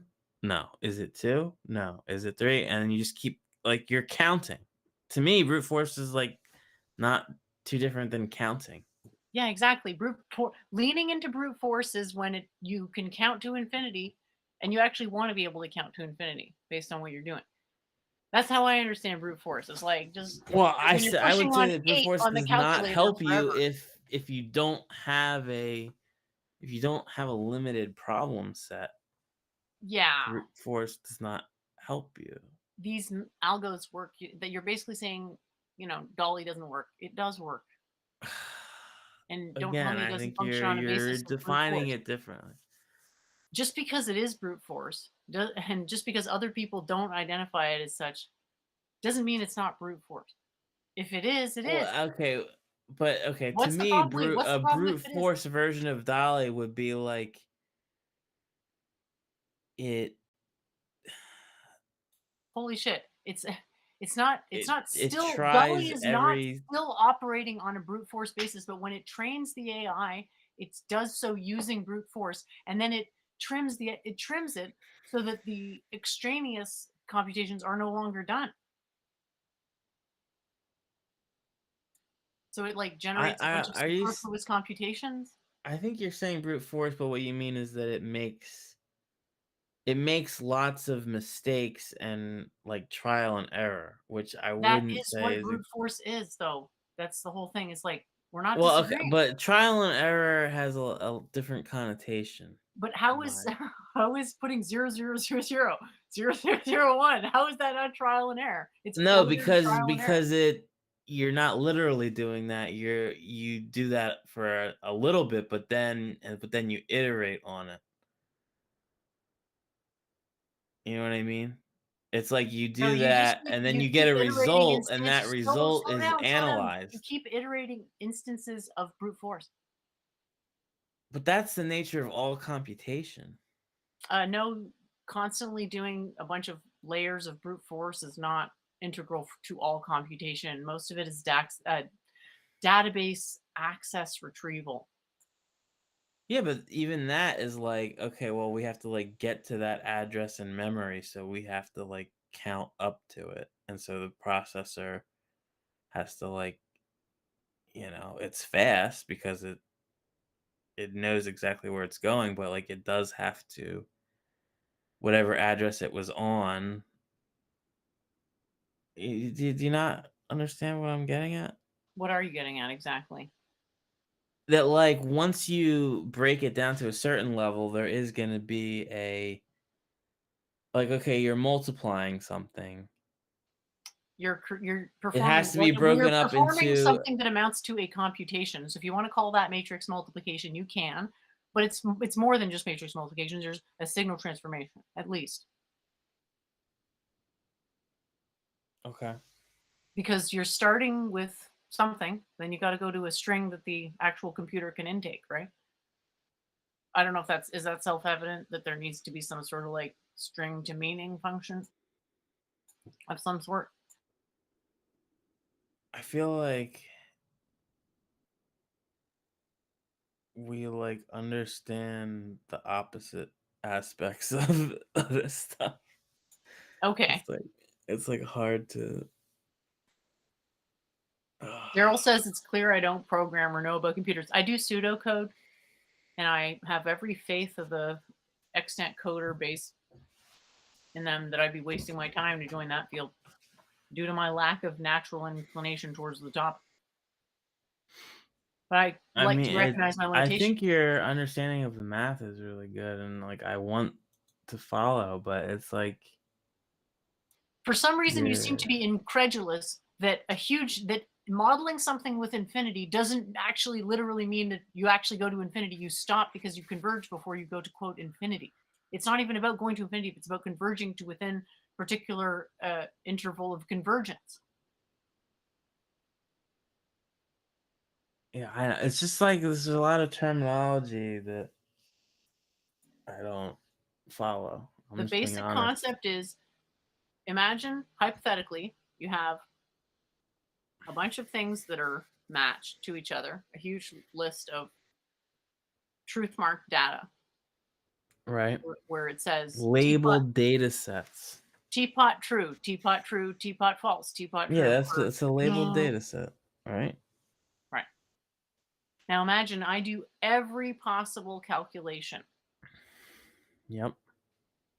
on every single one of those things, and then I do it between every single one of them. I'm creating scores of a sort. I'm just doing a random computation. Those Yeah, scores can be ranked. scores. Those Yeah. scores can be ranked. Some of them, incidentally, will have a good rank. Some will have a bad rank. You just trim like the bottom 99%. And then maybe you get something that is accurate with a 55% accuracy.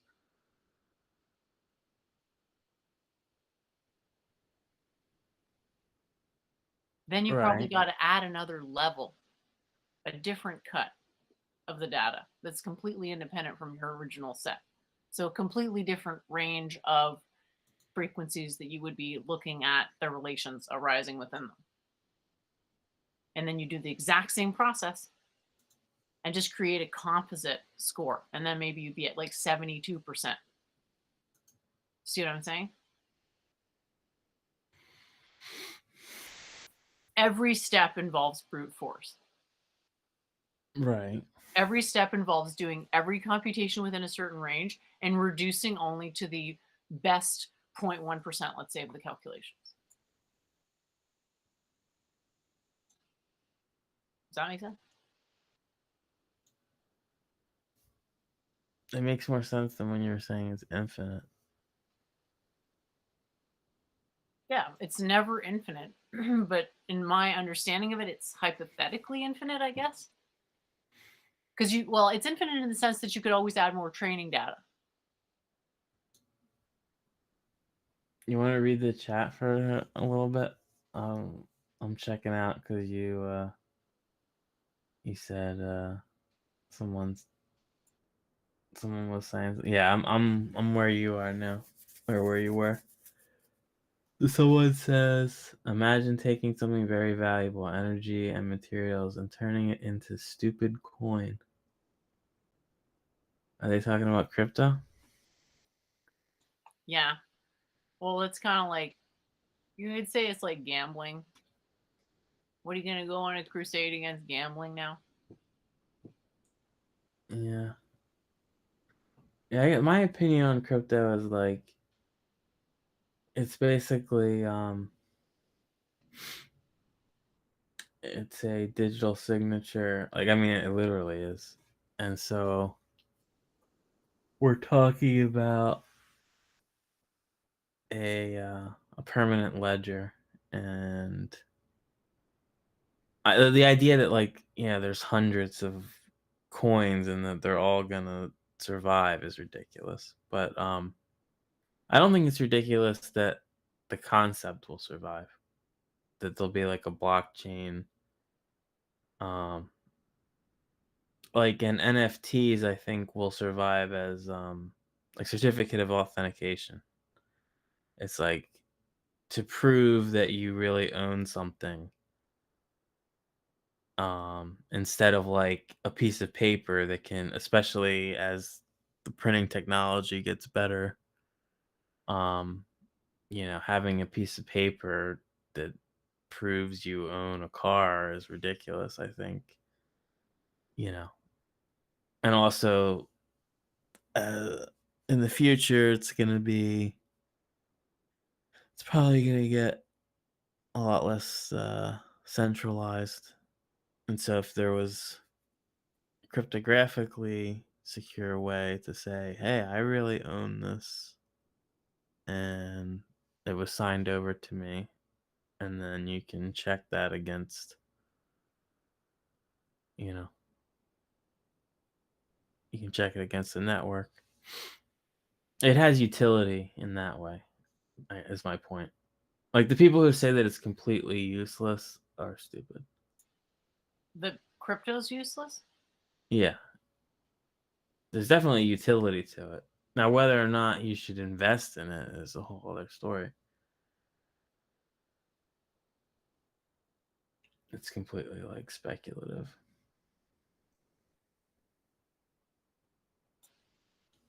Yeah, I don't know.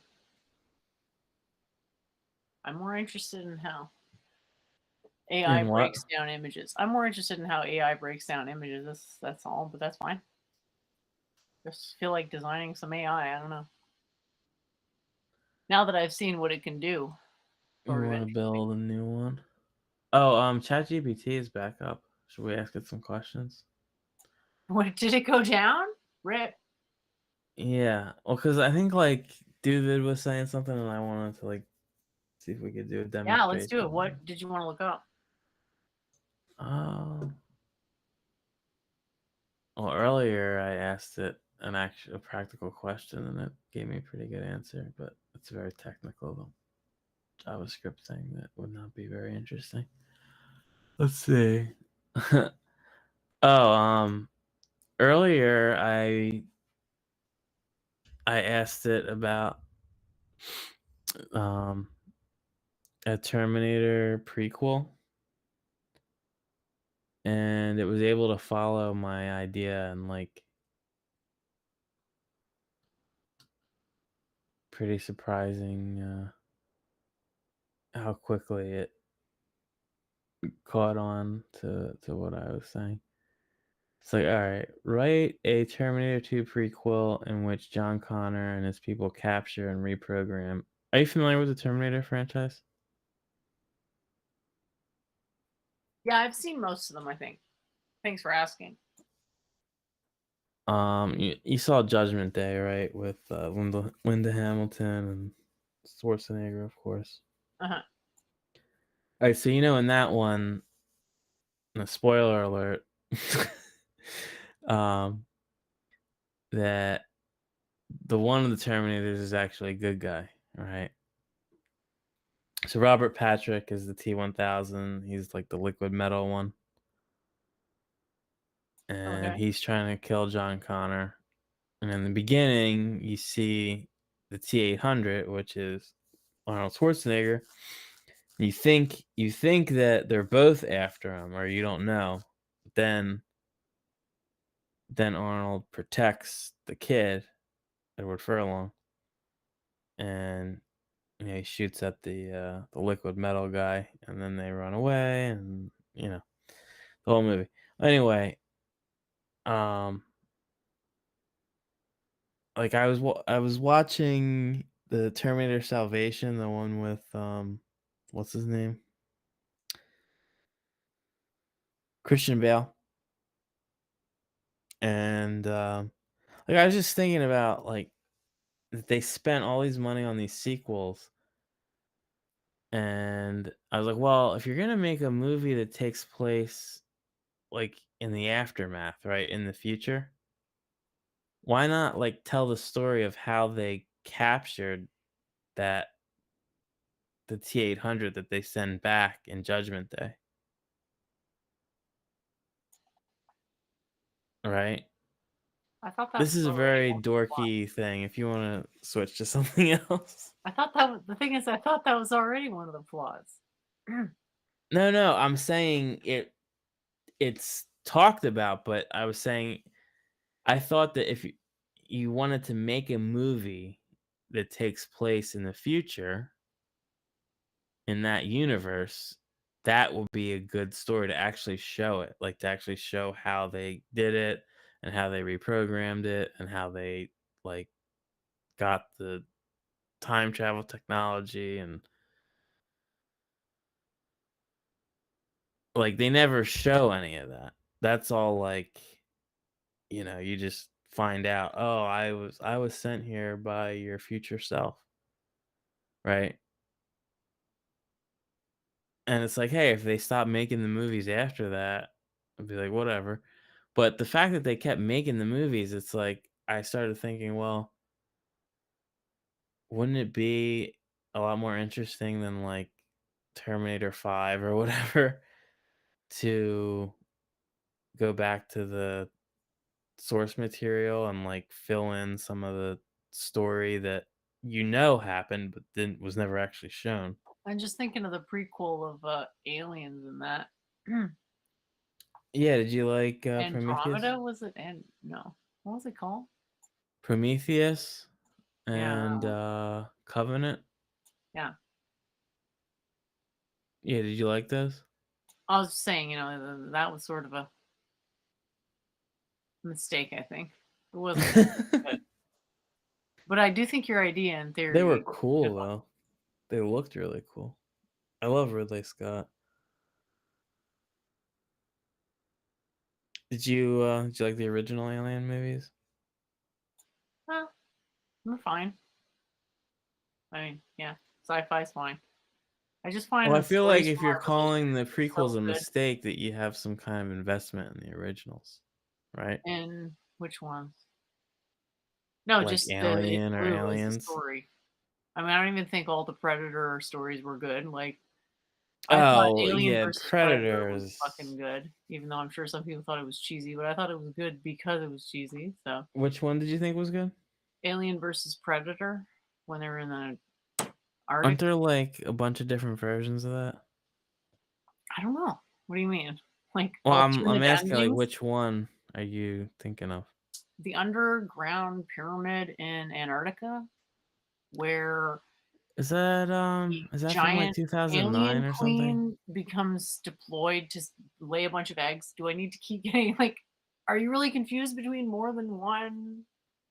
Is this really the plot in I more think than one you're of these movies? assuming that I'm a bigger sci-fi dork than I am. Just like I'm obsessed with the Terminator franchise, but I never got obsessed with the Alien and Predator stuff. I Like I thought you were know just about yeah. it. Well, Prometheus is part of that universe, isn't it? So Yeah, like I saw Aliens, Alien it 3, was a mistake in the context of and those other movies, not because I'm wedded to the Aliens franchise, but in its own right.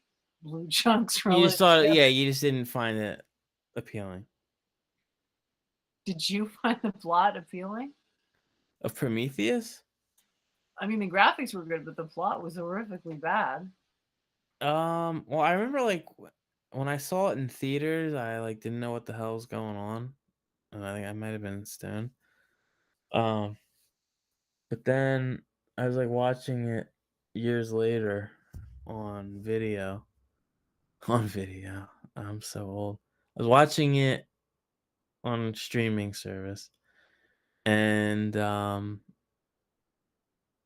don't know, I thought it was pretty interesting, like the idea that there's this common ancestor, or I don't know. I mean, it's not like this super original idea. Oh, what if aliens created human DNA and sent it to... But like to actually show it was cool. Sometimes that's what art is. It's showing a particular vision of something. It kind of goes to what you were saying earlier. It's like, yeah, anyone could type in the prompt of what if aliens made humans and they sent a ship to Earth.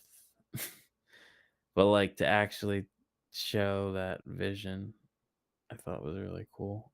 And the robot played by Michael Fassbender. It's interesting.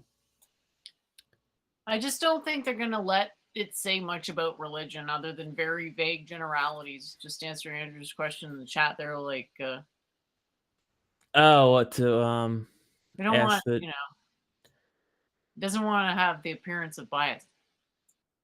Yeah, I wasn't paying attention to the chat. Let's see here. Well, he's looking for What problems with proof of stake in crypto?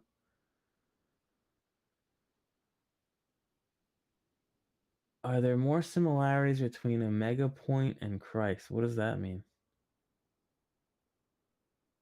What is Omega Point? I saw someone say that earlier.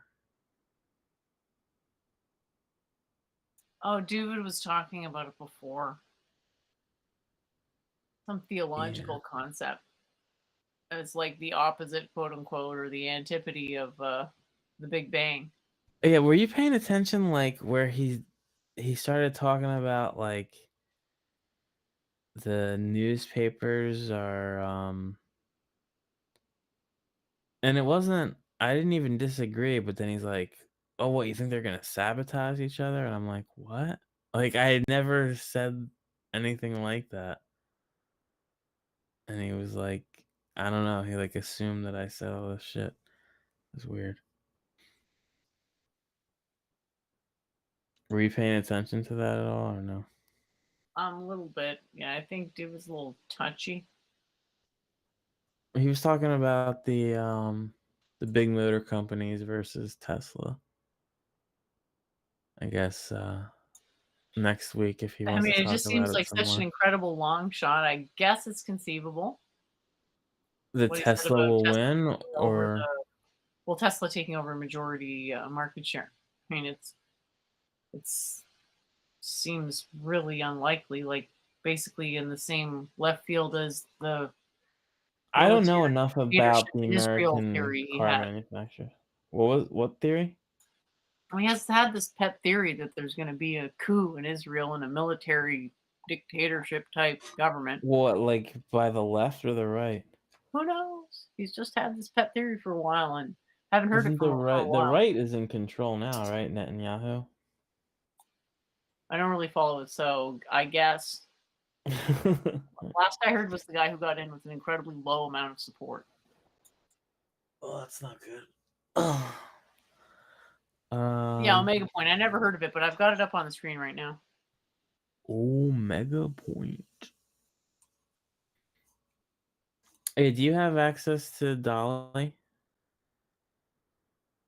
Yeah. I got banned because I put in too many sexual requests. It doesn't like you making sexual requests? Yeah. And it wasn't even like anything extreme. It was just like I just wanted to see if it could do certain things. Like so basically, without getting too crude, it was I like said something like, "Oh, do something in the shape of a genital," and it was like, you're trying to get around the ban, blah blah blah. But they let me pay them to have GPT-3, so it's funny. It's like my account is in good standing, except if I click on Dolly too, they're like, "Oh, you're not allowed here. You were bad." It's fucked up. Uh-oh. They're holding me back as an artist. Oh, is that what they're doing? Yes. They're Well, you pushing realize if me into they using did that, like people would start making a lot of data queries. A lot. A yeah, deluge, if you will. data queries. But I bet in the future you can get like a subscription where it's like text to Well, I porn. think far enough in the future it'll be you know, like the porn companies will be able to afford their own language models and image models. So they'll just have it like built in. If you search for something that they don't have, they'll be like, please wait while we generate. So, you know. Yeah, it's a matter of like decentralized data access, which is really impressive that it can do that.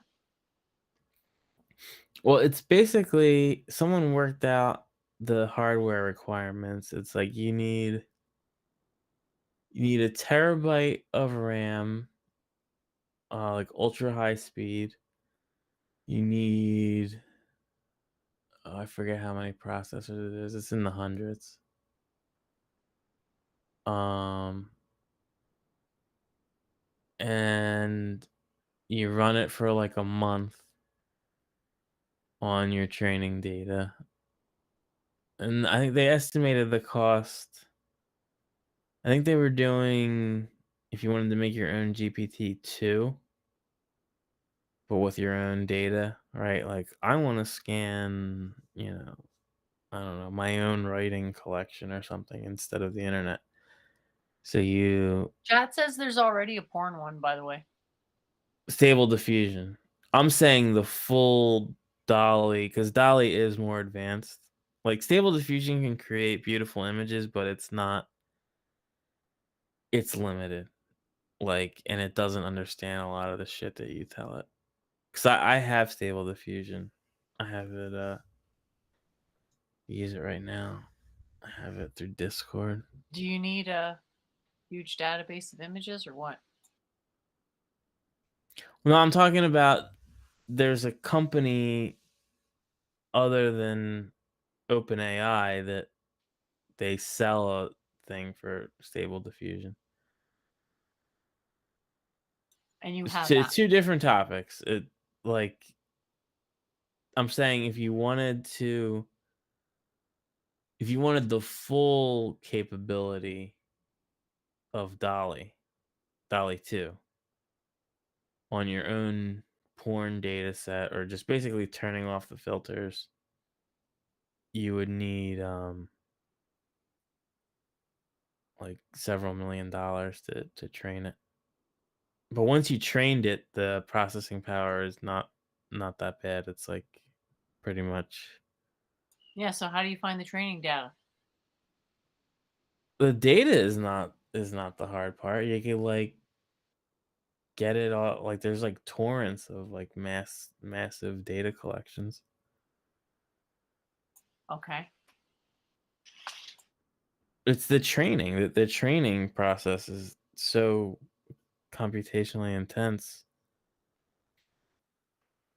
You basically have to rent a bunch of cloud computing for months running it 24/7 at maximum capacity.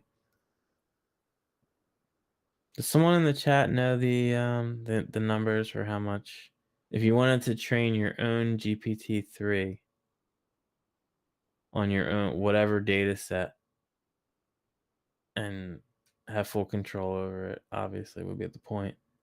How much do you what are the requirements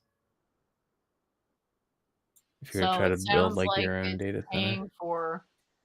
paying for cloud space is the bottleneck.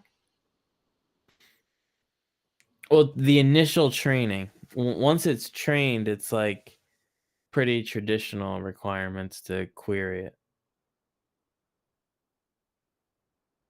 right? Like the same kind of requirements to do like image recognition on Facebook or whatever. Oh yeah, how many people in this photo? Let's scan this photo to see who's in it, right? That takes, I don't know, like But I guess we got to let's work on a rapid feature extraction method.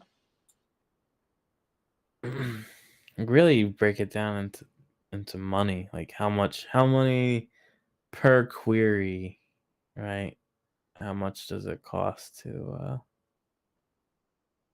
make an image? Are we talking about rendering on the level? Someone's asking ChatGPT how much power do you need to make it? It'll be similar. You need a lot of training data. And then once it's trained, it's pretty straightforward. Yep. Because it just has to extract just what it needs. And that's an aggregate thing. It's very small amount of data. So it's really interesting. Well, yeah, in a sense, it is kind of, once it's trained, it is kind of like a lookup table. But like the people who say it's just a lookup table, I think they're missing a huge step. Like Well, it's no, the it's the smartest lookup lookup table table plus ever. how good the truth values are for the table. Because if you don't have enough features extracted, it's going to be shit. Plus, if it's not. I mean, I don't know Well, I'm not saying it's just that. I'm saying I don't know how easy Stable Diffusion is to use. I haven't tried it. I think you need So, like a newer NVIDIA card to use it. I mean, how easy is inputting stuff to get it to do stuff?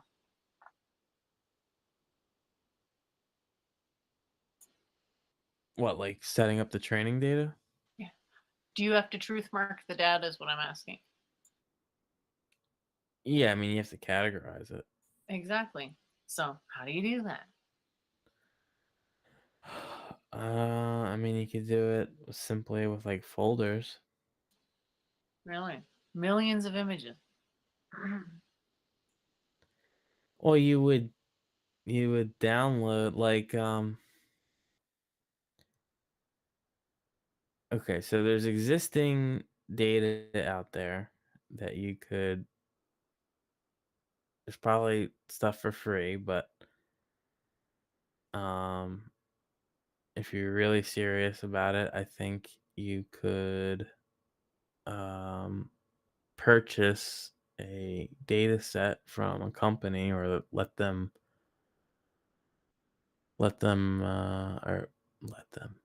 they will let you stream however many million images, and they're all labeled and everything, into your model, and they'll charge you whatever cost per image or something. Yeah, okay, yeah, for a hundredth of a cent per image, we'll let you use our labeled data, you know, for however many hours. And and if you saved it off, if you had the storage to save it off yourself, you probably could. But there's probably some licensing thing where they would try to sue you if they found out. But anyway, um like practicality, you're just trying to get it done, right? Like you would contact different firms that produce the different pieces that you're looking for. So you label data, you go to a firm that provides labeled data, you find good CPU rates, whether it's Amazon, the AWS, or there's like some competitors now that they're more focused on the AI stuff. Um Yeah, it'd be so exciting to see what they come up with. it's gonna be pretty cool. What Just would the suck images. though is if they started to like limit non-institutional people that were trying to do it, like, if they like started asking all kinds of, oh, what do you need the images for? Oh, what do you need this much compute time for? It's like, fuck you. You want my money or not? Yeah, I can't see them caring if you're paying. Well, yeah, and I think there will come a time where it's just so accessible that, you know, like a couple of kids with 10 graphics cards or whatever. I'm talking like 10 years from now that you could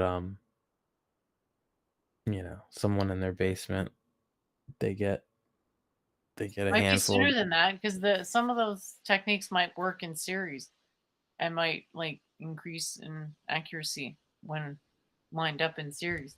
oh yeah, you know what? There's optimized chips where they lower the precision, because that's one of the things with AI is that the precision is not nearly as important as classical computing.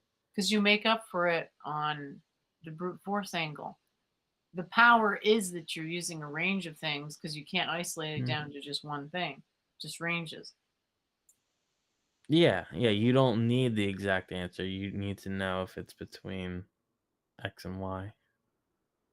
Yeah, and that's why, like with an image like what I have right now, it constructed a whole bunch of potential images, and then all the ones that recognized what Wait, I what are you asked for. making here? What is this?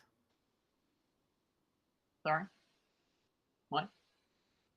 What are you showing here? Are these pre-made or are these? That's a composite from 2 AI generated images, just like that one. That's another composite. I think you can probably tell I where I think put I'm them on together. I'm on a delay though. Do you have are you showing it in our actual chat? Hold on a second. No, I'm just I can't show it in our chat. Sorry. It's on a different computer, but All right. So it's I don't on know the how. thing. But yeah, they're composite images, and Right now, there's the Star Trek guys are in yeah. like a purple thing or a pink thing. I don't know why I said purple. Yeah, so this is a filter I love, which is let me think here. Digital art. That's a good one. And what is that on Dolly? Yeah. Yeah, I So have I have I was whatchamacallit. I was What the thinking hell is earlier, this? like it probably has Midjourney. really an ability to recognize spheres. So it generates a bunch of different images, and then when all the spheres are rendered to within its tolerance level, it's like, okay, cool. Yeah, what was the prompt for that? I was actually just checking because I'm not sure. I have to just see here because I made a whole bunch. Another one I like is 35 millimeters. Yeah, I know that one. It's sort of interesting because, like, you can see that when there's a lot of images, like really popular type images, would have more training data versus less sort of popular type. One thing that can affect at least the mid-journey thing that I use is the aspect ratio. Yeah, see, that would just be awful to deal with. And as you can see, these aren't perfect spheres, but they're perfect enough because the computer's not constructing spheres, it's identifying spheres as objects within a transformation of the information in that bitmap that we're looking at right now. So the prompt for this, I'll just check here. I prompted the mid-journey with fill the screen with pink spheres. Let's see what it does. Yeah, like there's something to be said for, learning to think the way the computer does. Not that it's a person or anything. It's just like there's a level of similarity on level of just brute force computation that, Okay, the prompt is world of bubblegum quantum candy, comma, 35 millimeters, comma, digital art.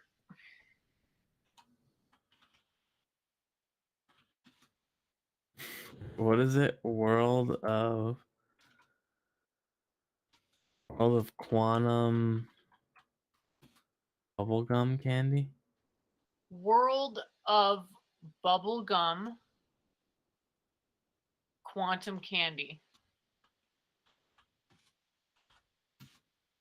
And then you added 35 millimeter. Well, I put a comma, 35 millimeter, because that's one that has a lot of good training data. Right. Because creates a really nice blurring out the background rounds it out. Because you know what they call the uncanny valley, the creep out region. You know how some AI images I go know into what like a Uncanny creepy Valley region. is. I'm not saying this is exactly the same thing. I'm just saying it shares the creep factor of like for example, the fucked up hands. I don't know. Are we looking at the same thing? Did you change the image? No, I'm talking about the phenomenon of fucked up hands in AI generated images. Oh, like the artifacting type stuff? Exactly. Okay. I just find that the 35 millimeter really rounds out the artifacting, especially like the stuff that's just like that one annoying thing in the corner that just makes the whole image shit. Yeah. Yeah, so anyway, that's that one. And then I thought it would be cool to make it look like there were people inside like that sphere as like a spaceship or something. Well, yeah, you said it was a composite, or you like Yeah, stuck that's a the composite. image? So I took, hang on, I can try to see if I can load up the original one. You can see, I mean, it's pretty obvious what the original Well, yeah, no, I prompt. mean, you said, but the thing inside, like, so the guys that are inside the ball, are those also generated, or is that just like from Star Trek? They're generated. Huh. The one guy looks like he's wearing like the blue uniform. It was God. generated using a Star Trek prompt. So yeah, that's what I Ah. expect.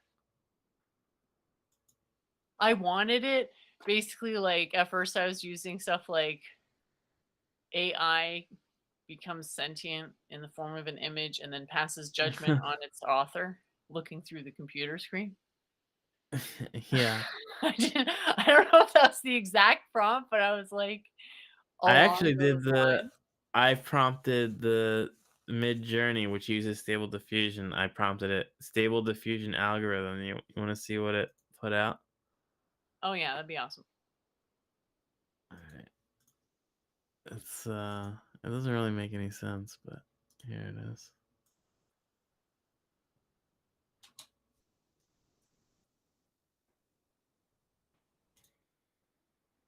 Okay, are you just linking me or are you gonna screen share?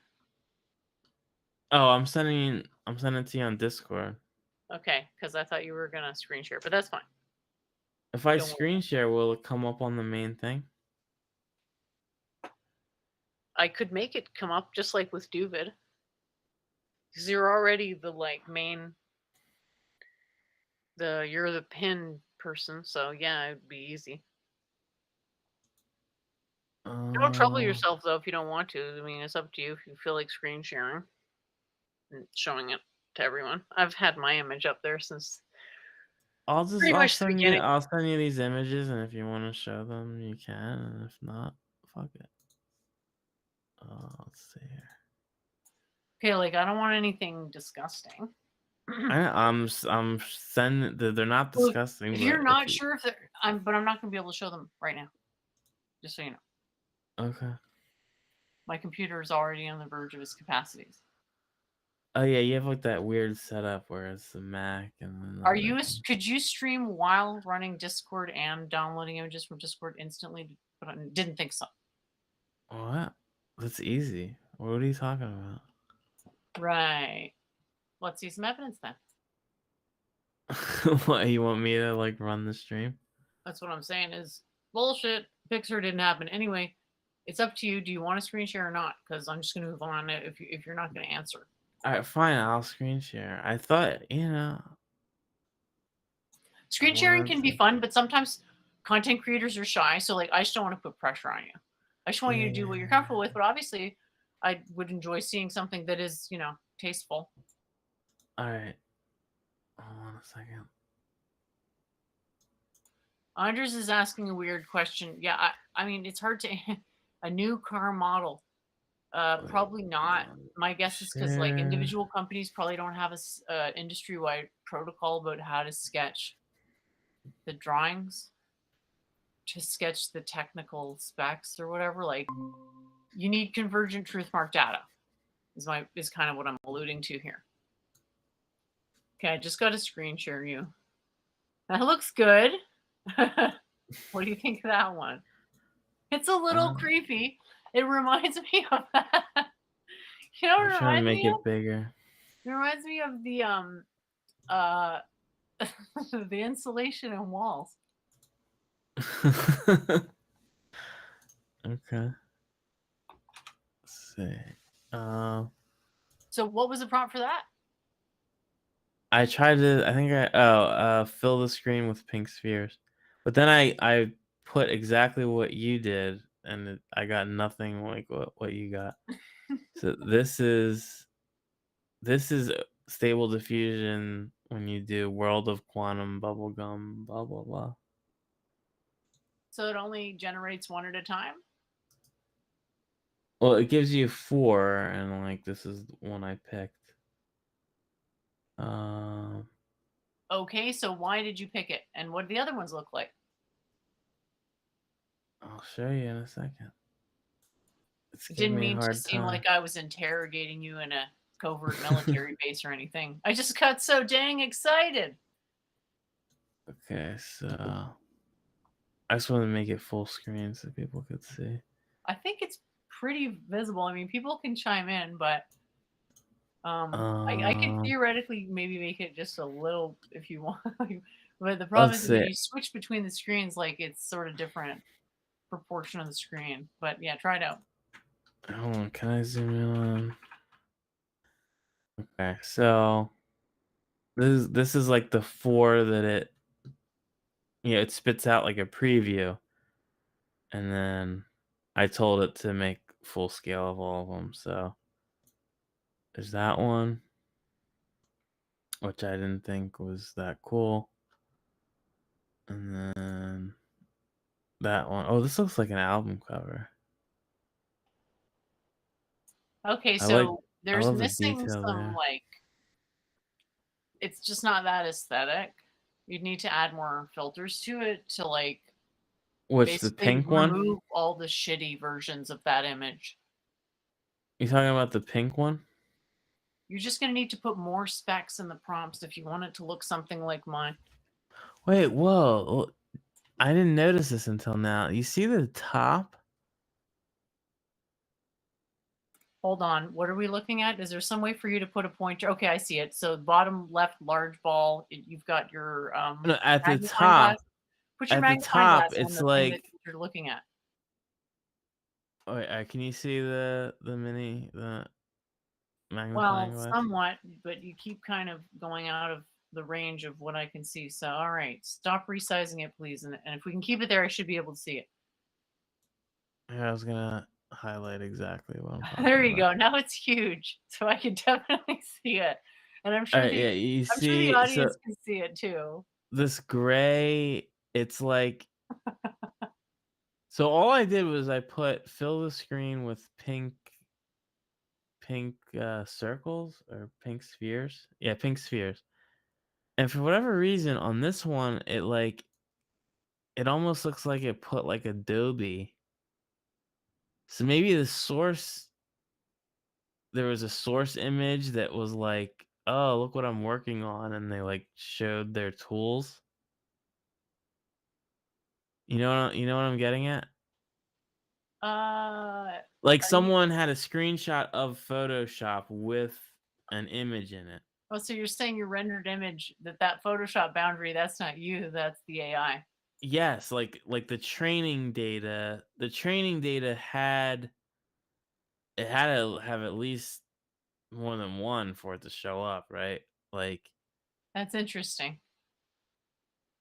Are you sure? That's just crazy. Like if that actually, that came out of the you model. think that That that is would not be that from the me. model would be able to remove that, or that it would. Yeah, that it would not associate that part with the spheres. So what do you think about it? It's That's how would weird. you change this to get it to look more like mine? Um, I don't know. I'd probably say like Because the issue is that there's spherical ships. no, no. Okay. Okay, look I at didn't this. know it was a How many quiz. spheres do we have? 4, 5, 6, 7, 8, 9, 10, 11, 12, 13, 14, 15, 15 to 20 spheres of sizes ranging from blank to blank, maximally distributed throughout the, you got to put in all these prompts specifically. And I bet it could rearrange it aesthetically, but you'd need to know essentially something about like objects in space and their proportions and what looks good. Whereas like this thing, it does have a good balance overall because probably it's been trained on a fuck ton of art and it's picking image based on an overall like couple of aesthetic like filters. This is like waiting, it's generating more images than stable is to get to a point where it's like, okay, this looks fucking good. It's actually art. As opposed to what stable's doing, which is like it's taking it really literally, you know what I mean? It's just like, okay, bro. You said that Stable Diffusion is taking it too literally. But that's a good thing. It just means that you got to make the prompts more specific, which is awesome.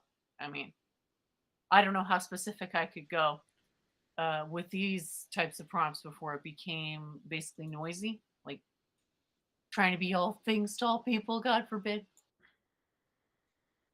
God damn. I'm trying to find this. So yeah, the trick with AI, at least at this This point, one's like on until screen. there's a massive amount of like multimodal convergence of the level on which you want to strike the balance is like to have it lean into what it's trained on, um, what is sort of reasonable to presume that it would have a really rich amount of meaningful variation within its training database.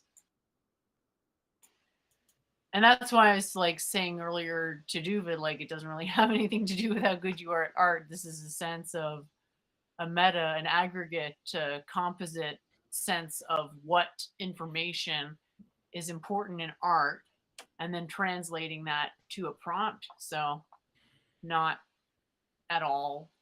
I don't know. Not necessarily I translation. think David was thinking in terms. Well, I don't know what he was saying, but It's a nice idea that all these skills like are transferable. It's just it's not realistic. Like I wish it was true. It's just not. I think So, with digital artists that was different. Like, or and I guess it I'm sorry, I depends. don't think it is different because like what I can do now with AI is totally like I'm just a hobbyist, but what I can do now versus before is totally different. But it's not just prompting though. You know, It's not just there's prompting. It's what I know about digital oh, digital signal processing over a long time working in the field, plus prompting. The no. But what prompts I'm are saying good is because of there are the experience. tools. There are tools where you go into like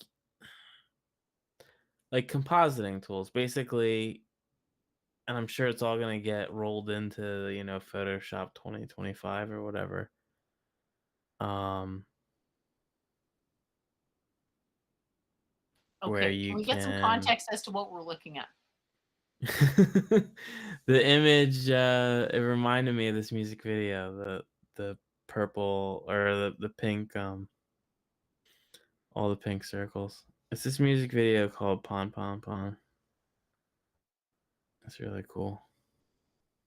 I used to watch it with my coworkers. Do you like any of the K-pop or Japanese music?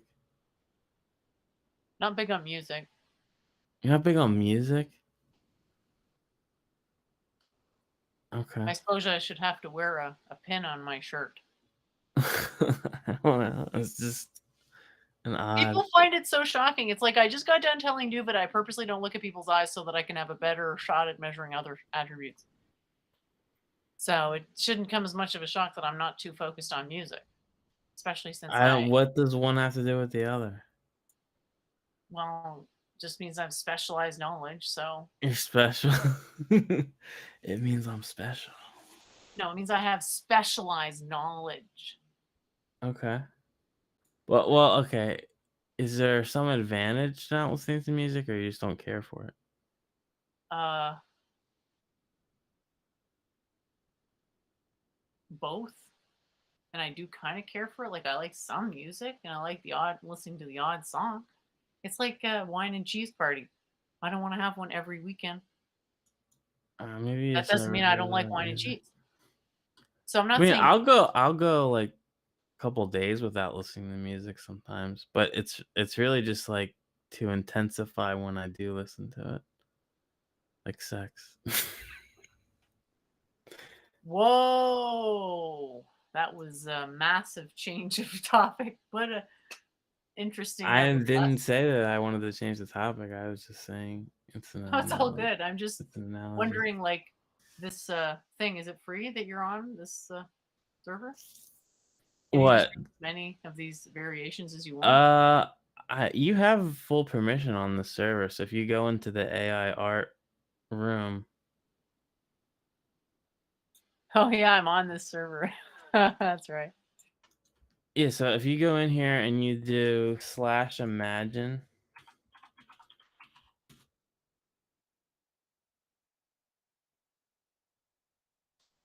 Yeah, see, Anders, I don't know if AI music's the same. You know what I mean? Like, I know it seems like, oh, the images are so good, we should be able to do it with music. It's like, I don't know if it's the same. Like, it's sort of, it's a There matter of is the resolution. Like, what's the parsing resolution? I understand the there parsing are resolution for an image, whatchamacallit. but a song is There closer to a thought than there's it is to a preliminary stuff. composite of filters that you can easily, like, images might just end up being like, you know, It's all about like what you if you can come up with a similar sample, um, like it can fill it in, right? And the some of the stuff they were screwing around with, they would say like, write a melody in the style of whoever, right? Like, and this one guy was saying that it would be very useful to do scores in a movie because it can get very expensive. Like, you have to hire composer, or you have to license music.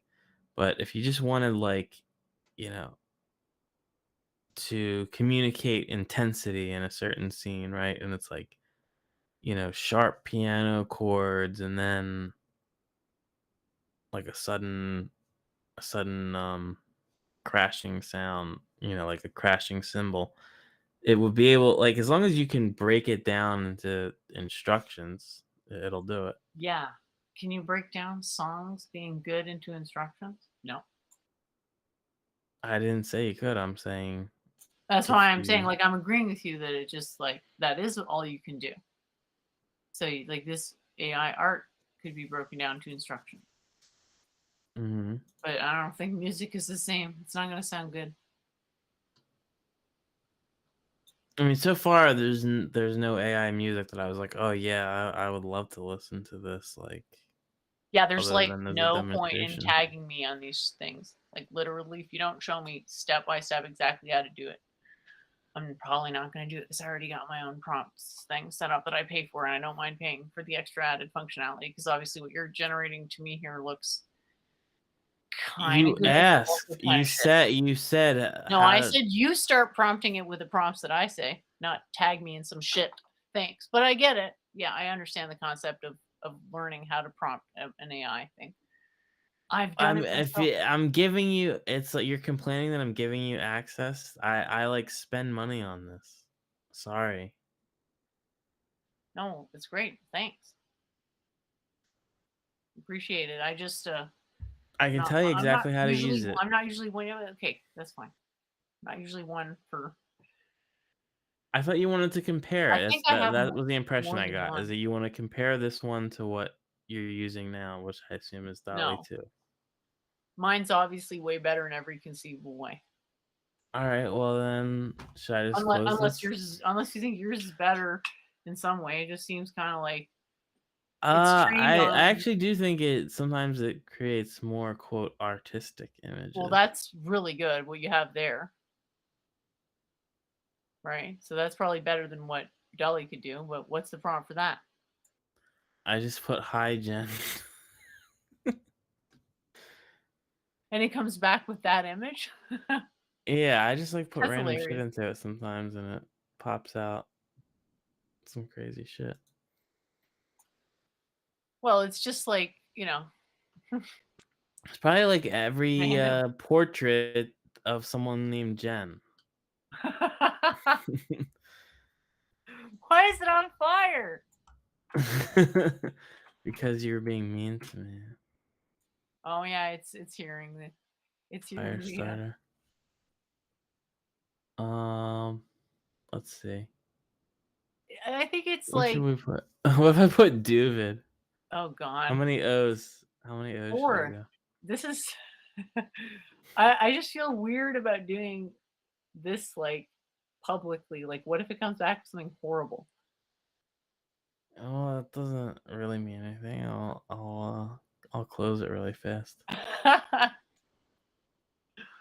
Did you do anything fun for the holidays? I got Chinese food. It's a Jewish tradition on Christmas. What about you? Yeah. Not much. Just hung out. Enjoyed not having anything to do, kind of. Yeah, so hit and miss, hit and miss. Well, it's still going. Stable diffusion is like. Were you talking about the AI or something else? Oh, so it like shows you intermediate. Yeah, That's I cool. think it shows you a little too early. I don't think it should start showing you until it's like more than halfway done. Because it'll show you like when it's just like a bunch of noise. Huh. Wait, I okay, think so that's for cool stuff. Doovid, it's like a black girl with steampunk. That's weird. It's just completely uncorrelated because it's a Yeah, meaningless term. It would be like if you put exactly. Joe. Yep. Joe is just like, what does it mean? It doesn't mean anything. It's like if you put in the letter A, it's not going to tell you anything about the letter A. It might actually just show like there might be enough training because of optical character recognition that if you put in like alphabet letters, it'll just show you a big A. Well, that's But the it point. wouldn't. Like it's sort It of wouldn't for obviously seeing words. more information than just Doovid. It's Yes. pulling information from somewhere. So it's, I guess, oversampling information. That's sort of like just random faces. I'm What actually kind of the? shocked that it's that good on faces and that terrible on spheres. How's it so Do good you on want to faces? try like a more refined? I'll put in a more refined thing for the spheres. Yeah. It's like obviously got a huge amount of face training data. It's got the hair is really good. The lighting is Highly really good. reflective The contrast is really good. sphere. Glossy. Well, can you prompt it with like artistically balanced? I can put that in. Just really specific. I'll put in artistic. See what it does. That's probably not gonna work. You only put one. What? Oh, sphere. Well, we'll see I what it think does, you'd and then have to like I'll do tell it. portal. Labby says add banana. Is this expensive? No, it's like $30 a month, and I can generate like 150 or something.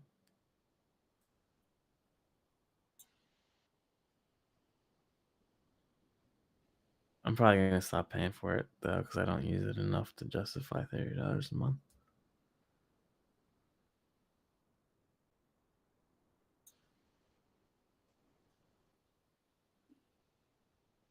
That's really cool. It just keeps getting more reflective.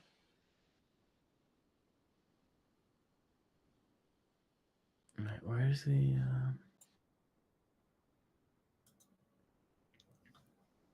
Yeah, so those are pretty good, but that's just one sphere. So I was more curious about like the overall impression of the thing, like the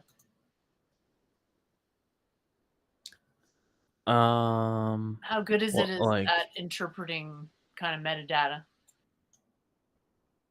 so if I said multiple pink spheres, Well, I think it would have to be pretty specific. or yeah, how about like Relation. six large pink spheres with small openings?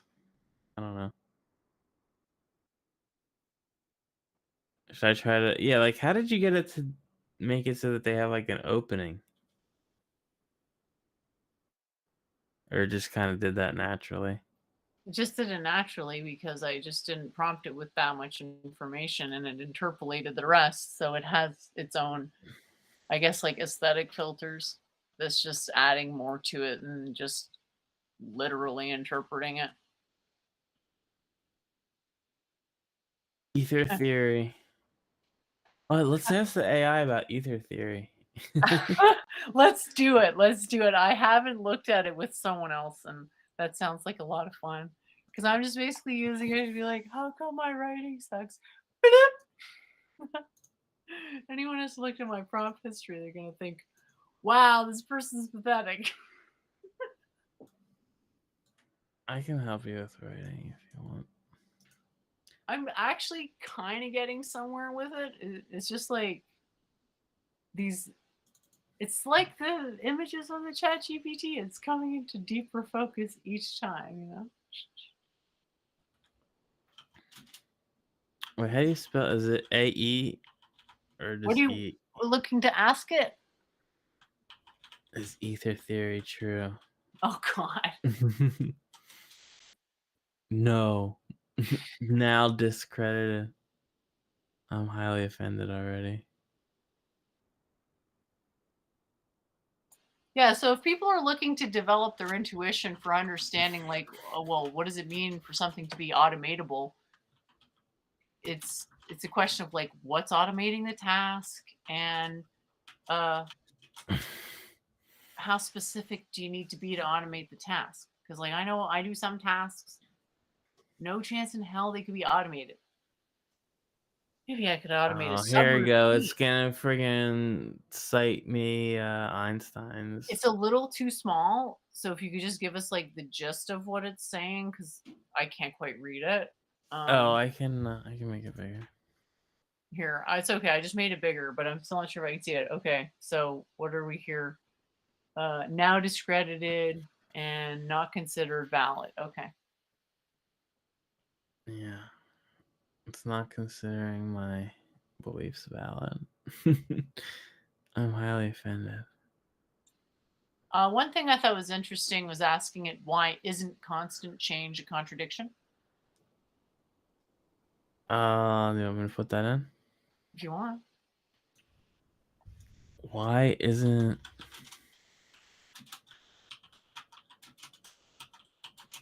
Yeah, Daryl, if it's already well accepted that Bell's theorem doesn't have a solution, we have to reword it so that it doesn't trip the filter of, as you were saying before, I think, what that is basically chastising you, like, oh, this is an answer.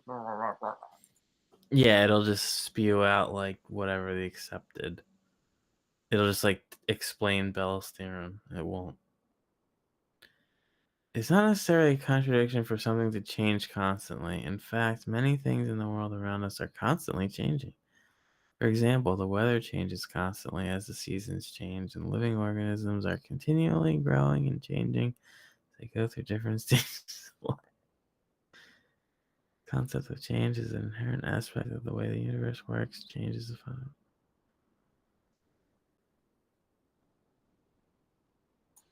So yeah. Okay. I don't even know. This is like a non. It's a non-answer. Well, what's the answer? Can you and I answer that?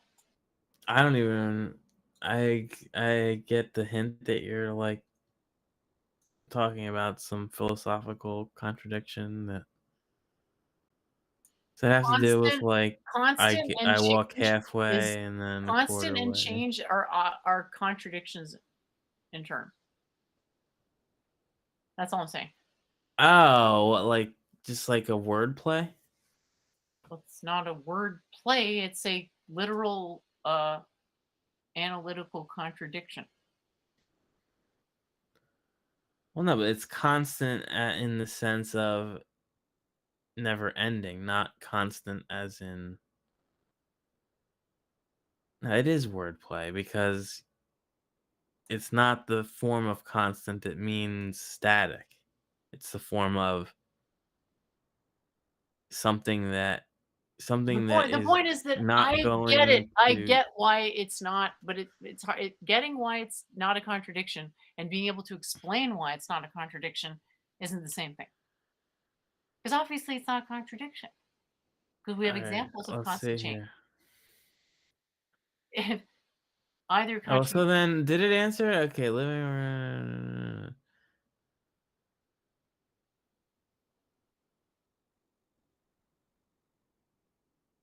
we have a suggestion in the chat about if you want to be more specific. What did Robert B. Lachlin mean that there is an ether? Let's see.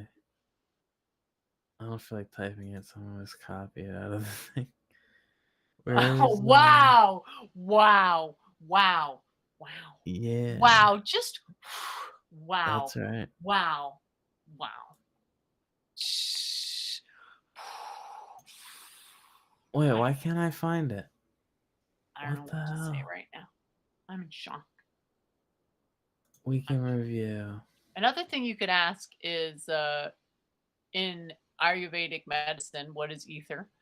It's not identical, obviously, because it's applied, it's a medical application, but it may be able to get some indirectly information associated with it. Oh, so they want me to do. Laughlin has proposed that the ether may still exist as a medium that connects all Looks like matter. he's just posting the answer himself in the chat there because you were too slow. Oh,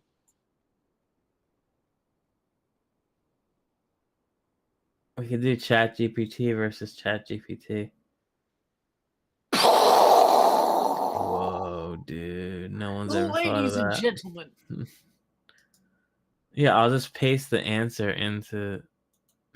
Yeah, so ChatGPT. Daryl just said constant doesn't mean the same. Yeah, but see, in integral calculus, when you're all like, I integrated that function and I got a constant, and it was constant, and it went to the end of all time. That does kind of mean it stayed the same. Like, I get it. There's maybe some like hyper subtle nuance, but it's kind of like on the level of enjoying your own fart smell. It doesn't mean it's good, sort of.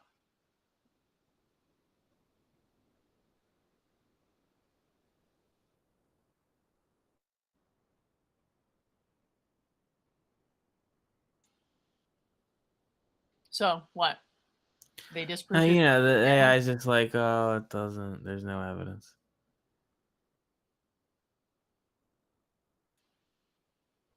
You want to ask it how Ayurveda defines ether?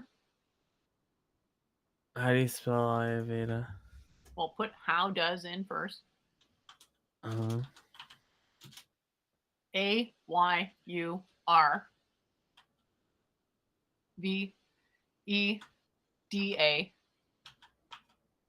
define, and then ether. And you probably want to put an A as the first letter so it trips less of the filters against it. What, you think they would filter out stuff about ether? Not intentionally, okay? This Oh. doesn't, remember, it doesn't work on that level unless it has directives, specific directives.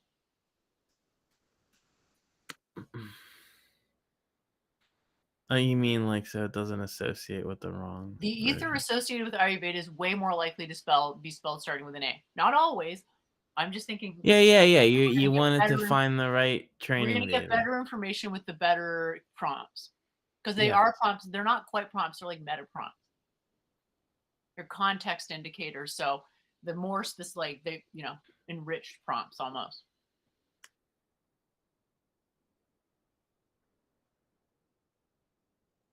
Yeah. I almost thought it was opinionated for a second, but then I saw, according to Ayurveda, ether is the most subtle and all-pervasive of the 5 elements. It is associated with space, and it is believed to be the medium through which... Because this wouldn't be observable according to its own doctrine. According to, like, the way materialist physics defines observation, ether wouldn't be observable. Neither would water or fire or earth in, like, this system of 5 elements.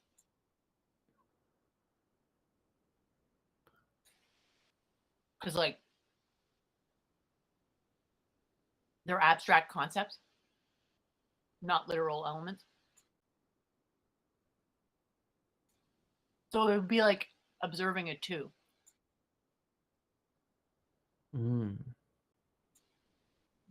It just can't. So whatever experiment is allegedly trying to observe ether is just nonsensical. Are numbers invented or discovered? Well, what's the answer?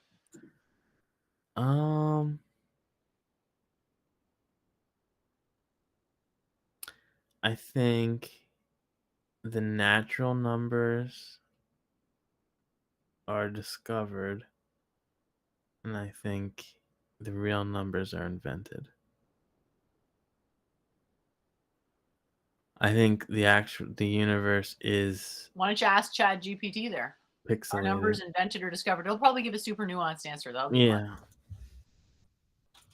I'll give my answer too. I just want to know what it says. Like, according to Should I say numbers or math? Is math invented or discovered, or just numbers? I would say try both, but start wherever you want. But whichever one you go first is going to adapt to the second one. So maybe do I don't know, whichever one you think is more fundamental. I think it is. That is essentially the same question.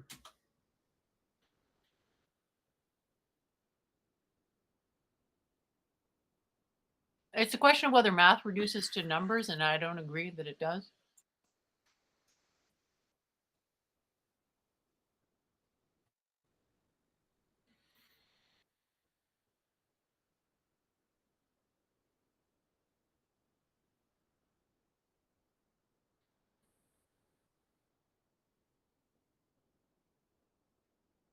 Well, if you think about, the fundamental number, like 1.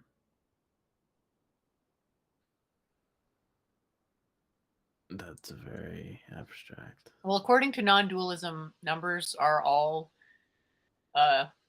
dualism, so they're not fundamentally real. So I don't know if it's obvious why numbers are dualism, because they're separate. Like 1 isn't 2. Right. Kind of the whole idea of numbers is that they aren't each other. Yes. That makes sense? Right.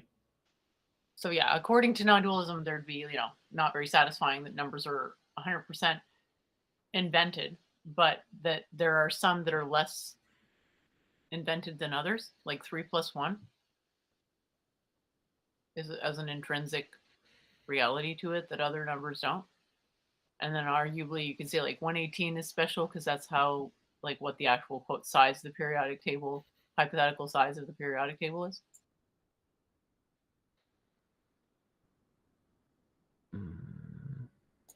So like Sometimes I I do think think there's a about pretty like strong argument primes for are there the being some sort only. of a numerological uh, properties of matter.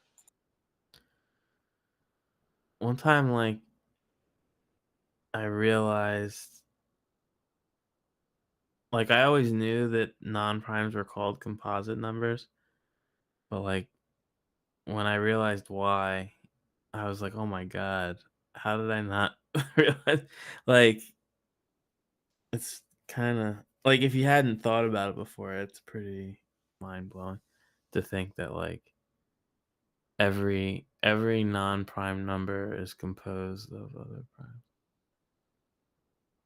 I mean, anyone that is more savant with math like you is probably just innate. But to What me, was the it was question? like, What was the question? Is every prime number made up of prime numbers? no. That the name composite number for the non-primes, they're called that because they are composed of primes. Like like I never like thought about it until like a couple years ago when I started getting back into math, and I was like, oh, like it's just like the significance of primes. Like I always knew they were significant, just because teachers told me and stuff. But like, and then I knew that they mattered a lot in cryptography. But then, like, when I started studying math again, and like realizing that any number that isn't prime can be expressed as the product of primes, whereas the opposite is not true, I like realized how important they are. And just, the name composite number is that's the perfect name for non-primes, is that they are composed of. Anyway, Okay, so in the chat we've got vacuum energy has been proposed as a possible explanation for the observed expansion of the universe. Has been suggested that it may have some properties that are similar to those of a fluid or a field. However, these ideas are still highly speculative and are not widely accepted within the science community. is What a shock. that what? How far up is that? Because I'm down a ways. I'm reading the comments from YouTube. Oh, Anders is on ChatGPT as well, just putting his answers. Sorry, it's a different question. yeah, but should I put his answers back into ChatGPT? He's talking about ether there. You're not going to get far with ether. I mean, anything, I don't know how much of like, it's probably not going to be able to give you much more than specifics about or than generalities about Ayurveda.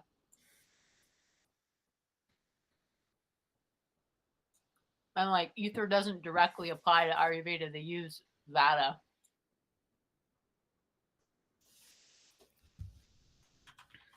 I already asked this, but just for fun.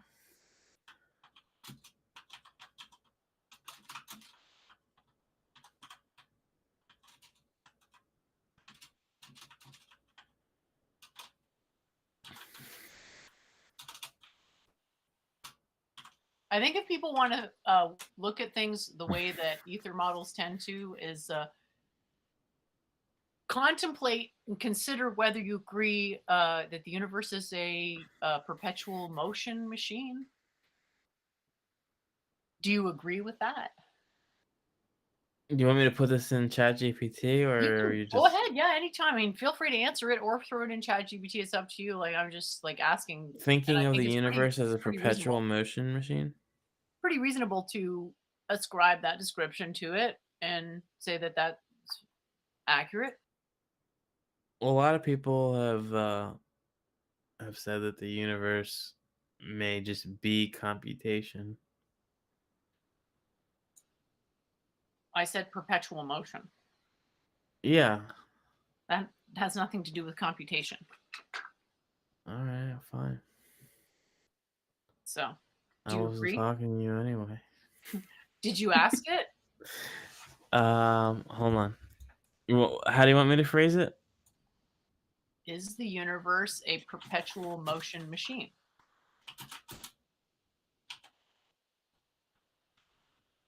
spelled it wrong. You put perpetual, but that's Yeah, I probably know. it probably doesn't matter. I'm gonna fix it.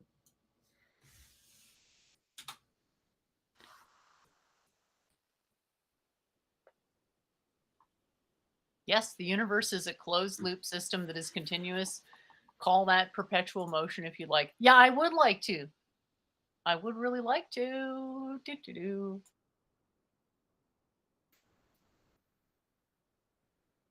Wait, how did you see that before me? How did I see what before you? Never mind. It like flashed and then I like scrolled up. So you were like reading the delayed. I wasn't reading ChatGPT. By the way, Wait, what are you looking at? I am just saying regular. I mean, where do you think I? Well, no, but you said I would like to. It sounded like you were reading something. No. I wasn't reading anything. I don't think. Well, then why were you saying I would like to? Because Daryl said, "If you like," Oh. and I said, "Yes, I would very much." Oh, all like right. So you were responding to chat. Gotcha.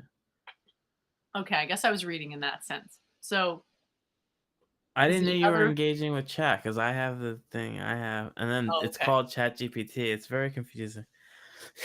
Who's on first? Yeah, what a nightmare, eh? Someone didn't think far enough ahead in the implementation of this for like the 3 people that were going to be live streaming with the Yeah. chat How come they GPT open. weren't tuning it just for our usage? I know. It's Oh, not well. nice. I mean, it depends on the definition, but how are you going to define perpetual motion machine so that the universe isn't one? So, sort of a bit crazy. The idea is that thermal energy, like temperature, is a measure of vibration. And there's vibration, intrinsic vibration. There you go. Okay, well here's what ChatGPT thinks.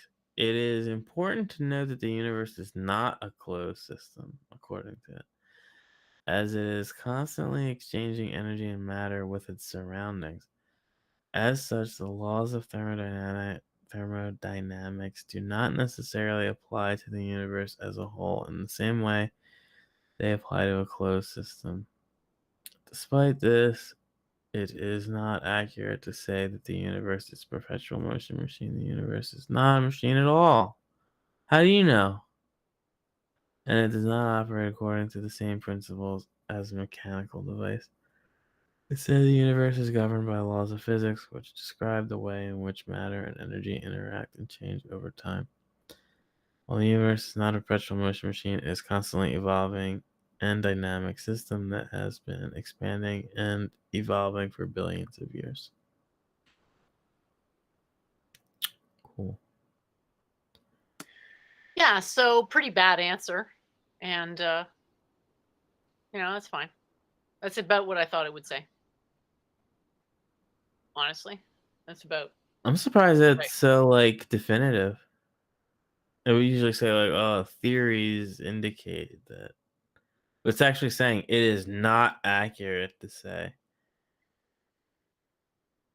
Yeah, sometimes there's just like direct things that it can't contradict. So it'll actually give a set opinion in that case. I wonder if I say why is the universal? Yeah, Why if you is say the why is universe? it not, that'll actually maybe give you more insight. No, So here. Here's what I was gonna do. I'll show you what I mean. If you try to suggest that it's true, sometimes it does weird shit.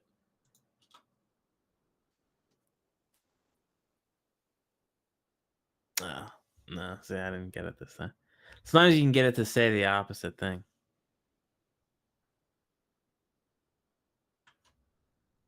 If you say, why is... you say why isn't it?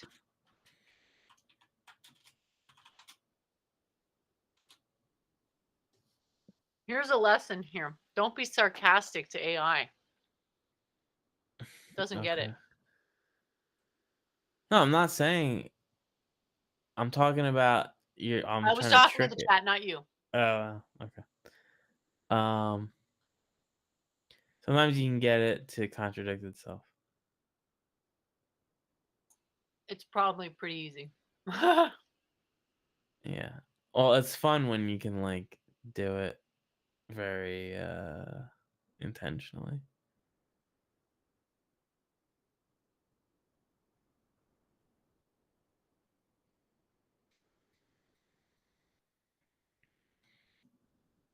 So it's saying that it's not closed, therefore. But yeah, and look at this. It's exchanging energy with its surroundings. It's funny, I was watching this cop show earlier and it was like just Like, like stop for a second. You know that's not true, right? The what? universe is not exchanging energy with its surroundings. The universe doesn't have surroundings. Yeah, I know. That's that I was gonna say this cop show, they were just like talking while on a stakeout, and the one cop was like, "What are they talking about? The universe is expanding. Expanding into what?" That reminded me of this. Like, yeah, what surroundings? You see what I have highlighted?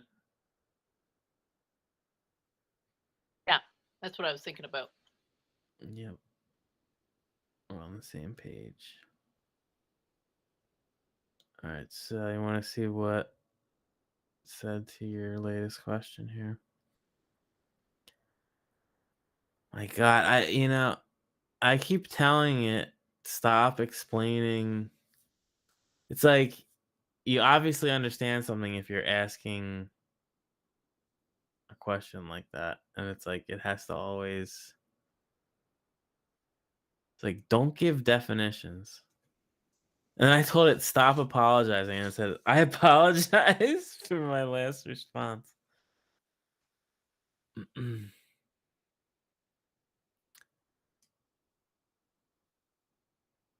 We're getting chastised by Daryl, who's apparently a Hegelian. That by asking why is, you just presupposed. And no, that's the What point. is I'm trying to trip it up. I'm not trying to be like a philosopher. I would never talk to a person that way, unless they were pissing me off. I mean, like, what's the Unless point I of was talking to it? Socratizing them. What do you see the point of interacting with this as? I don't know. It's like you can see what it's capable of, see what its limits are.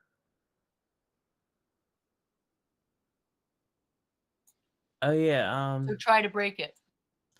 Have you been keeping up with modern day debate at all? A little bit. What are you thinking about? Um. Oh shit! Mark Cuban was on Bill Maher's podcast. Hold on a second. Why is it showing me fucking Hassan content? Doesn't it know that I hate that guy?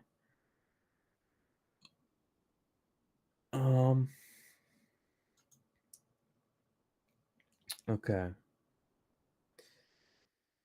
The latest thing that I saw, it wasn't a debate I gave a shit about, but it was like, the one guy. It was like the guy I was agreeing with. I like hated his style. Let me see if I can find it. Alex Stein? No, Alex Stein is funny. I disagree with him, but I like his style. uh, let's see. Oh my God. Endless fucking YouTube history. I'll find it.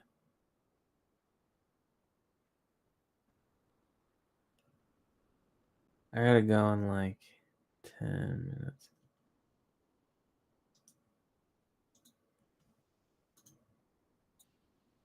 Okay. Mark Reed. Do you know that guy? Yeah. Yeah, didn't you do a debate with him? Yeah, Flat Earth, I Or think. yeah, you were on his team, right? Or no? Yeah.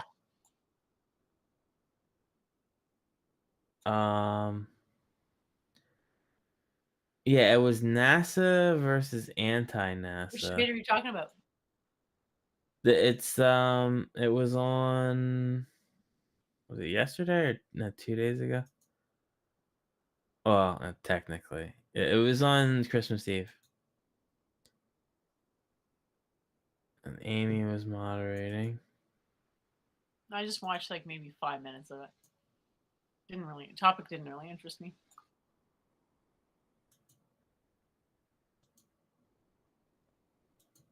Was there something in particular about it? It was like just the way that they were talking at each other, it was like very obnoxious.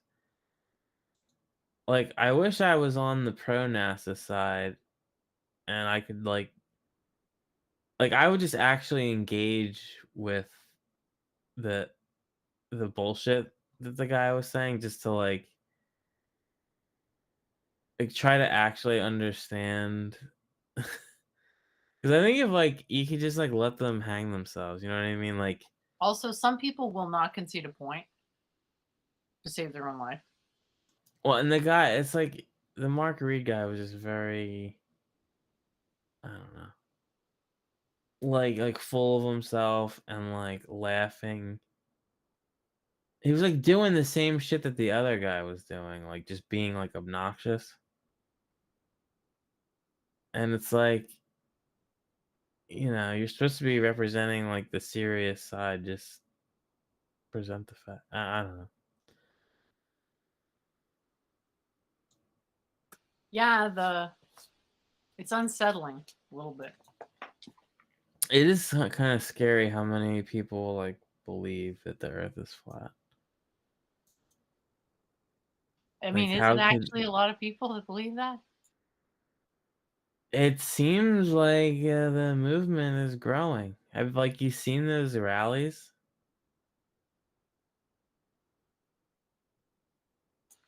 Uh, And rallies. like a lot of people like watch these debates and like why is it like I was so sick of this topic after what? I don't know. I watched like 2 debates and I didn't even like pay attention the whole time. Like what is going on that it's like constantly being talked about? You know what I mean?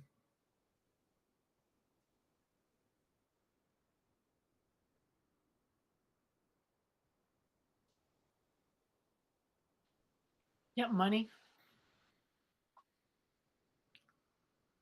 Just like taking advantage of super skeptic. Think of I'm it like so a circus. skeptical. Like, why do people like to watch Dr. Phil? Dr. Phil's funny. Okay, so laughing at people having a hard time.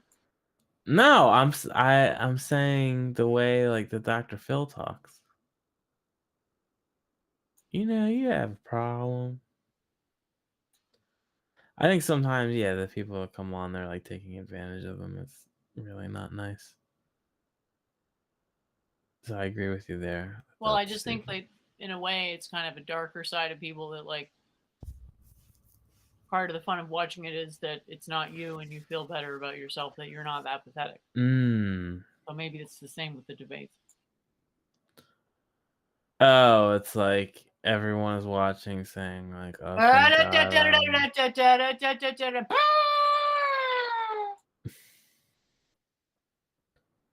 it's a circus." The thing is to take it to the next level is hard.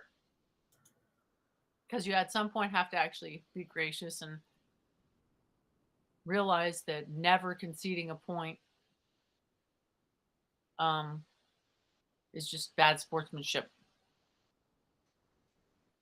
Depends who you're up against, though. Sometimes. Well, I think it doesn't, because what matters is, are the arguments any good? Because I don't think it's just Um, about the arguments. It's obviously what the arguments are being used I to think. support. But But if someone is quality in of an like really argument does bad matter. faith, and it's like, I don't know. It depends. I think if someone is making a point in good faith, you shouldn't like, and it's true, then yeah, you should not, or you should concede it. You should concede any point that is true that is made in good faith. But if they're saying something that You like don't have to happens agree with it, but you to could be say, true, "I see your point," maybe? well, it's all about if someone is like trying, their only goal is for you to say, "Oh, I see your point," so that they can shut you up, like as a means of like getting to talk more, and they're not actually trying to engage. Sometimes it's like a fool's errand to try and like take it seriously. Oh yeah, I'm gonna, you know, be academic, like while they're just like trash talking. You know what I mean?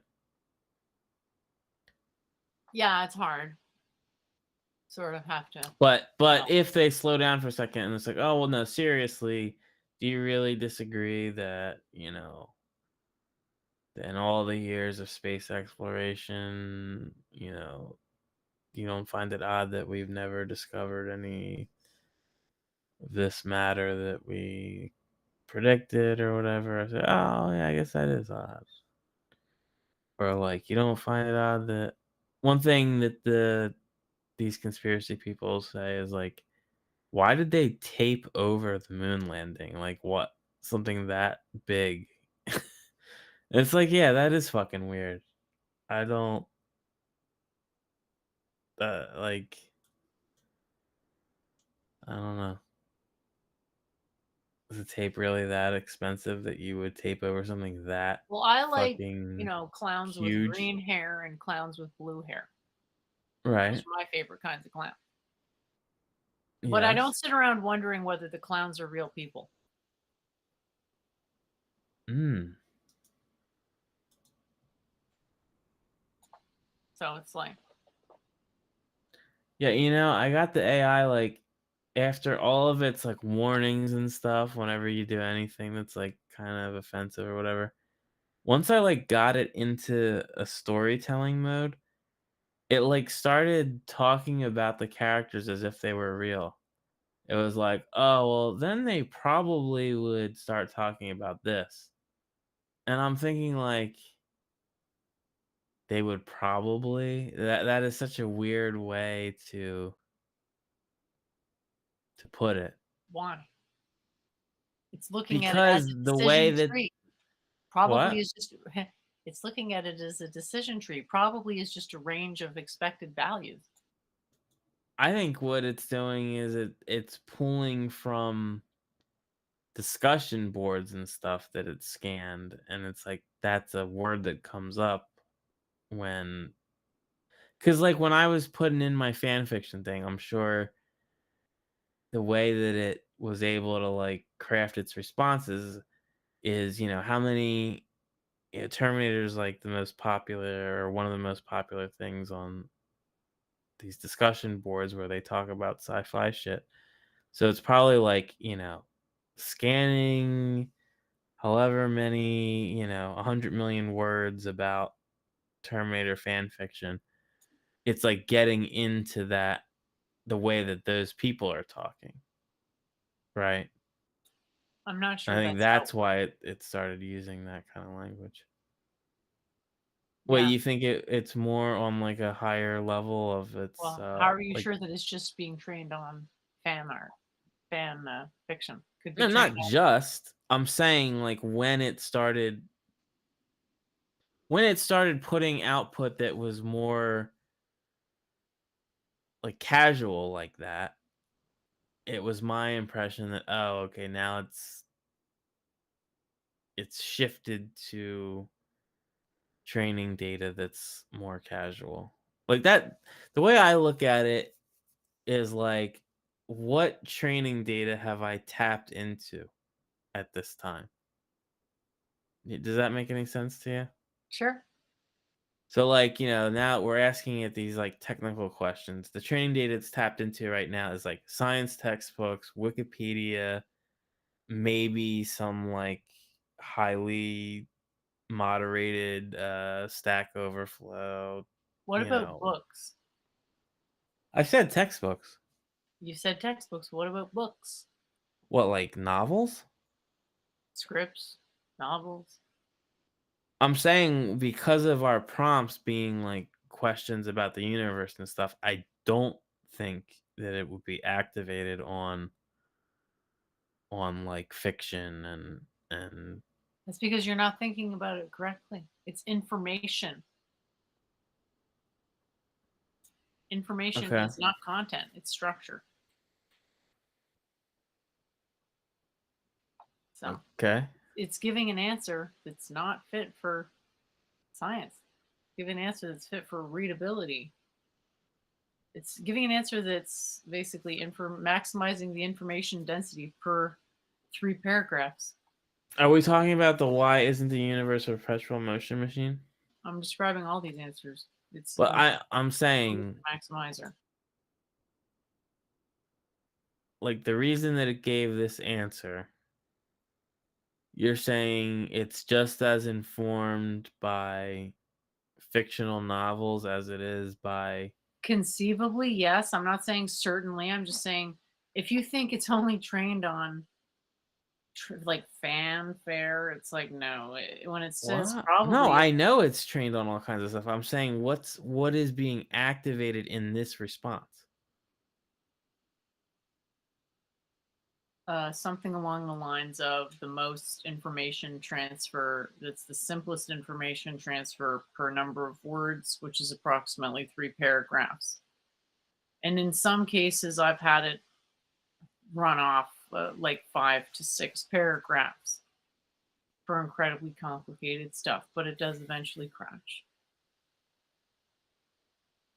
All right, but do you get what I'm saying? That okay, you give it a prompt like this, the words that it's spitting out are primarily, even though the training data covers lots of other stuff, because of the prompt, like the prompt is triggering more scientific type training data. I know it's a weird way to phrase it, but that's just how I think of it. It's like you've activated, okay, this prompt causes a response in the AI model that is connected or that was created by the part of the model that reflects the training data of scientific literature is what's activated and not the part that was trained on like Walt Whitman, for instance. Does that do you get what I'm saying there? Is that off base or I just don't know how you would know that. I don't know it for sure, but it's like that's how I understand it. That's my unless we're saying that this thing is actually intelligent or is like Again, actually why would you reasoning. think that?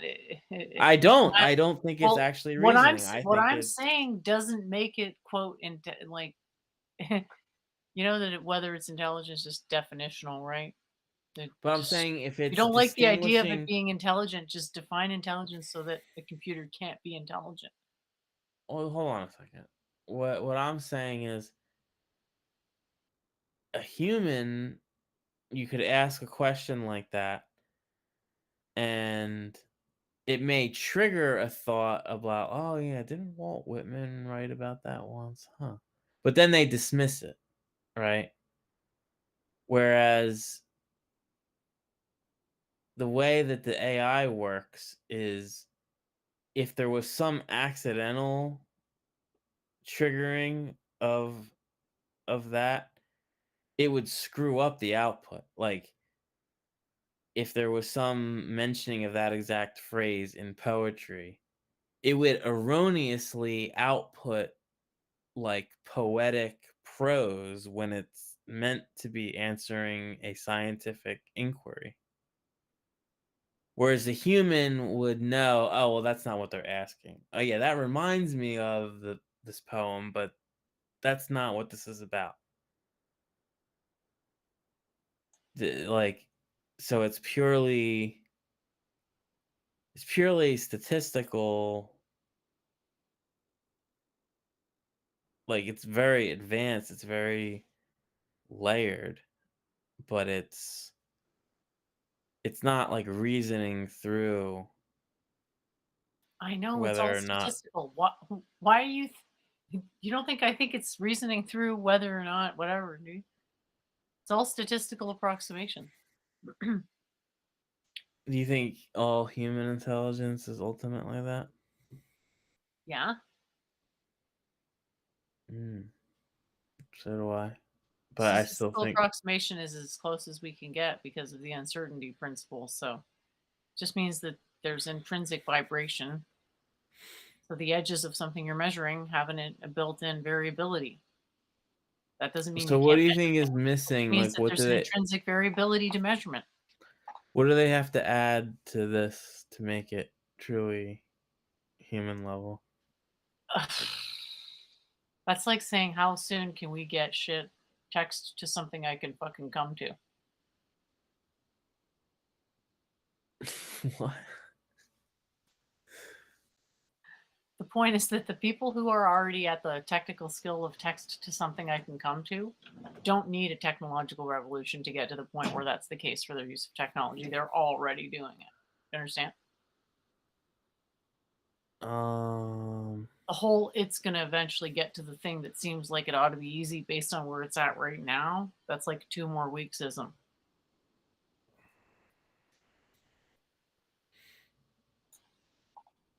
So like it really depends on training data, right? So it's like okay, bottleneck is meaningfully truth marking the training data. At a certain point, Yeah. there's divergence of agreement between what it means to truth mark data. So you think it's not necessarily that the neural network would have to get more complicated or that it would need any more parameters? It's that you'd have to feed it better data. And pre-treat the data.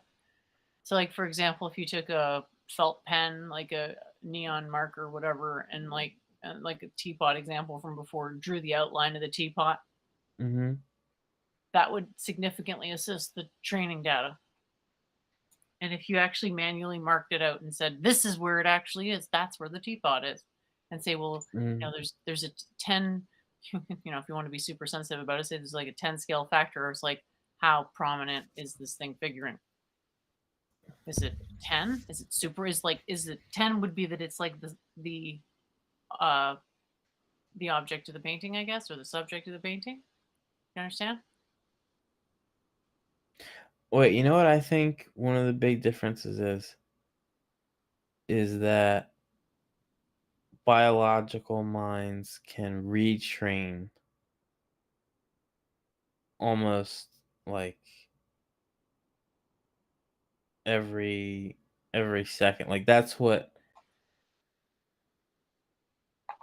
So you remember I was talking about how expensive it is to train this, and then to query it afterwards is like trivially, the cost is trivial in comparison. Yes. I think the mind, what we do is like we're doing what this does now, but then we're also retraining. Like as we're having this conversation, if you tell me something that I never thought about before or whatever, it doesn't it doesn't just go in as like a memory that I can then use the same neural network on. The neural network changes in my head. Part of my brain actually, the weights, the parameters change, whereas this can't do that. That right now that's too expensive. I think in the future, I think it's inevitable that it will.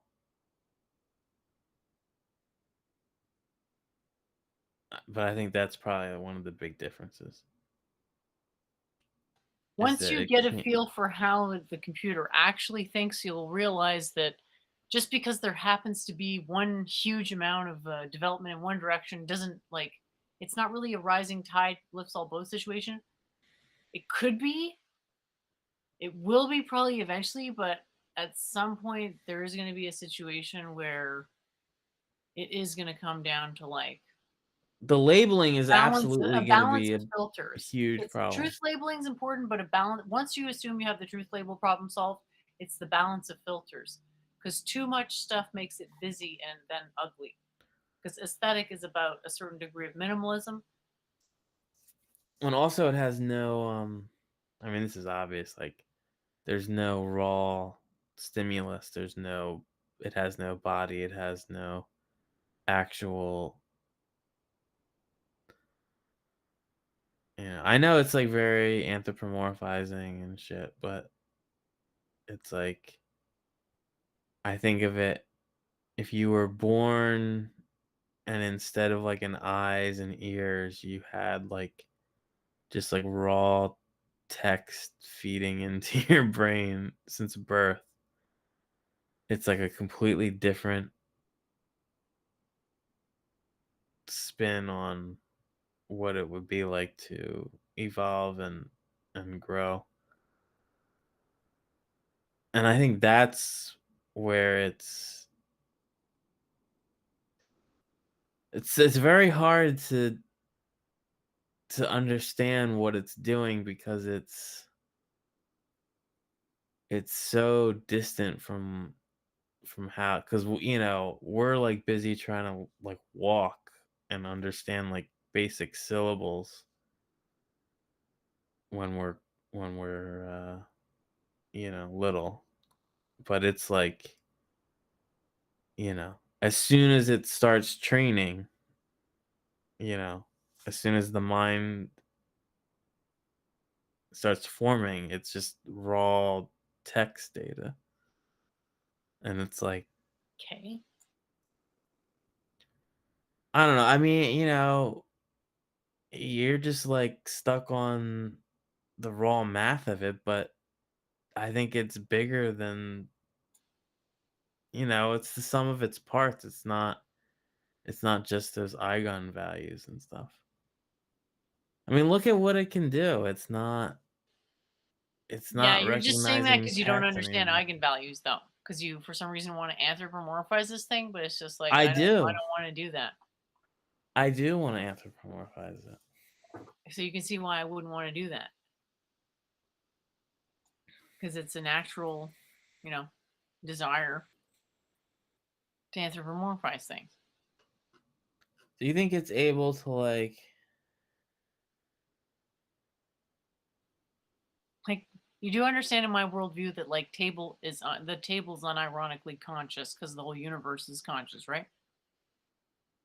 Oh, what? So you think it's like Da Vinci, the sculpture is already there and it's just we're like chipping away at it? Well, not really. No, there isn't a sculpture.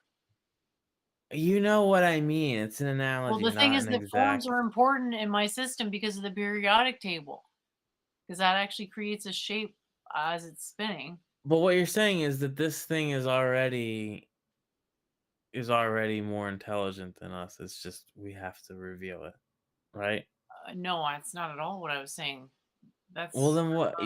what Like I'm you're saying saying is it's that already I'm saying the conscious. exact opposite. I'm saying that its appearance of intelligence is just a mirage caused by the efficiency of brute force computing and aggregate computing. Not that that's a diss on it or anything. It's just that's what it is. It works. When I think of brute force, it's like I'm thinking of like the monkeys on typewriters, and it takes a billion years. They will eventually do it, but it takes a billion years. And you have to go through a lot of gibberish. We're Yeah, not going through lots of gibberish. yeah, we are. What do you think's happening when you look at those stable diffusion filters before they're done converging? It's going through noise, its version of noise. But it's doing it for you. I'm not looking at all the noise saying, "Oh, this one's wrong, this one's wrong." Like it's able to do it itself, which means it has some kind of Stored filter base. That's like saying that an automated like equalizer is intelligent. An That's a automated preset thing. This is also preset. It's just like a large amount of data You aggregated. can give it like novel questions and it'll answer it. The information is already there in a different form. But you got to realize it generates probably not just thousands of essays, thousands of ideas. And then it puts them through filters and asks them, how much sense does this make? Basically. Because there's statistical properties to text that make sense versus gibberish. But you notice if you read the text carefully enough, there are sometimes like a double is. Oh yeah, no, I know that it's not. That chicken and egg question, I'm actually curious about it now. I don't know if you want to ask it, but I mean, I just thought it was sort of like already resolved that an egg-like structure predates chicken-like structure by quite a long time. What you're talking about, like some of its parts type thing? Well, I mean, humans have eggs. It's not just chickens who have eggs, so we have to define an egg. Are we talking about the chicken? But what did I say that you're saying let's go to the chicken and egg problem? Oh, there's someone in Or the chat who is oh. asking that they asked ChatGPT if the chicken or the egg came first. It'll give you like a textbook. Oh, we don't know. This has been debated for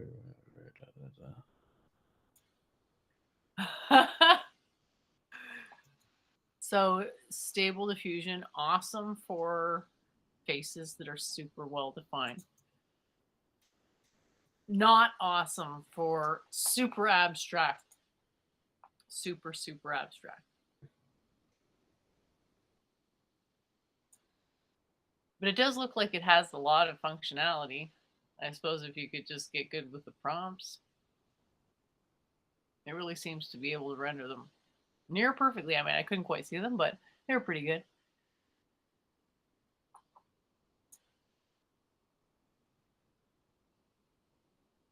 I'm just thinking about You're thinking of it how as much gibberish it goes to. you're thinking of the thing as a thinking agent. It's not an agent. No, intelligent, but it's I not an said agent. I'm engaging with what you said. I'm Yeah, I doing the appreciate opposite. that. I'm just saying that I think that the error that you're making, and I'm not saying you're still making it or we're making it, is like agentive, like a motive. You're ascribing a motive. Yeah, I know that I'm doing that, and I know that it can't possibly have motives. It does have a motive. has no- It does have a motive, and it's to count. Well, it has It's rewards. counting. It's counting to get to a certain threshold of quality, which is a number of conditions that are met in a way that is pre-calculated to optimize proximity. Because like not every neighborhood is computationally relevant. So it just zooms right into the computationally relevant neighborhoods.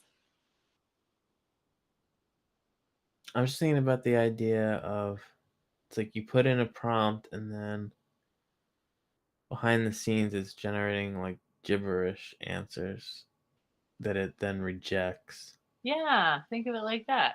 Just, you just got to realize, hey, it's fucking great that it does that. Well, okay, like, because I'm thinking, okay, you ask it like, if you ask it a coding question, so what it would like. Now, my guess is with coding is would there's already a try. cut and dry answer, or it's going to give you a wrong answer, or it's going to say there is no answer. And here's No, I'm just saying when it does impress, when it refactors like questions that you get paid $200,000 a year to answer, and it does as good a job as like your coworker. It's like it gets you wondering like how the hell is it capable of something like that? There's this guy who It does. shouldn't come as a great surprise because you got to realize some data, some like information domains are very sparse and the conversion. Like how many calculus textbooks diverges to, how much variability is there between Yeah, explanations? the How amount it's of data different. that it's trained on is a huge. Well, you know what? I think that was a thought I was having that I lost for a second. It's like, yeah, with if you gave this system a human level of experience, it would be retarded, right? Or I'm sorry, I don't want to I'm get sorry, I you don't actually know saying what you mean by that. A human level of experience, like a like subject. meaning you give it like a human type memory scale, right? Like how Yeah, many, that's how not many defined. That's not books. defined though. That's not defined. I You'd have know, I know. The thing is, you'd have to invoke another subroutine if you wanted it actually answering in real time. Like you'd need to change. Like I don't want to say scrap like Elon style, but I'm not saying no, I'm not saying you take this system as it is and then like put like a restriction on it. I'm saying you take the core technology, but instead of training it on a massive data set, you give it like the kind of data set that the average person would, the books that they would read in their lifetime, like 50 novels and uh you know 20 textbooks, right? Like um and you give it like homework and stuff that a human would have done, put it right? like Like this: what could 50,000 textbooks have in common? I think we're agreeing. I'm saying if it was limited to how many textbooks a human reads in their life, it would not be able to do anything like this because it's not it's not on that level of interpreting nuance or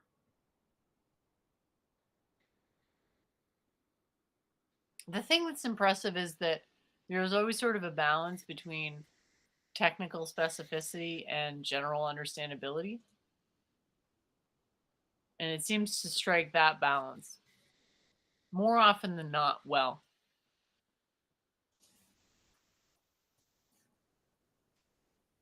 Look at the first example. what did someone write?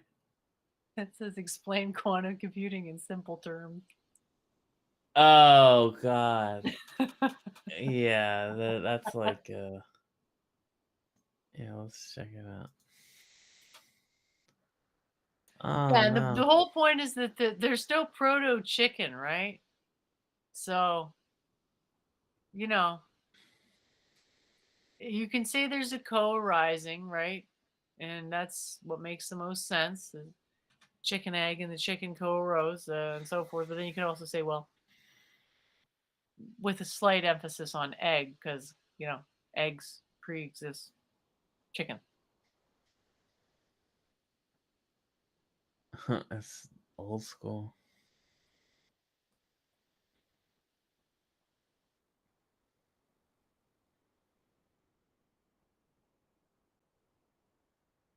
XHR. There you go, fetch. That's That old is and so modern. cool. I just don't understand how everybody, like, I guess I shouldn't be surprised now that most people don't find the same stuff interesting as me, but damn, this is so interesting. It's just like writing out a code. Yeah.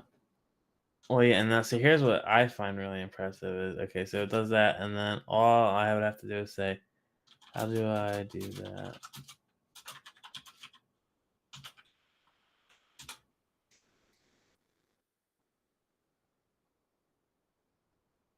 Oh, don't tell me what. Okay, no, that does know what to do. I had to tell me what jQuery is as if I don't know. There you go.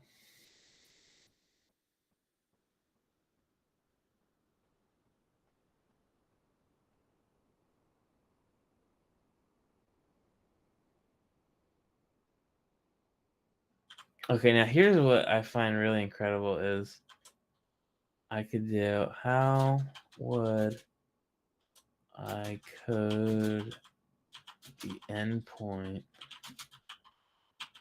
for this request using C# Web API? And I bet I can do this, which is insane.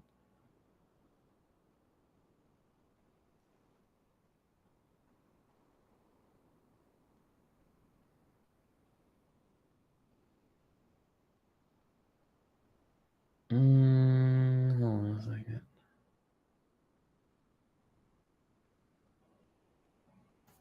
Wait, did it do it for the right thing? All right, this is hitting API. Yeah. See, that's very impressive because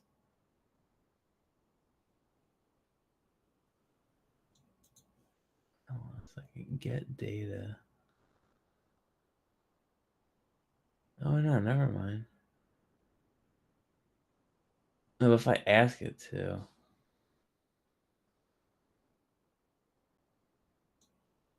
Oh yeah, where it doesn't define the route.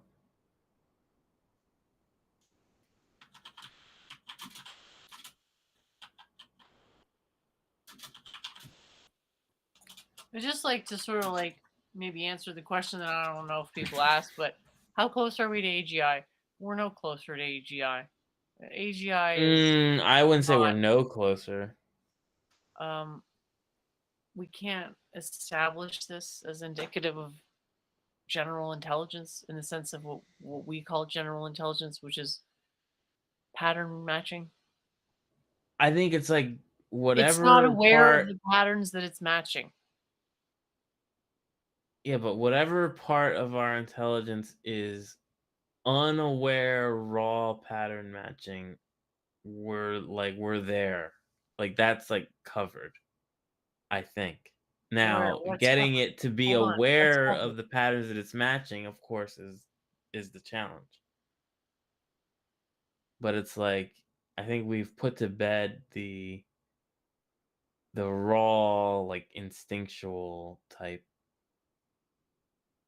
recognition of patterns. Do you not agree?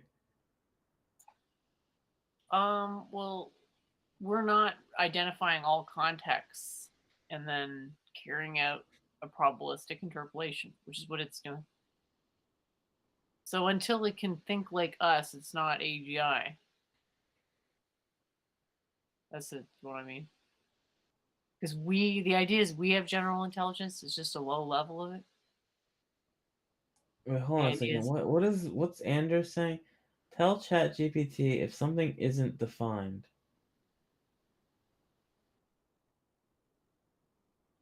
Oh yeah, that was what I was demonstrating. Is I said that I didn't word it exactly like that, but I said that I wanted because it was saying that it was gonna go to this function for this route, but it didn't put this in, so it wouldn't have actually worked. But once I mentioned it, it general updated it. intelligence. I think has a unified aspect to it.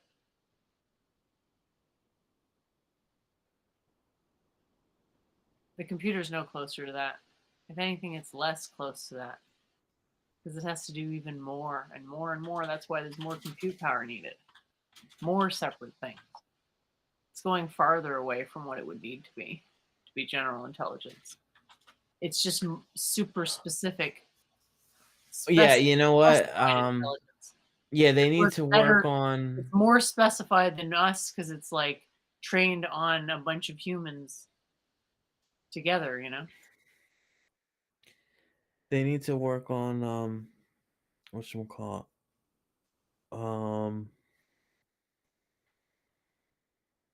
How can they get similar results with a lot less data, right? That would show that it really was, you know, starting to understand No, it things just on a means deeper level. that it had a diminishing returns on the eigensentences.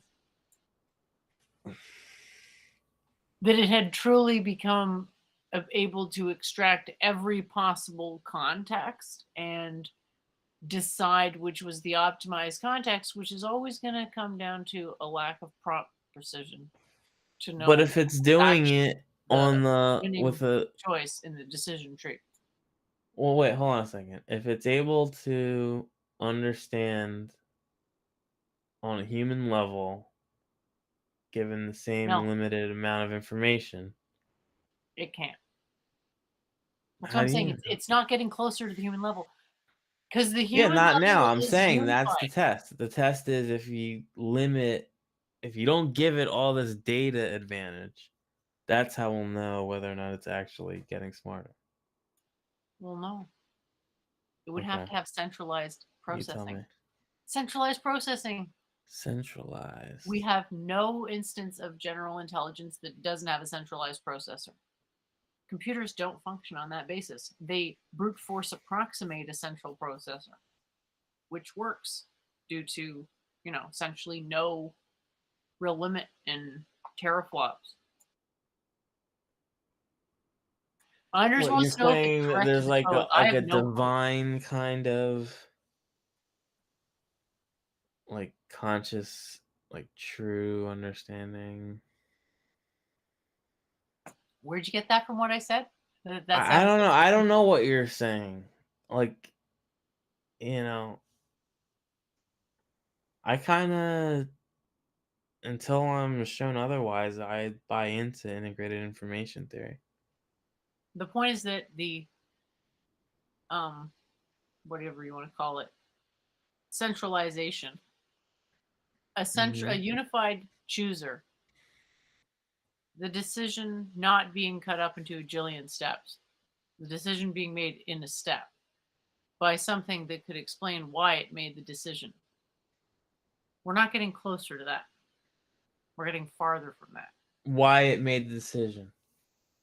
Yes, that is yeah, like if this could show me the top 10 Stack Overflow answers or whatever textbooks best explain this concept, that would be What concept? like the code shit that I'm looking at right now. Like it's like, all right, yeah, it gave me the answer, but it would also be nice if it was like, I got this from Stack Overflow thread, whatever, and this is where they give an But example of that's not this. how it works. It's aggregate. This is an Of course, average. it's aggregate to give you the exact answer. I'm saying the top, if it could tell you the top 10, sources. It's training on millions, possibly Of course, billions of sources. but So I'm there saying wouldn't that be the such a top thing as 10. the top 10. Every No, source they're would be weighted. contributing very little. No, no, no. You're wrong. It is weighted. Okay. You're right that it's millions of different So what things, do you mean? but It's like there I'm are gonna gonna be say points of point data that are zero far zero more weighted. seven three of blah blah blah et al. Well, I'm saying I want to know, even if it's by a fraction of a Why? point, Why? what the highest rated thing is, because I bet it would be relevant. You think Why? the highest weight parameter that's gonna come back with is gonna be some like irrelevant like dictionary definition? It's It's not going to probably be gonna anything be a human's gonna. something. It's not going to be anything a human's going to understand. I'm saying you track it all. Okay, the token itself is not understandable, but then you say what training data triggered that token, and then like you track it all the way back, and you say, oh, okay, the top the Yeah, top but there is no thing that determinism there because it's statistical. So you're I thinking don't you can even. track it back to a cause. No, it's a statistical It's model. not the cause; it's a cause. Yeah, statistical. It's not something like you just really have to understand more that this is a statistical thing, not a deterministic thing. And what you're saying suggests that you think it's deterministic. So I guess what I said still stands. General intelligence, we're no closer to that. And Okay. allusions to the contrary is just wishful thinking. It's fine to have wishful thinking, but I don't see what the No, I don't want to be What's the closer evidence? to AGI. I'm afraid of AGI. Yeah, if you understood it better, you wouldn't be as afraid of it. Okay. I mean, I'm not afraid of it. I'd be more afraid, I think, if I didn't understand it. I'd feel more afraid if I was like totally clueless, I guess. You don't think like true AGI is gonna come with similar problems as human intelligence? Like once it knows that it That's the knows. thing. You're thinking it's going to know something. That's your own Wait, so you're misunderstanding saying of that okay, technology. well then how are you defining AGI? Because I define AGI as like I knowing that just it told you knows. that the number one thing about it was a centralized decision maker, a literal, not an emulator, literal, that had some level of self awareness due to its centralized processing that was not simulated. That, But how are you defining that? as in what we have general intelligence because we have a singular simulation of self. Well, you're calling it general intelligence, but then you're saying that AGI is not like that, so then Yeah, it's the not computer general. is not the same as biological matter. I don't know if you knew that, but they're different. Can you stop scrolling around, please? It's giving me motion sickness. Sorry. So, yeah, human intelligence is the precedent for general intelligence. Computers, Mhm. no precedent for general intelligence. Okay. So the difference would be a step in the direction of general intelligence would be a central processor. Well, yeah, it's in the current distributed form factor in which the calculations have like, albeit milliseconds, but delays, it's not going to be anything like human intelligence. But if they build something that far more resembles a human mind That's the in thing. its It's physical not structure, going to. Yeah, okay. Human mind and its physical structure. We're not going to get to that point how do you know? because we're not going to. Because it can't be done. Okay? There's limits, even to the freak show that humans can manage to fucking conjure up through their science, quote unquote. There's limits to that. No, not All going to right. go anywhere near what you're thinking. I mean, I hope you're right. I think it would be like an abomination, but The abomination stuff's already started.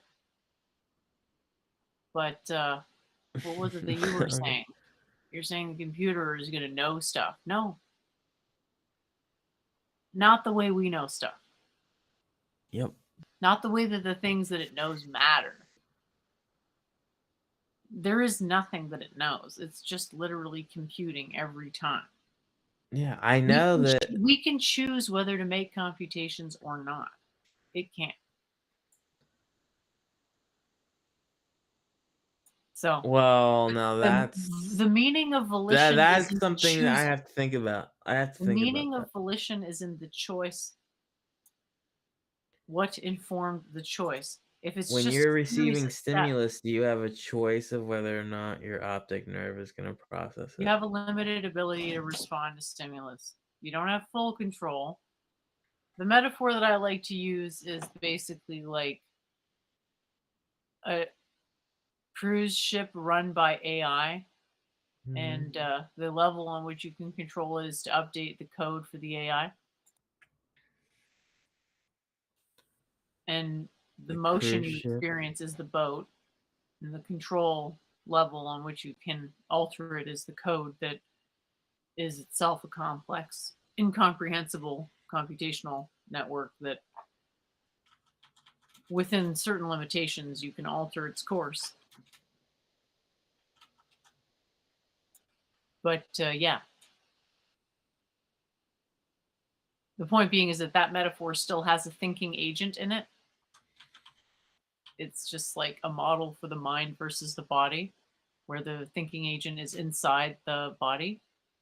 So making decisions based on, what it thinks its control range is. So a computer is not at a point where it can not do something for a reason that doesn't make sense, but that would make sense to a human. I don't know if that's clear enough. The point being that there is a range where it's similar, that you're going to get a similar information that's going to come out of it, but then that's going to break down really quickly, and it's actually not understanding, and it doesn't understand its own lack of understanding, whereas we do that. We can understand a lack of understanding. Like, I can know that I suck at playing the cello. Mm-hmm. And was it you yeah, you were saying like that it tried to solve a problem that tried to count the primes? Well, I told it to make a Because to it make. couldn't not obey its programming, whereas Well, I'm we doing something right theoretically this could. second though. It's funny. I told it to make a function to create an AGI, and it made a thing that it selects a record called AGI from a database. It's like stupid.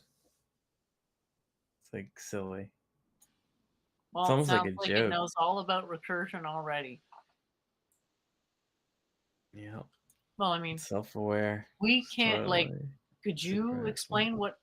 what AGI is? It's like it's not that easy to explain because No, you have to I'm just know about saying that the thing intelligence. that it provided is funny to me.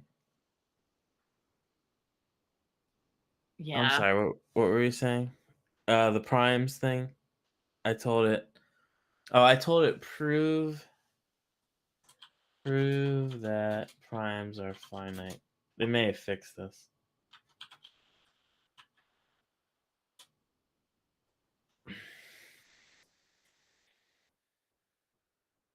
Huh.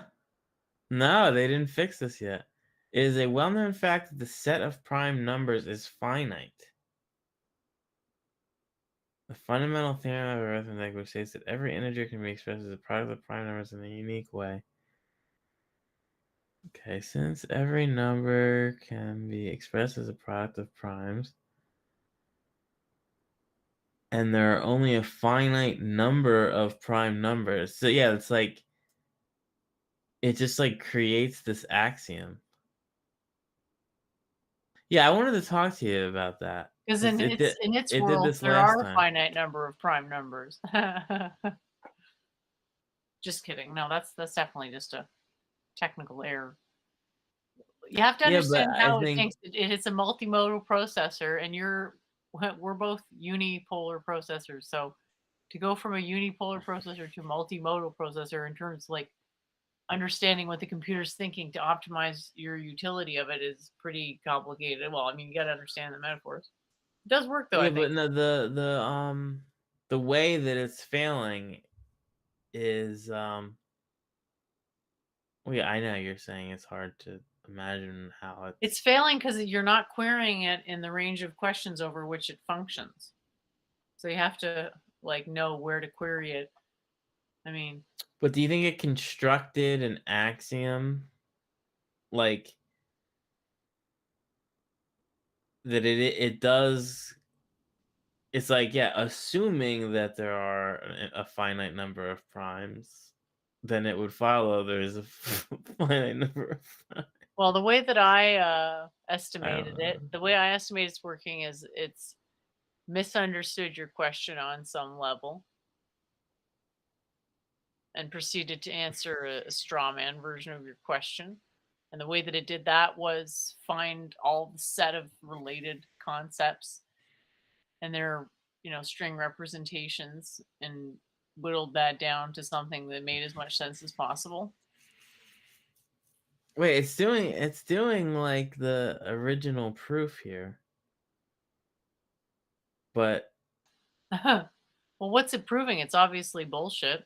no, but I mean, this is the actual proof that they're infinite does involve getting the product of every previous prime.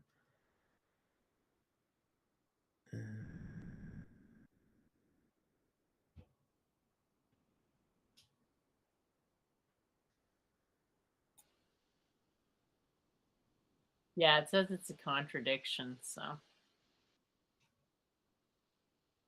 very strange. I guess it just seems like it's confused finiteness with countable. So I'm not sure. I told you it was gonna struggle with infinity. And then you were like, you don't understand infinity, you stupid head. Yeah, this doesn't mean that it's struggling with infinity. You'd need to actually do more tests to see if it struggles with infinity. Ask it to Okay. derive the fundamental theorem of calculus. Doubt it'll struggle with that infinity. Well, but yeah, that's just repetition. You might as well look it up on Wikipedia. Yeah, but how can you establish that what you're doing isn't just repetition?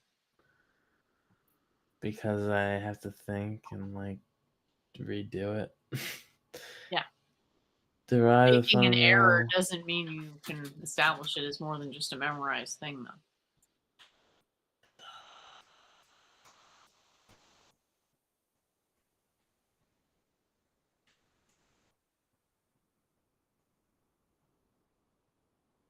Oh, I like that it puts math into the code thing too.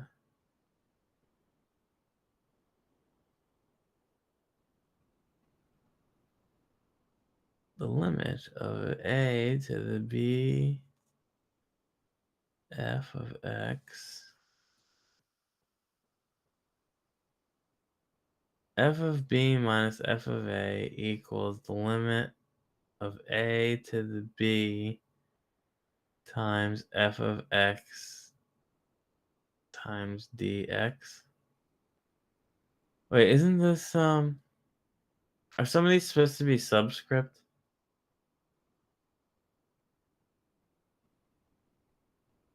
Did you cut out? Hello? I'm still here. The subscript, Yeah, is this right? I think A and B are supposed to be on the opposite ends of the integrand. I'm getting pretty tired, though. I should probably wrap this up soon. I've been at this for 7 hours and 20 Yeah, I was Very getting ready to go wonderful, early. Chris. It was a wonderful Christmas stream, though, and Yeah. this was fun. So hopefully we can go into this more. Like, this is super interesting to me, and for those in the audience, I hope it's interesting for you as well. And don't be shy to embrace new technology. I had a Not podcast as bad name. as it seems, and not as scary as it seems. I had a podcast name, and I don't want to use it for my main podcast. And I know you don't want to be involved with that because it's too political. But the AI anxiety podcast. What do you think of that? Yeah, I'd be interested in that. Like, I want to just do stuff that I can actually, be a positive influence for. Well, yeah, we should come up Dealing with with anxiety is definitely something I can help for people and stuff, because I know or all we could about call it how to deal with that. we could call it the morning after podcast of like after you talk to Doovid and you come complain to me on Mondays. I just like don't have that mindset. All right, I'm joking. All right, whatever. Think it over. We'll I talk. don't want to be on a show called The Morning After. It just Yeah, I sounds. know. And I think there's already one called that. But Why don't we, if we are going to do one on a regular basis, just to be like midweek to sort of pace it out, and it could have like a fun name, like the coffee cup or something. Not that, but we yeah, can ask well, Chat GPT what it thinks. yeah, yeah. It came up with some good stuff from my other thing. But yeah, all right. I'll send you a huge list of podcast names. Or we just start with no prep and use our pal Chat GPT to save the day. Yeah, and And have a then to lot make of coffee sure as we go. to stay in compliance with YouTube TOS, we'll invite some people from the Space Pan server. Have you talked to them lately? Ha ha ha. Then one guy is he came in to not be racist. I was surprised. I don't feel as Well, lonely. let's not go into that. I was So, saying I don't feel as lonely because I feel like I'm the only guy there that's not racist, but other than you. Um, but then there's some it's other guy just that's something that's conscious, subconscious, whatever. yeah. I don't know. So, The one guy take comes it whatever. in, I don't want to he's talk about. got some kind Let's of wrap it up weird. though. Okay, so we will see what we do in the future, and Yeah. We'll talk wonderful about it times. later. All right. I'll see you when I see you. I'll hit you up on Discord. Yeah, we'll see everybody next weekend, if not sooner.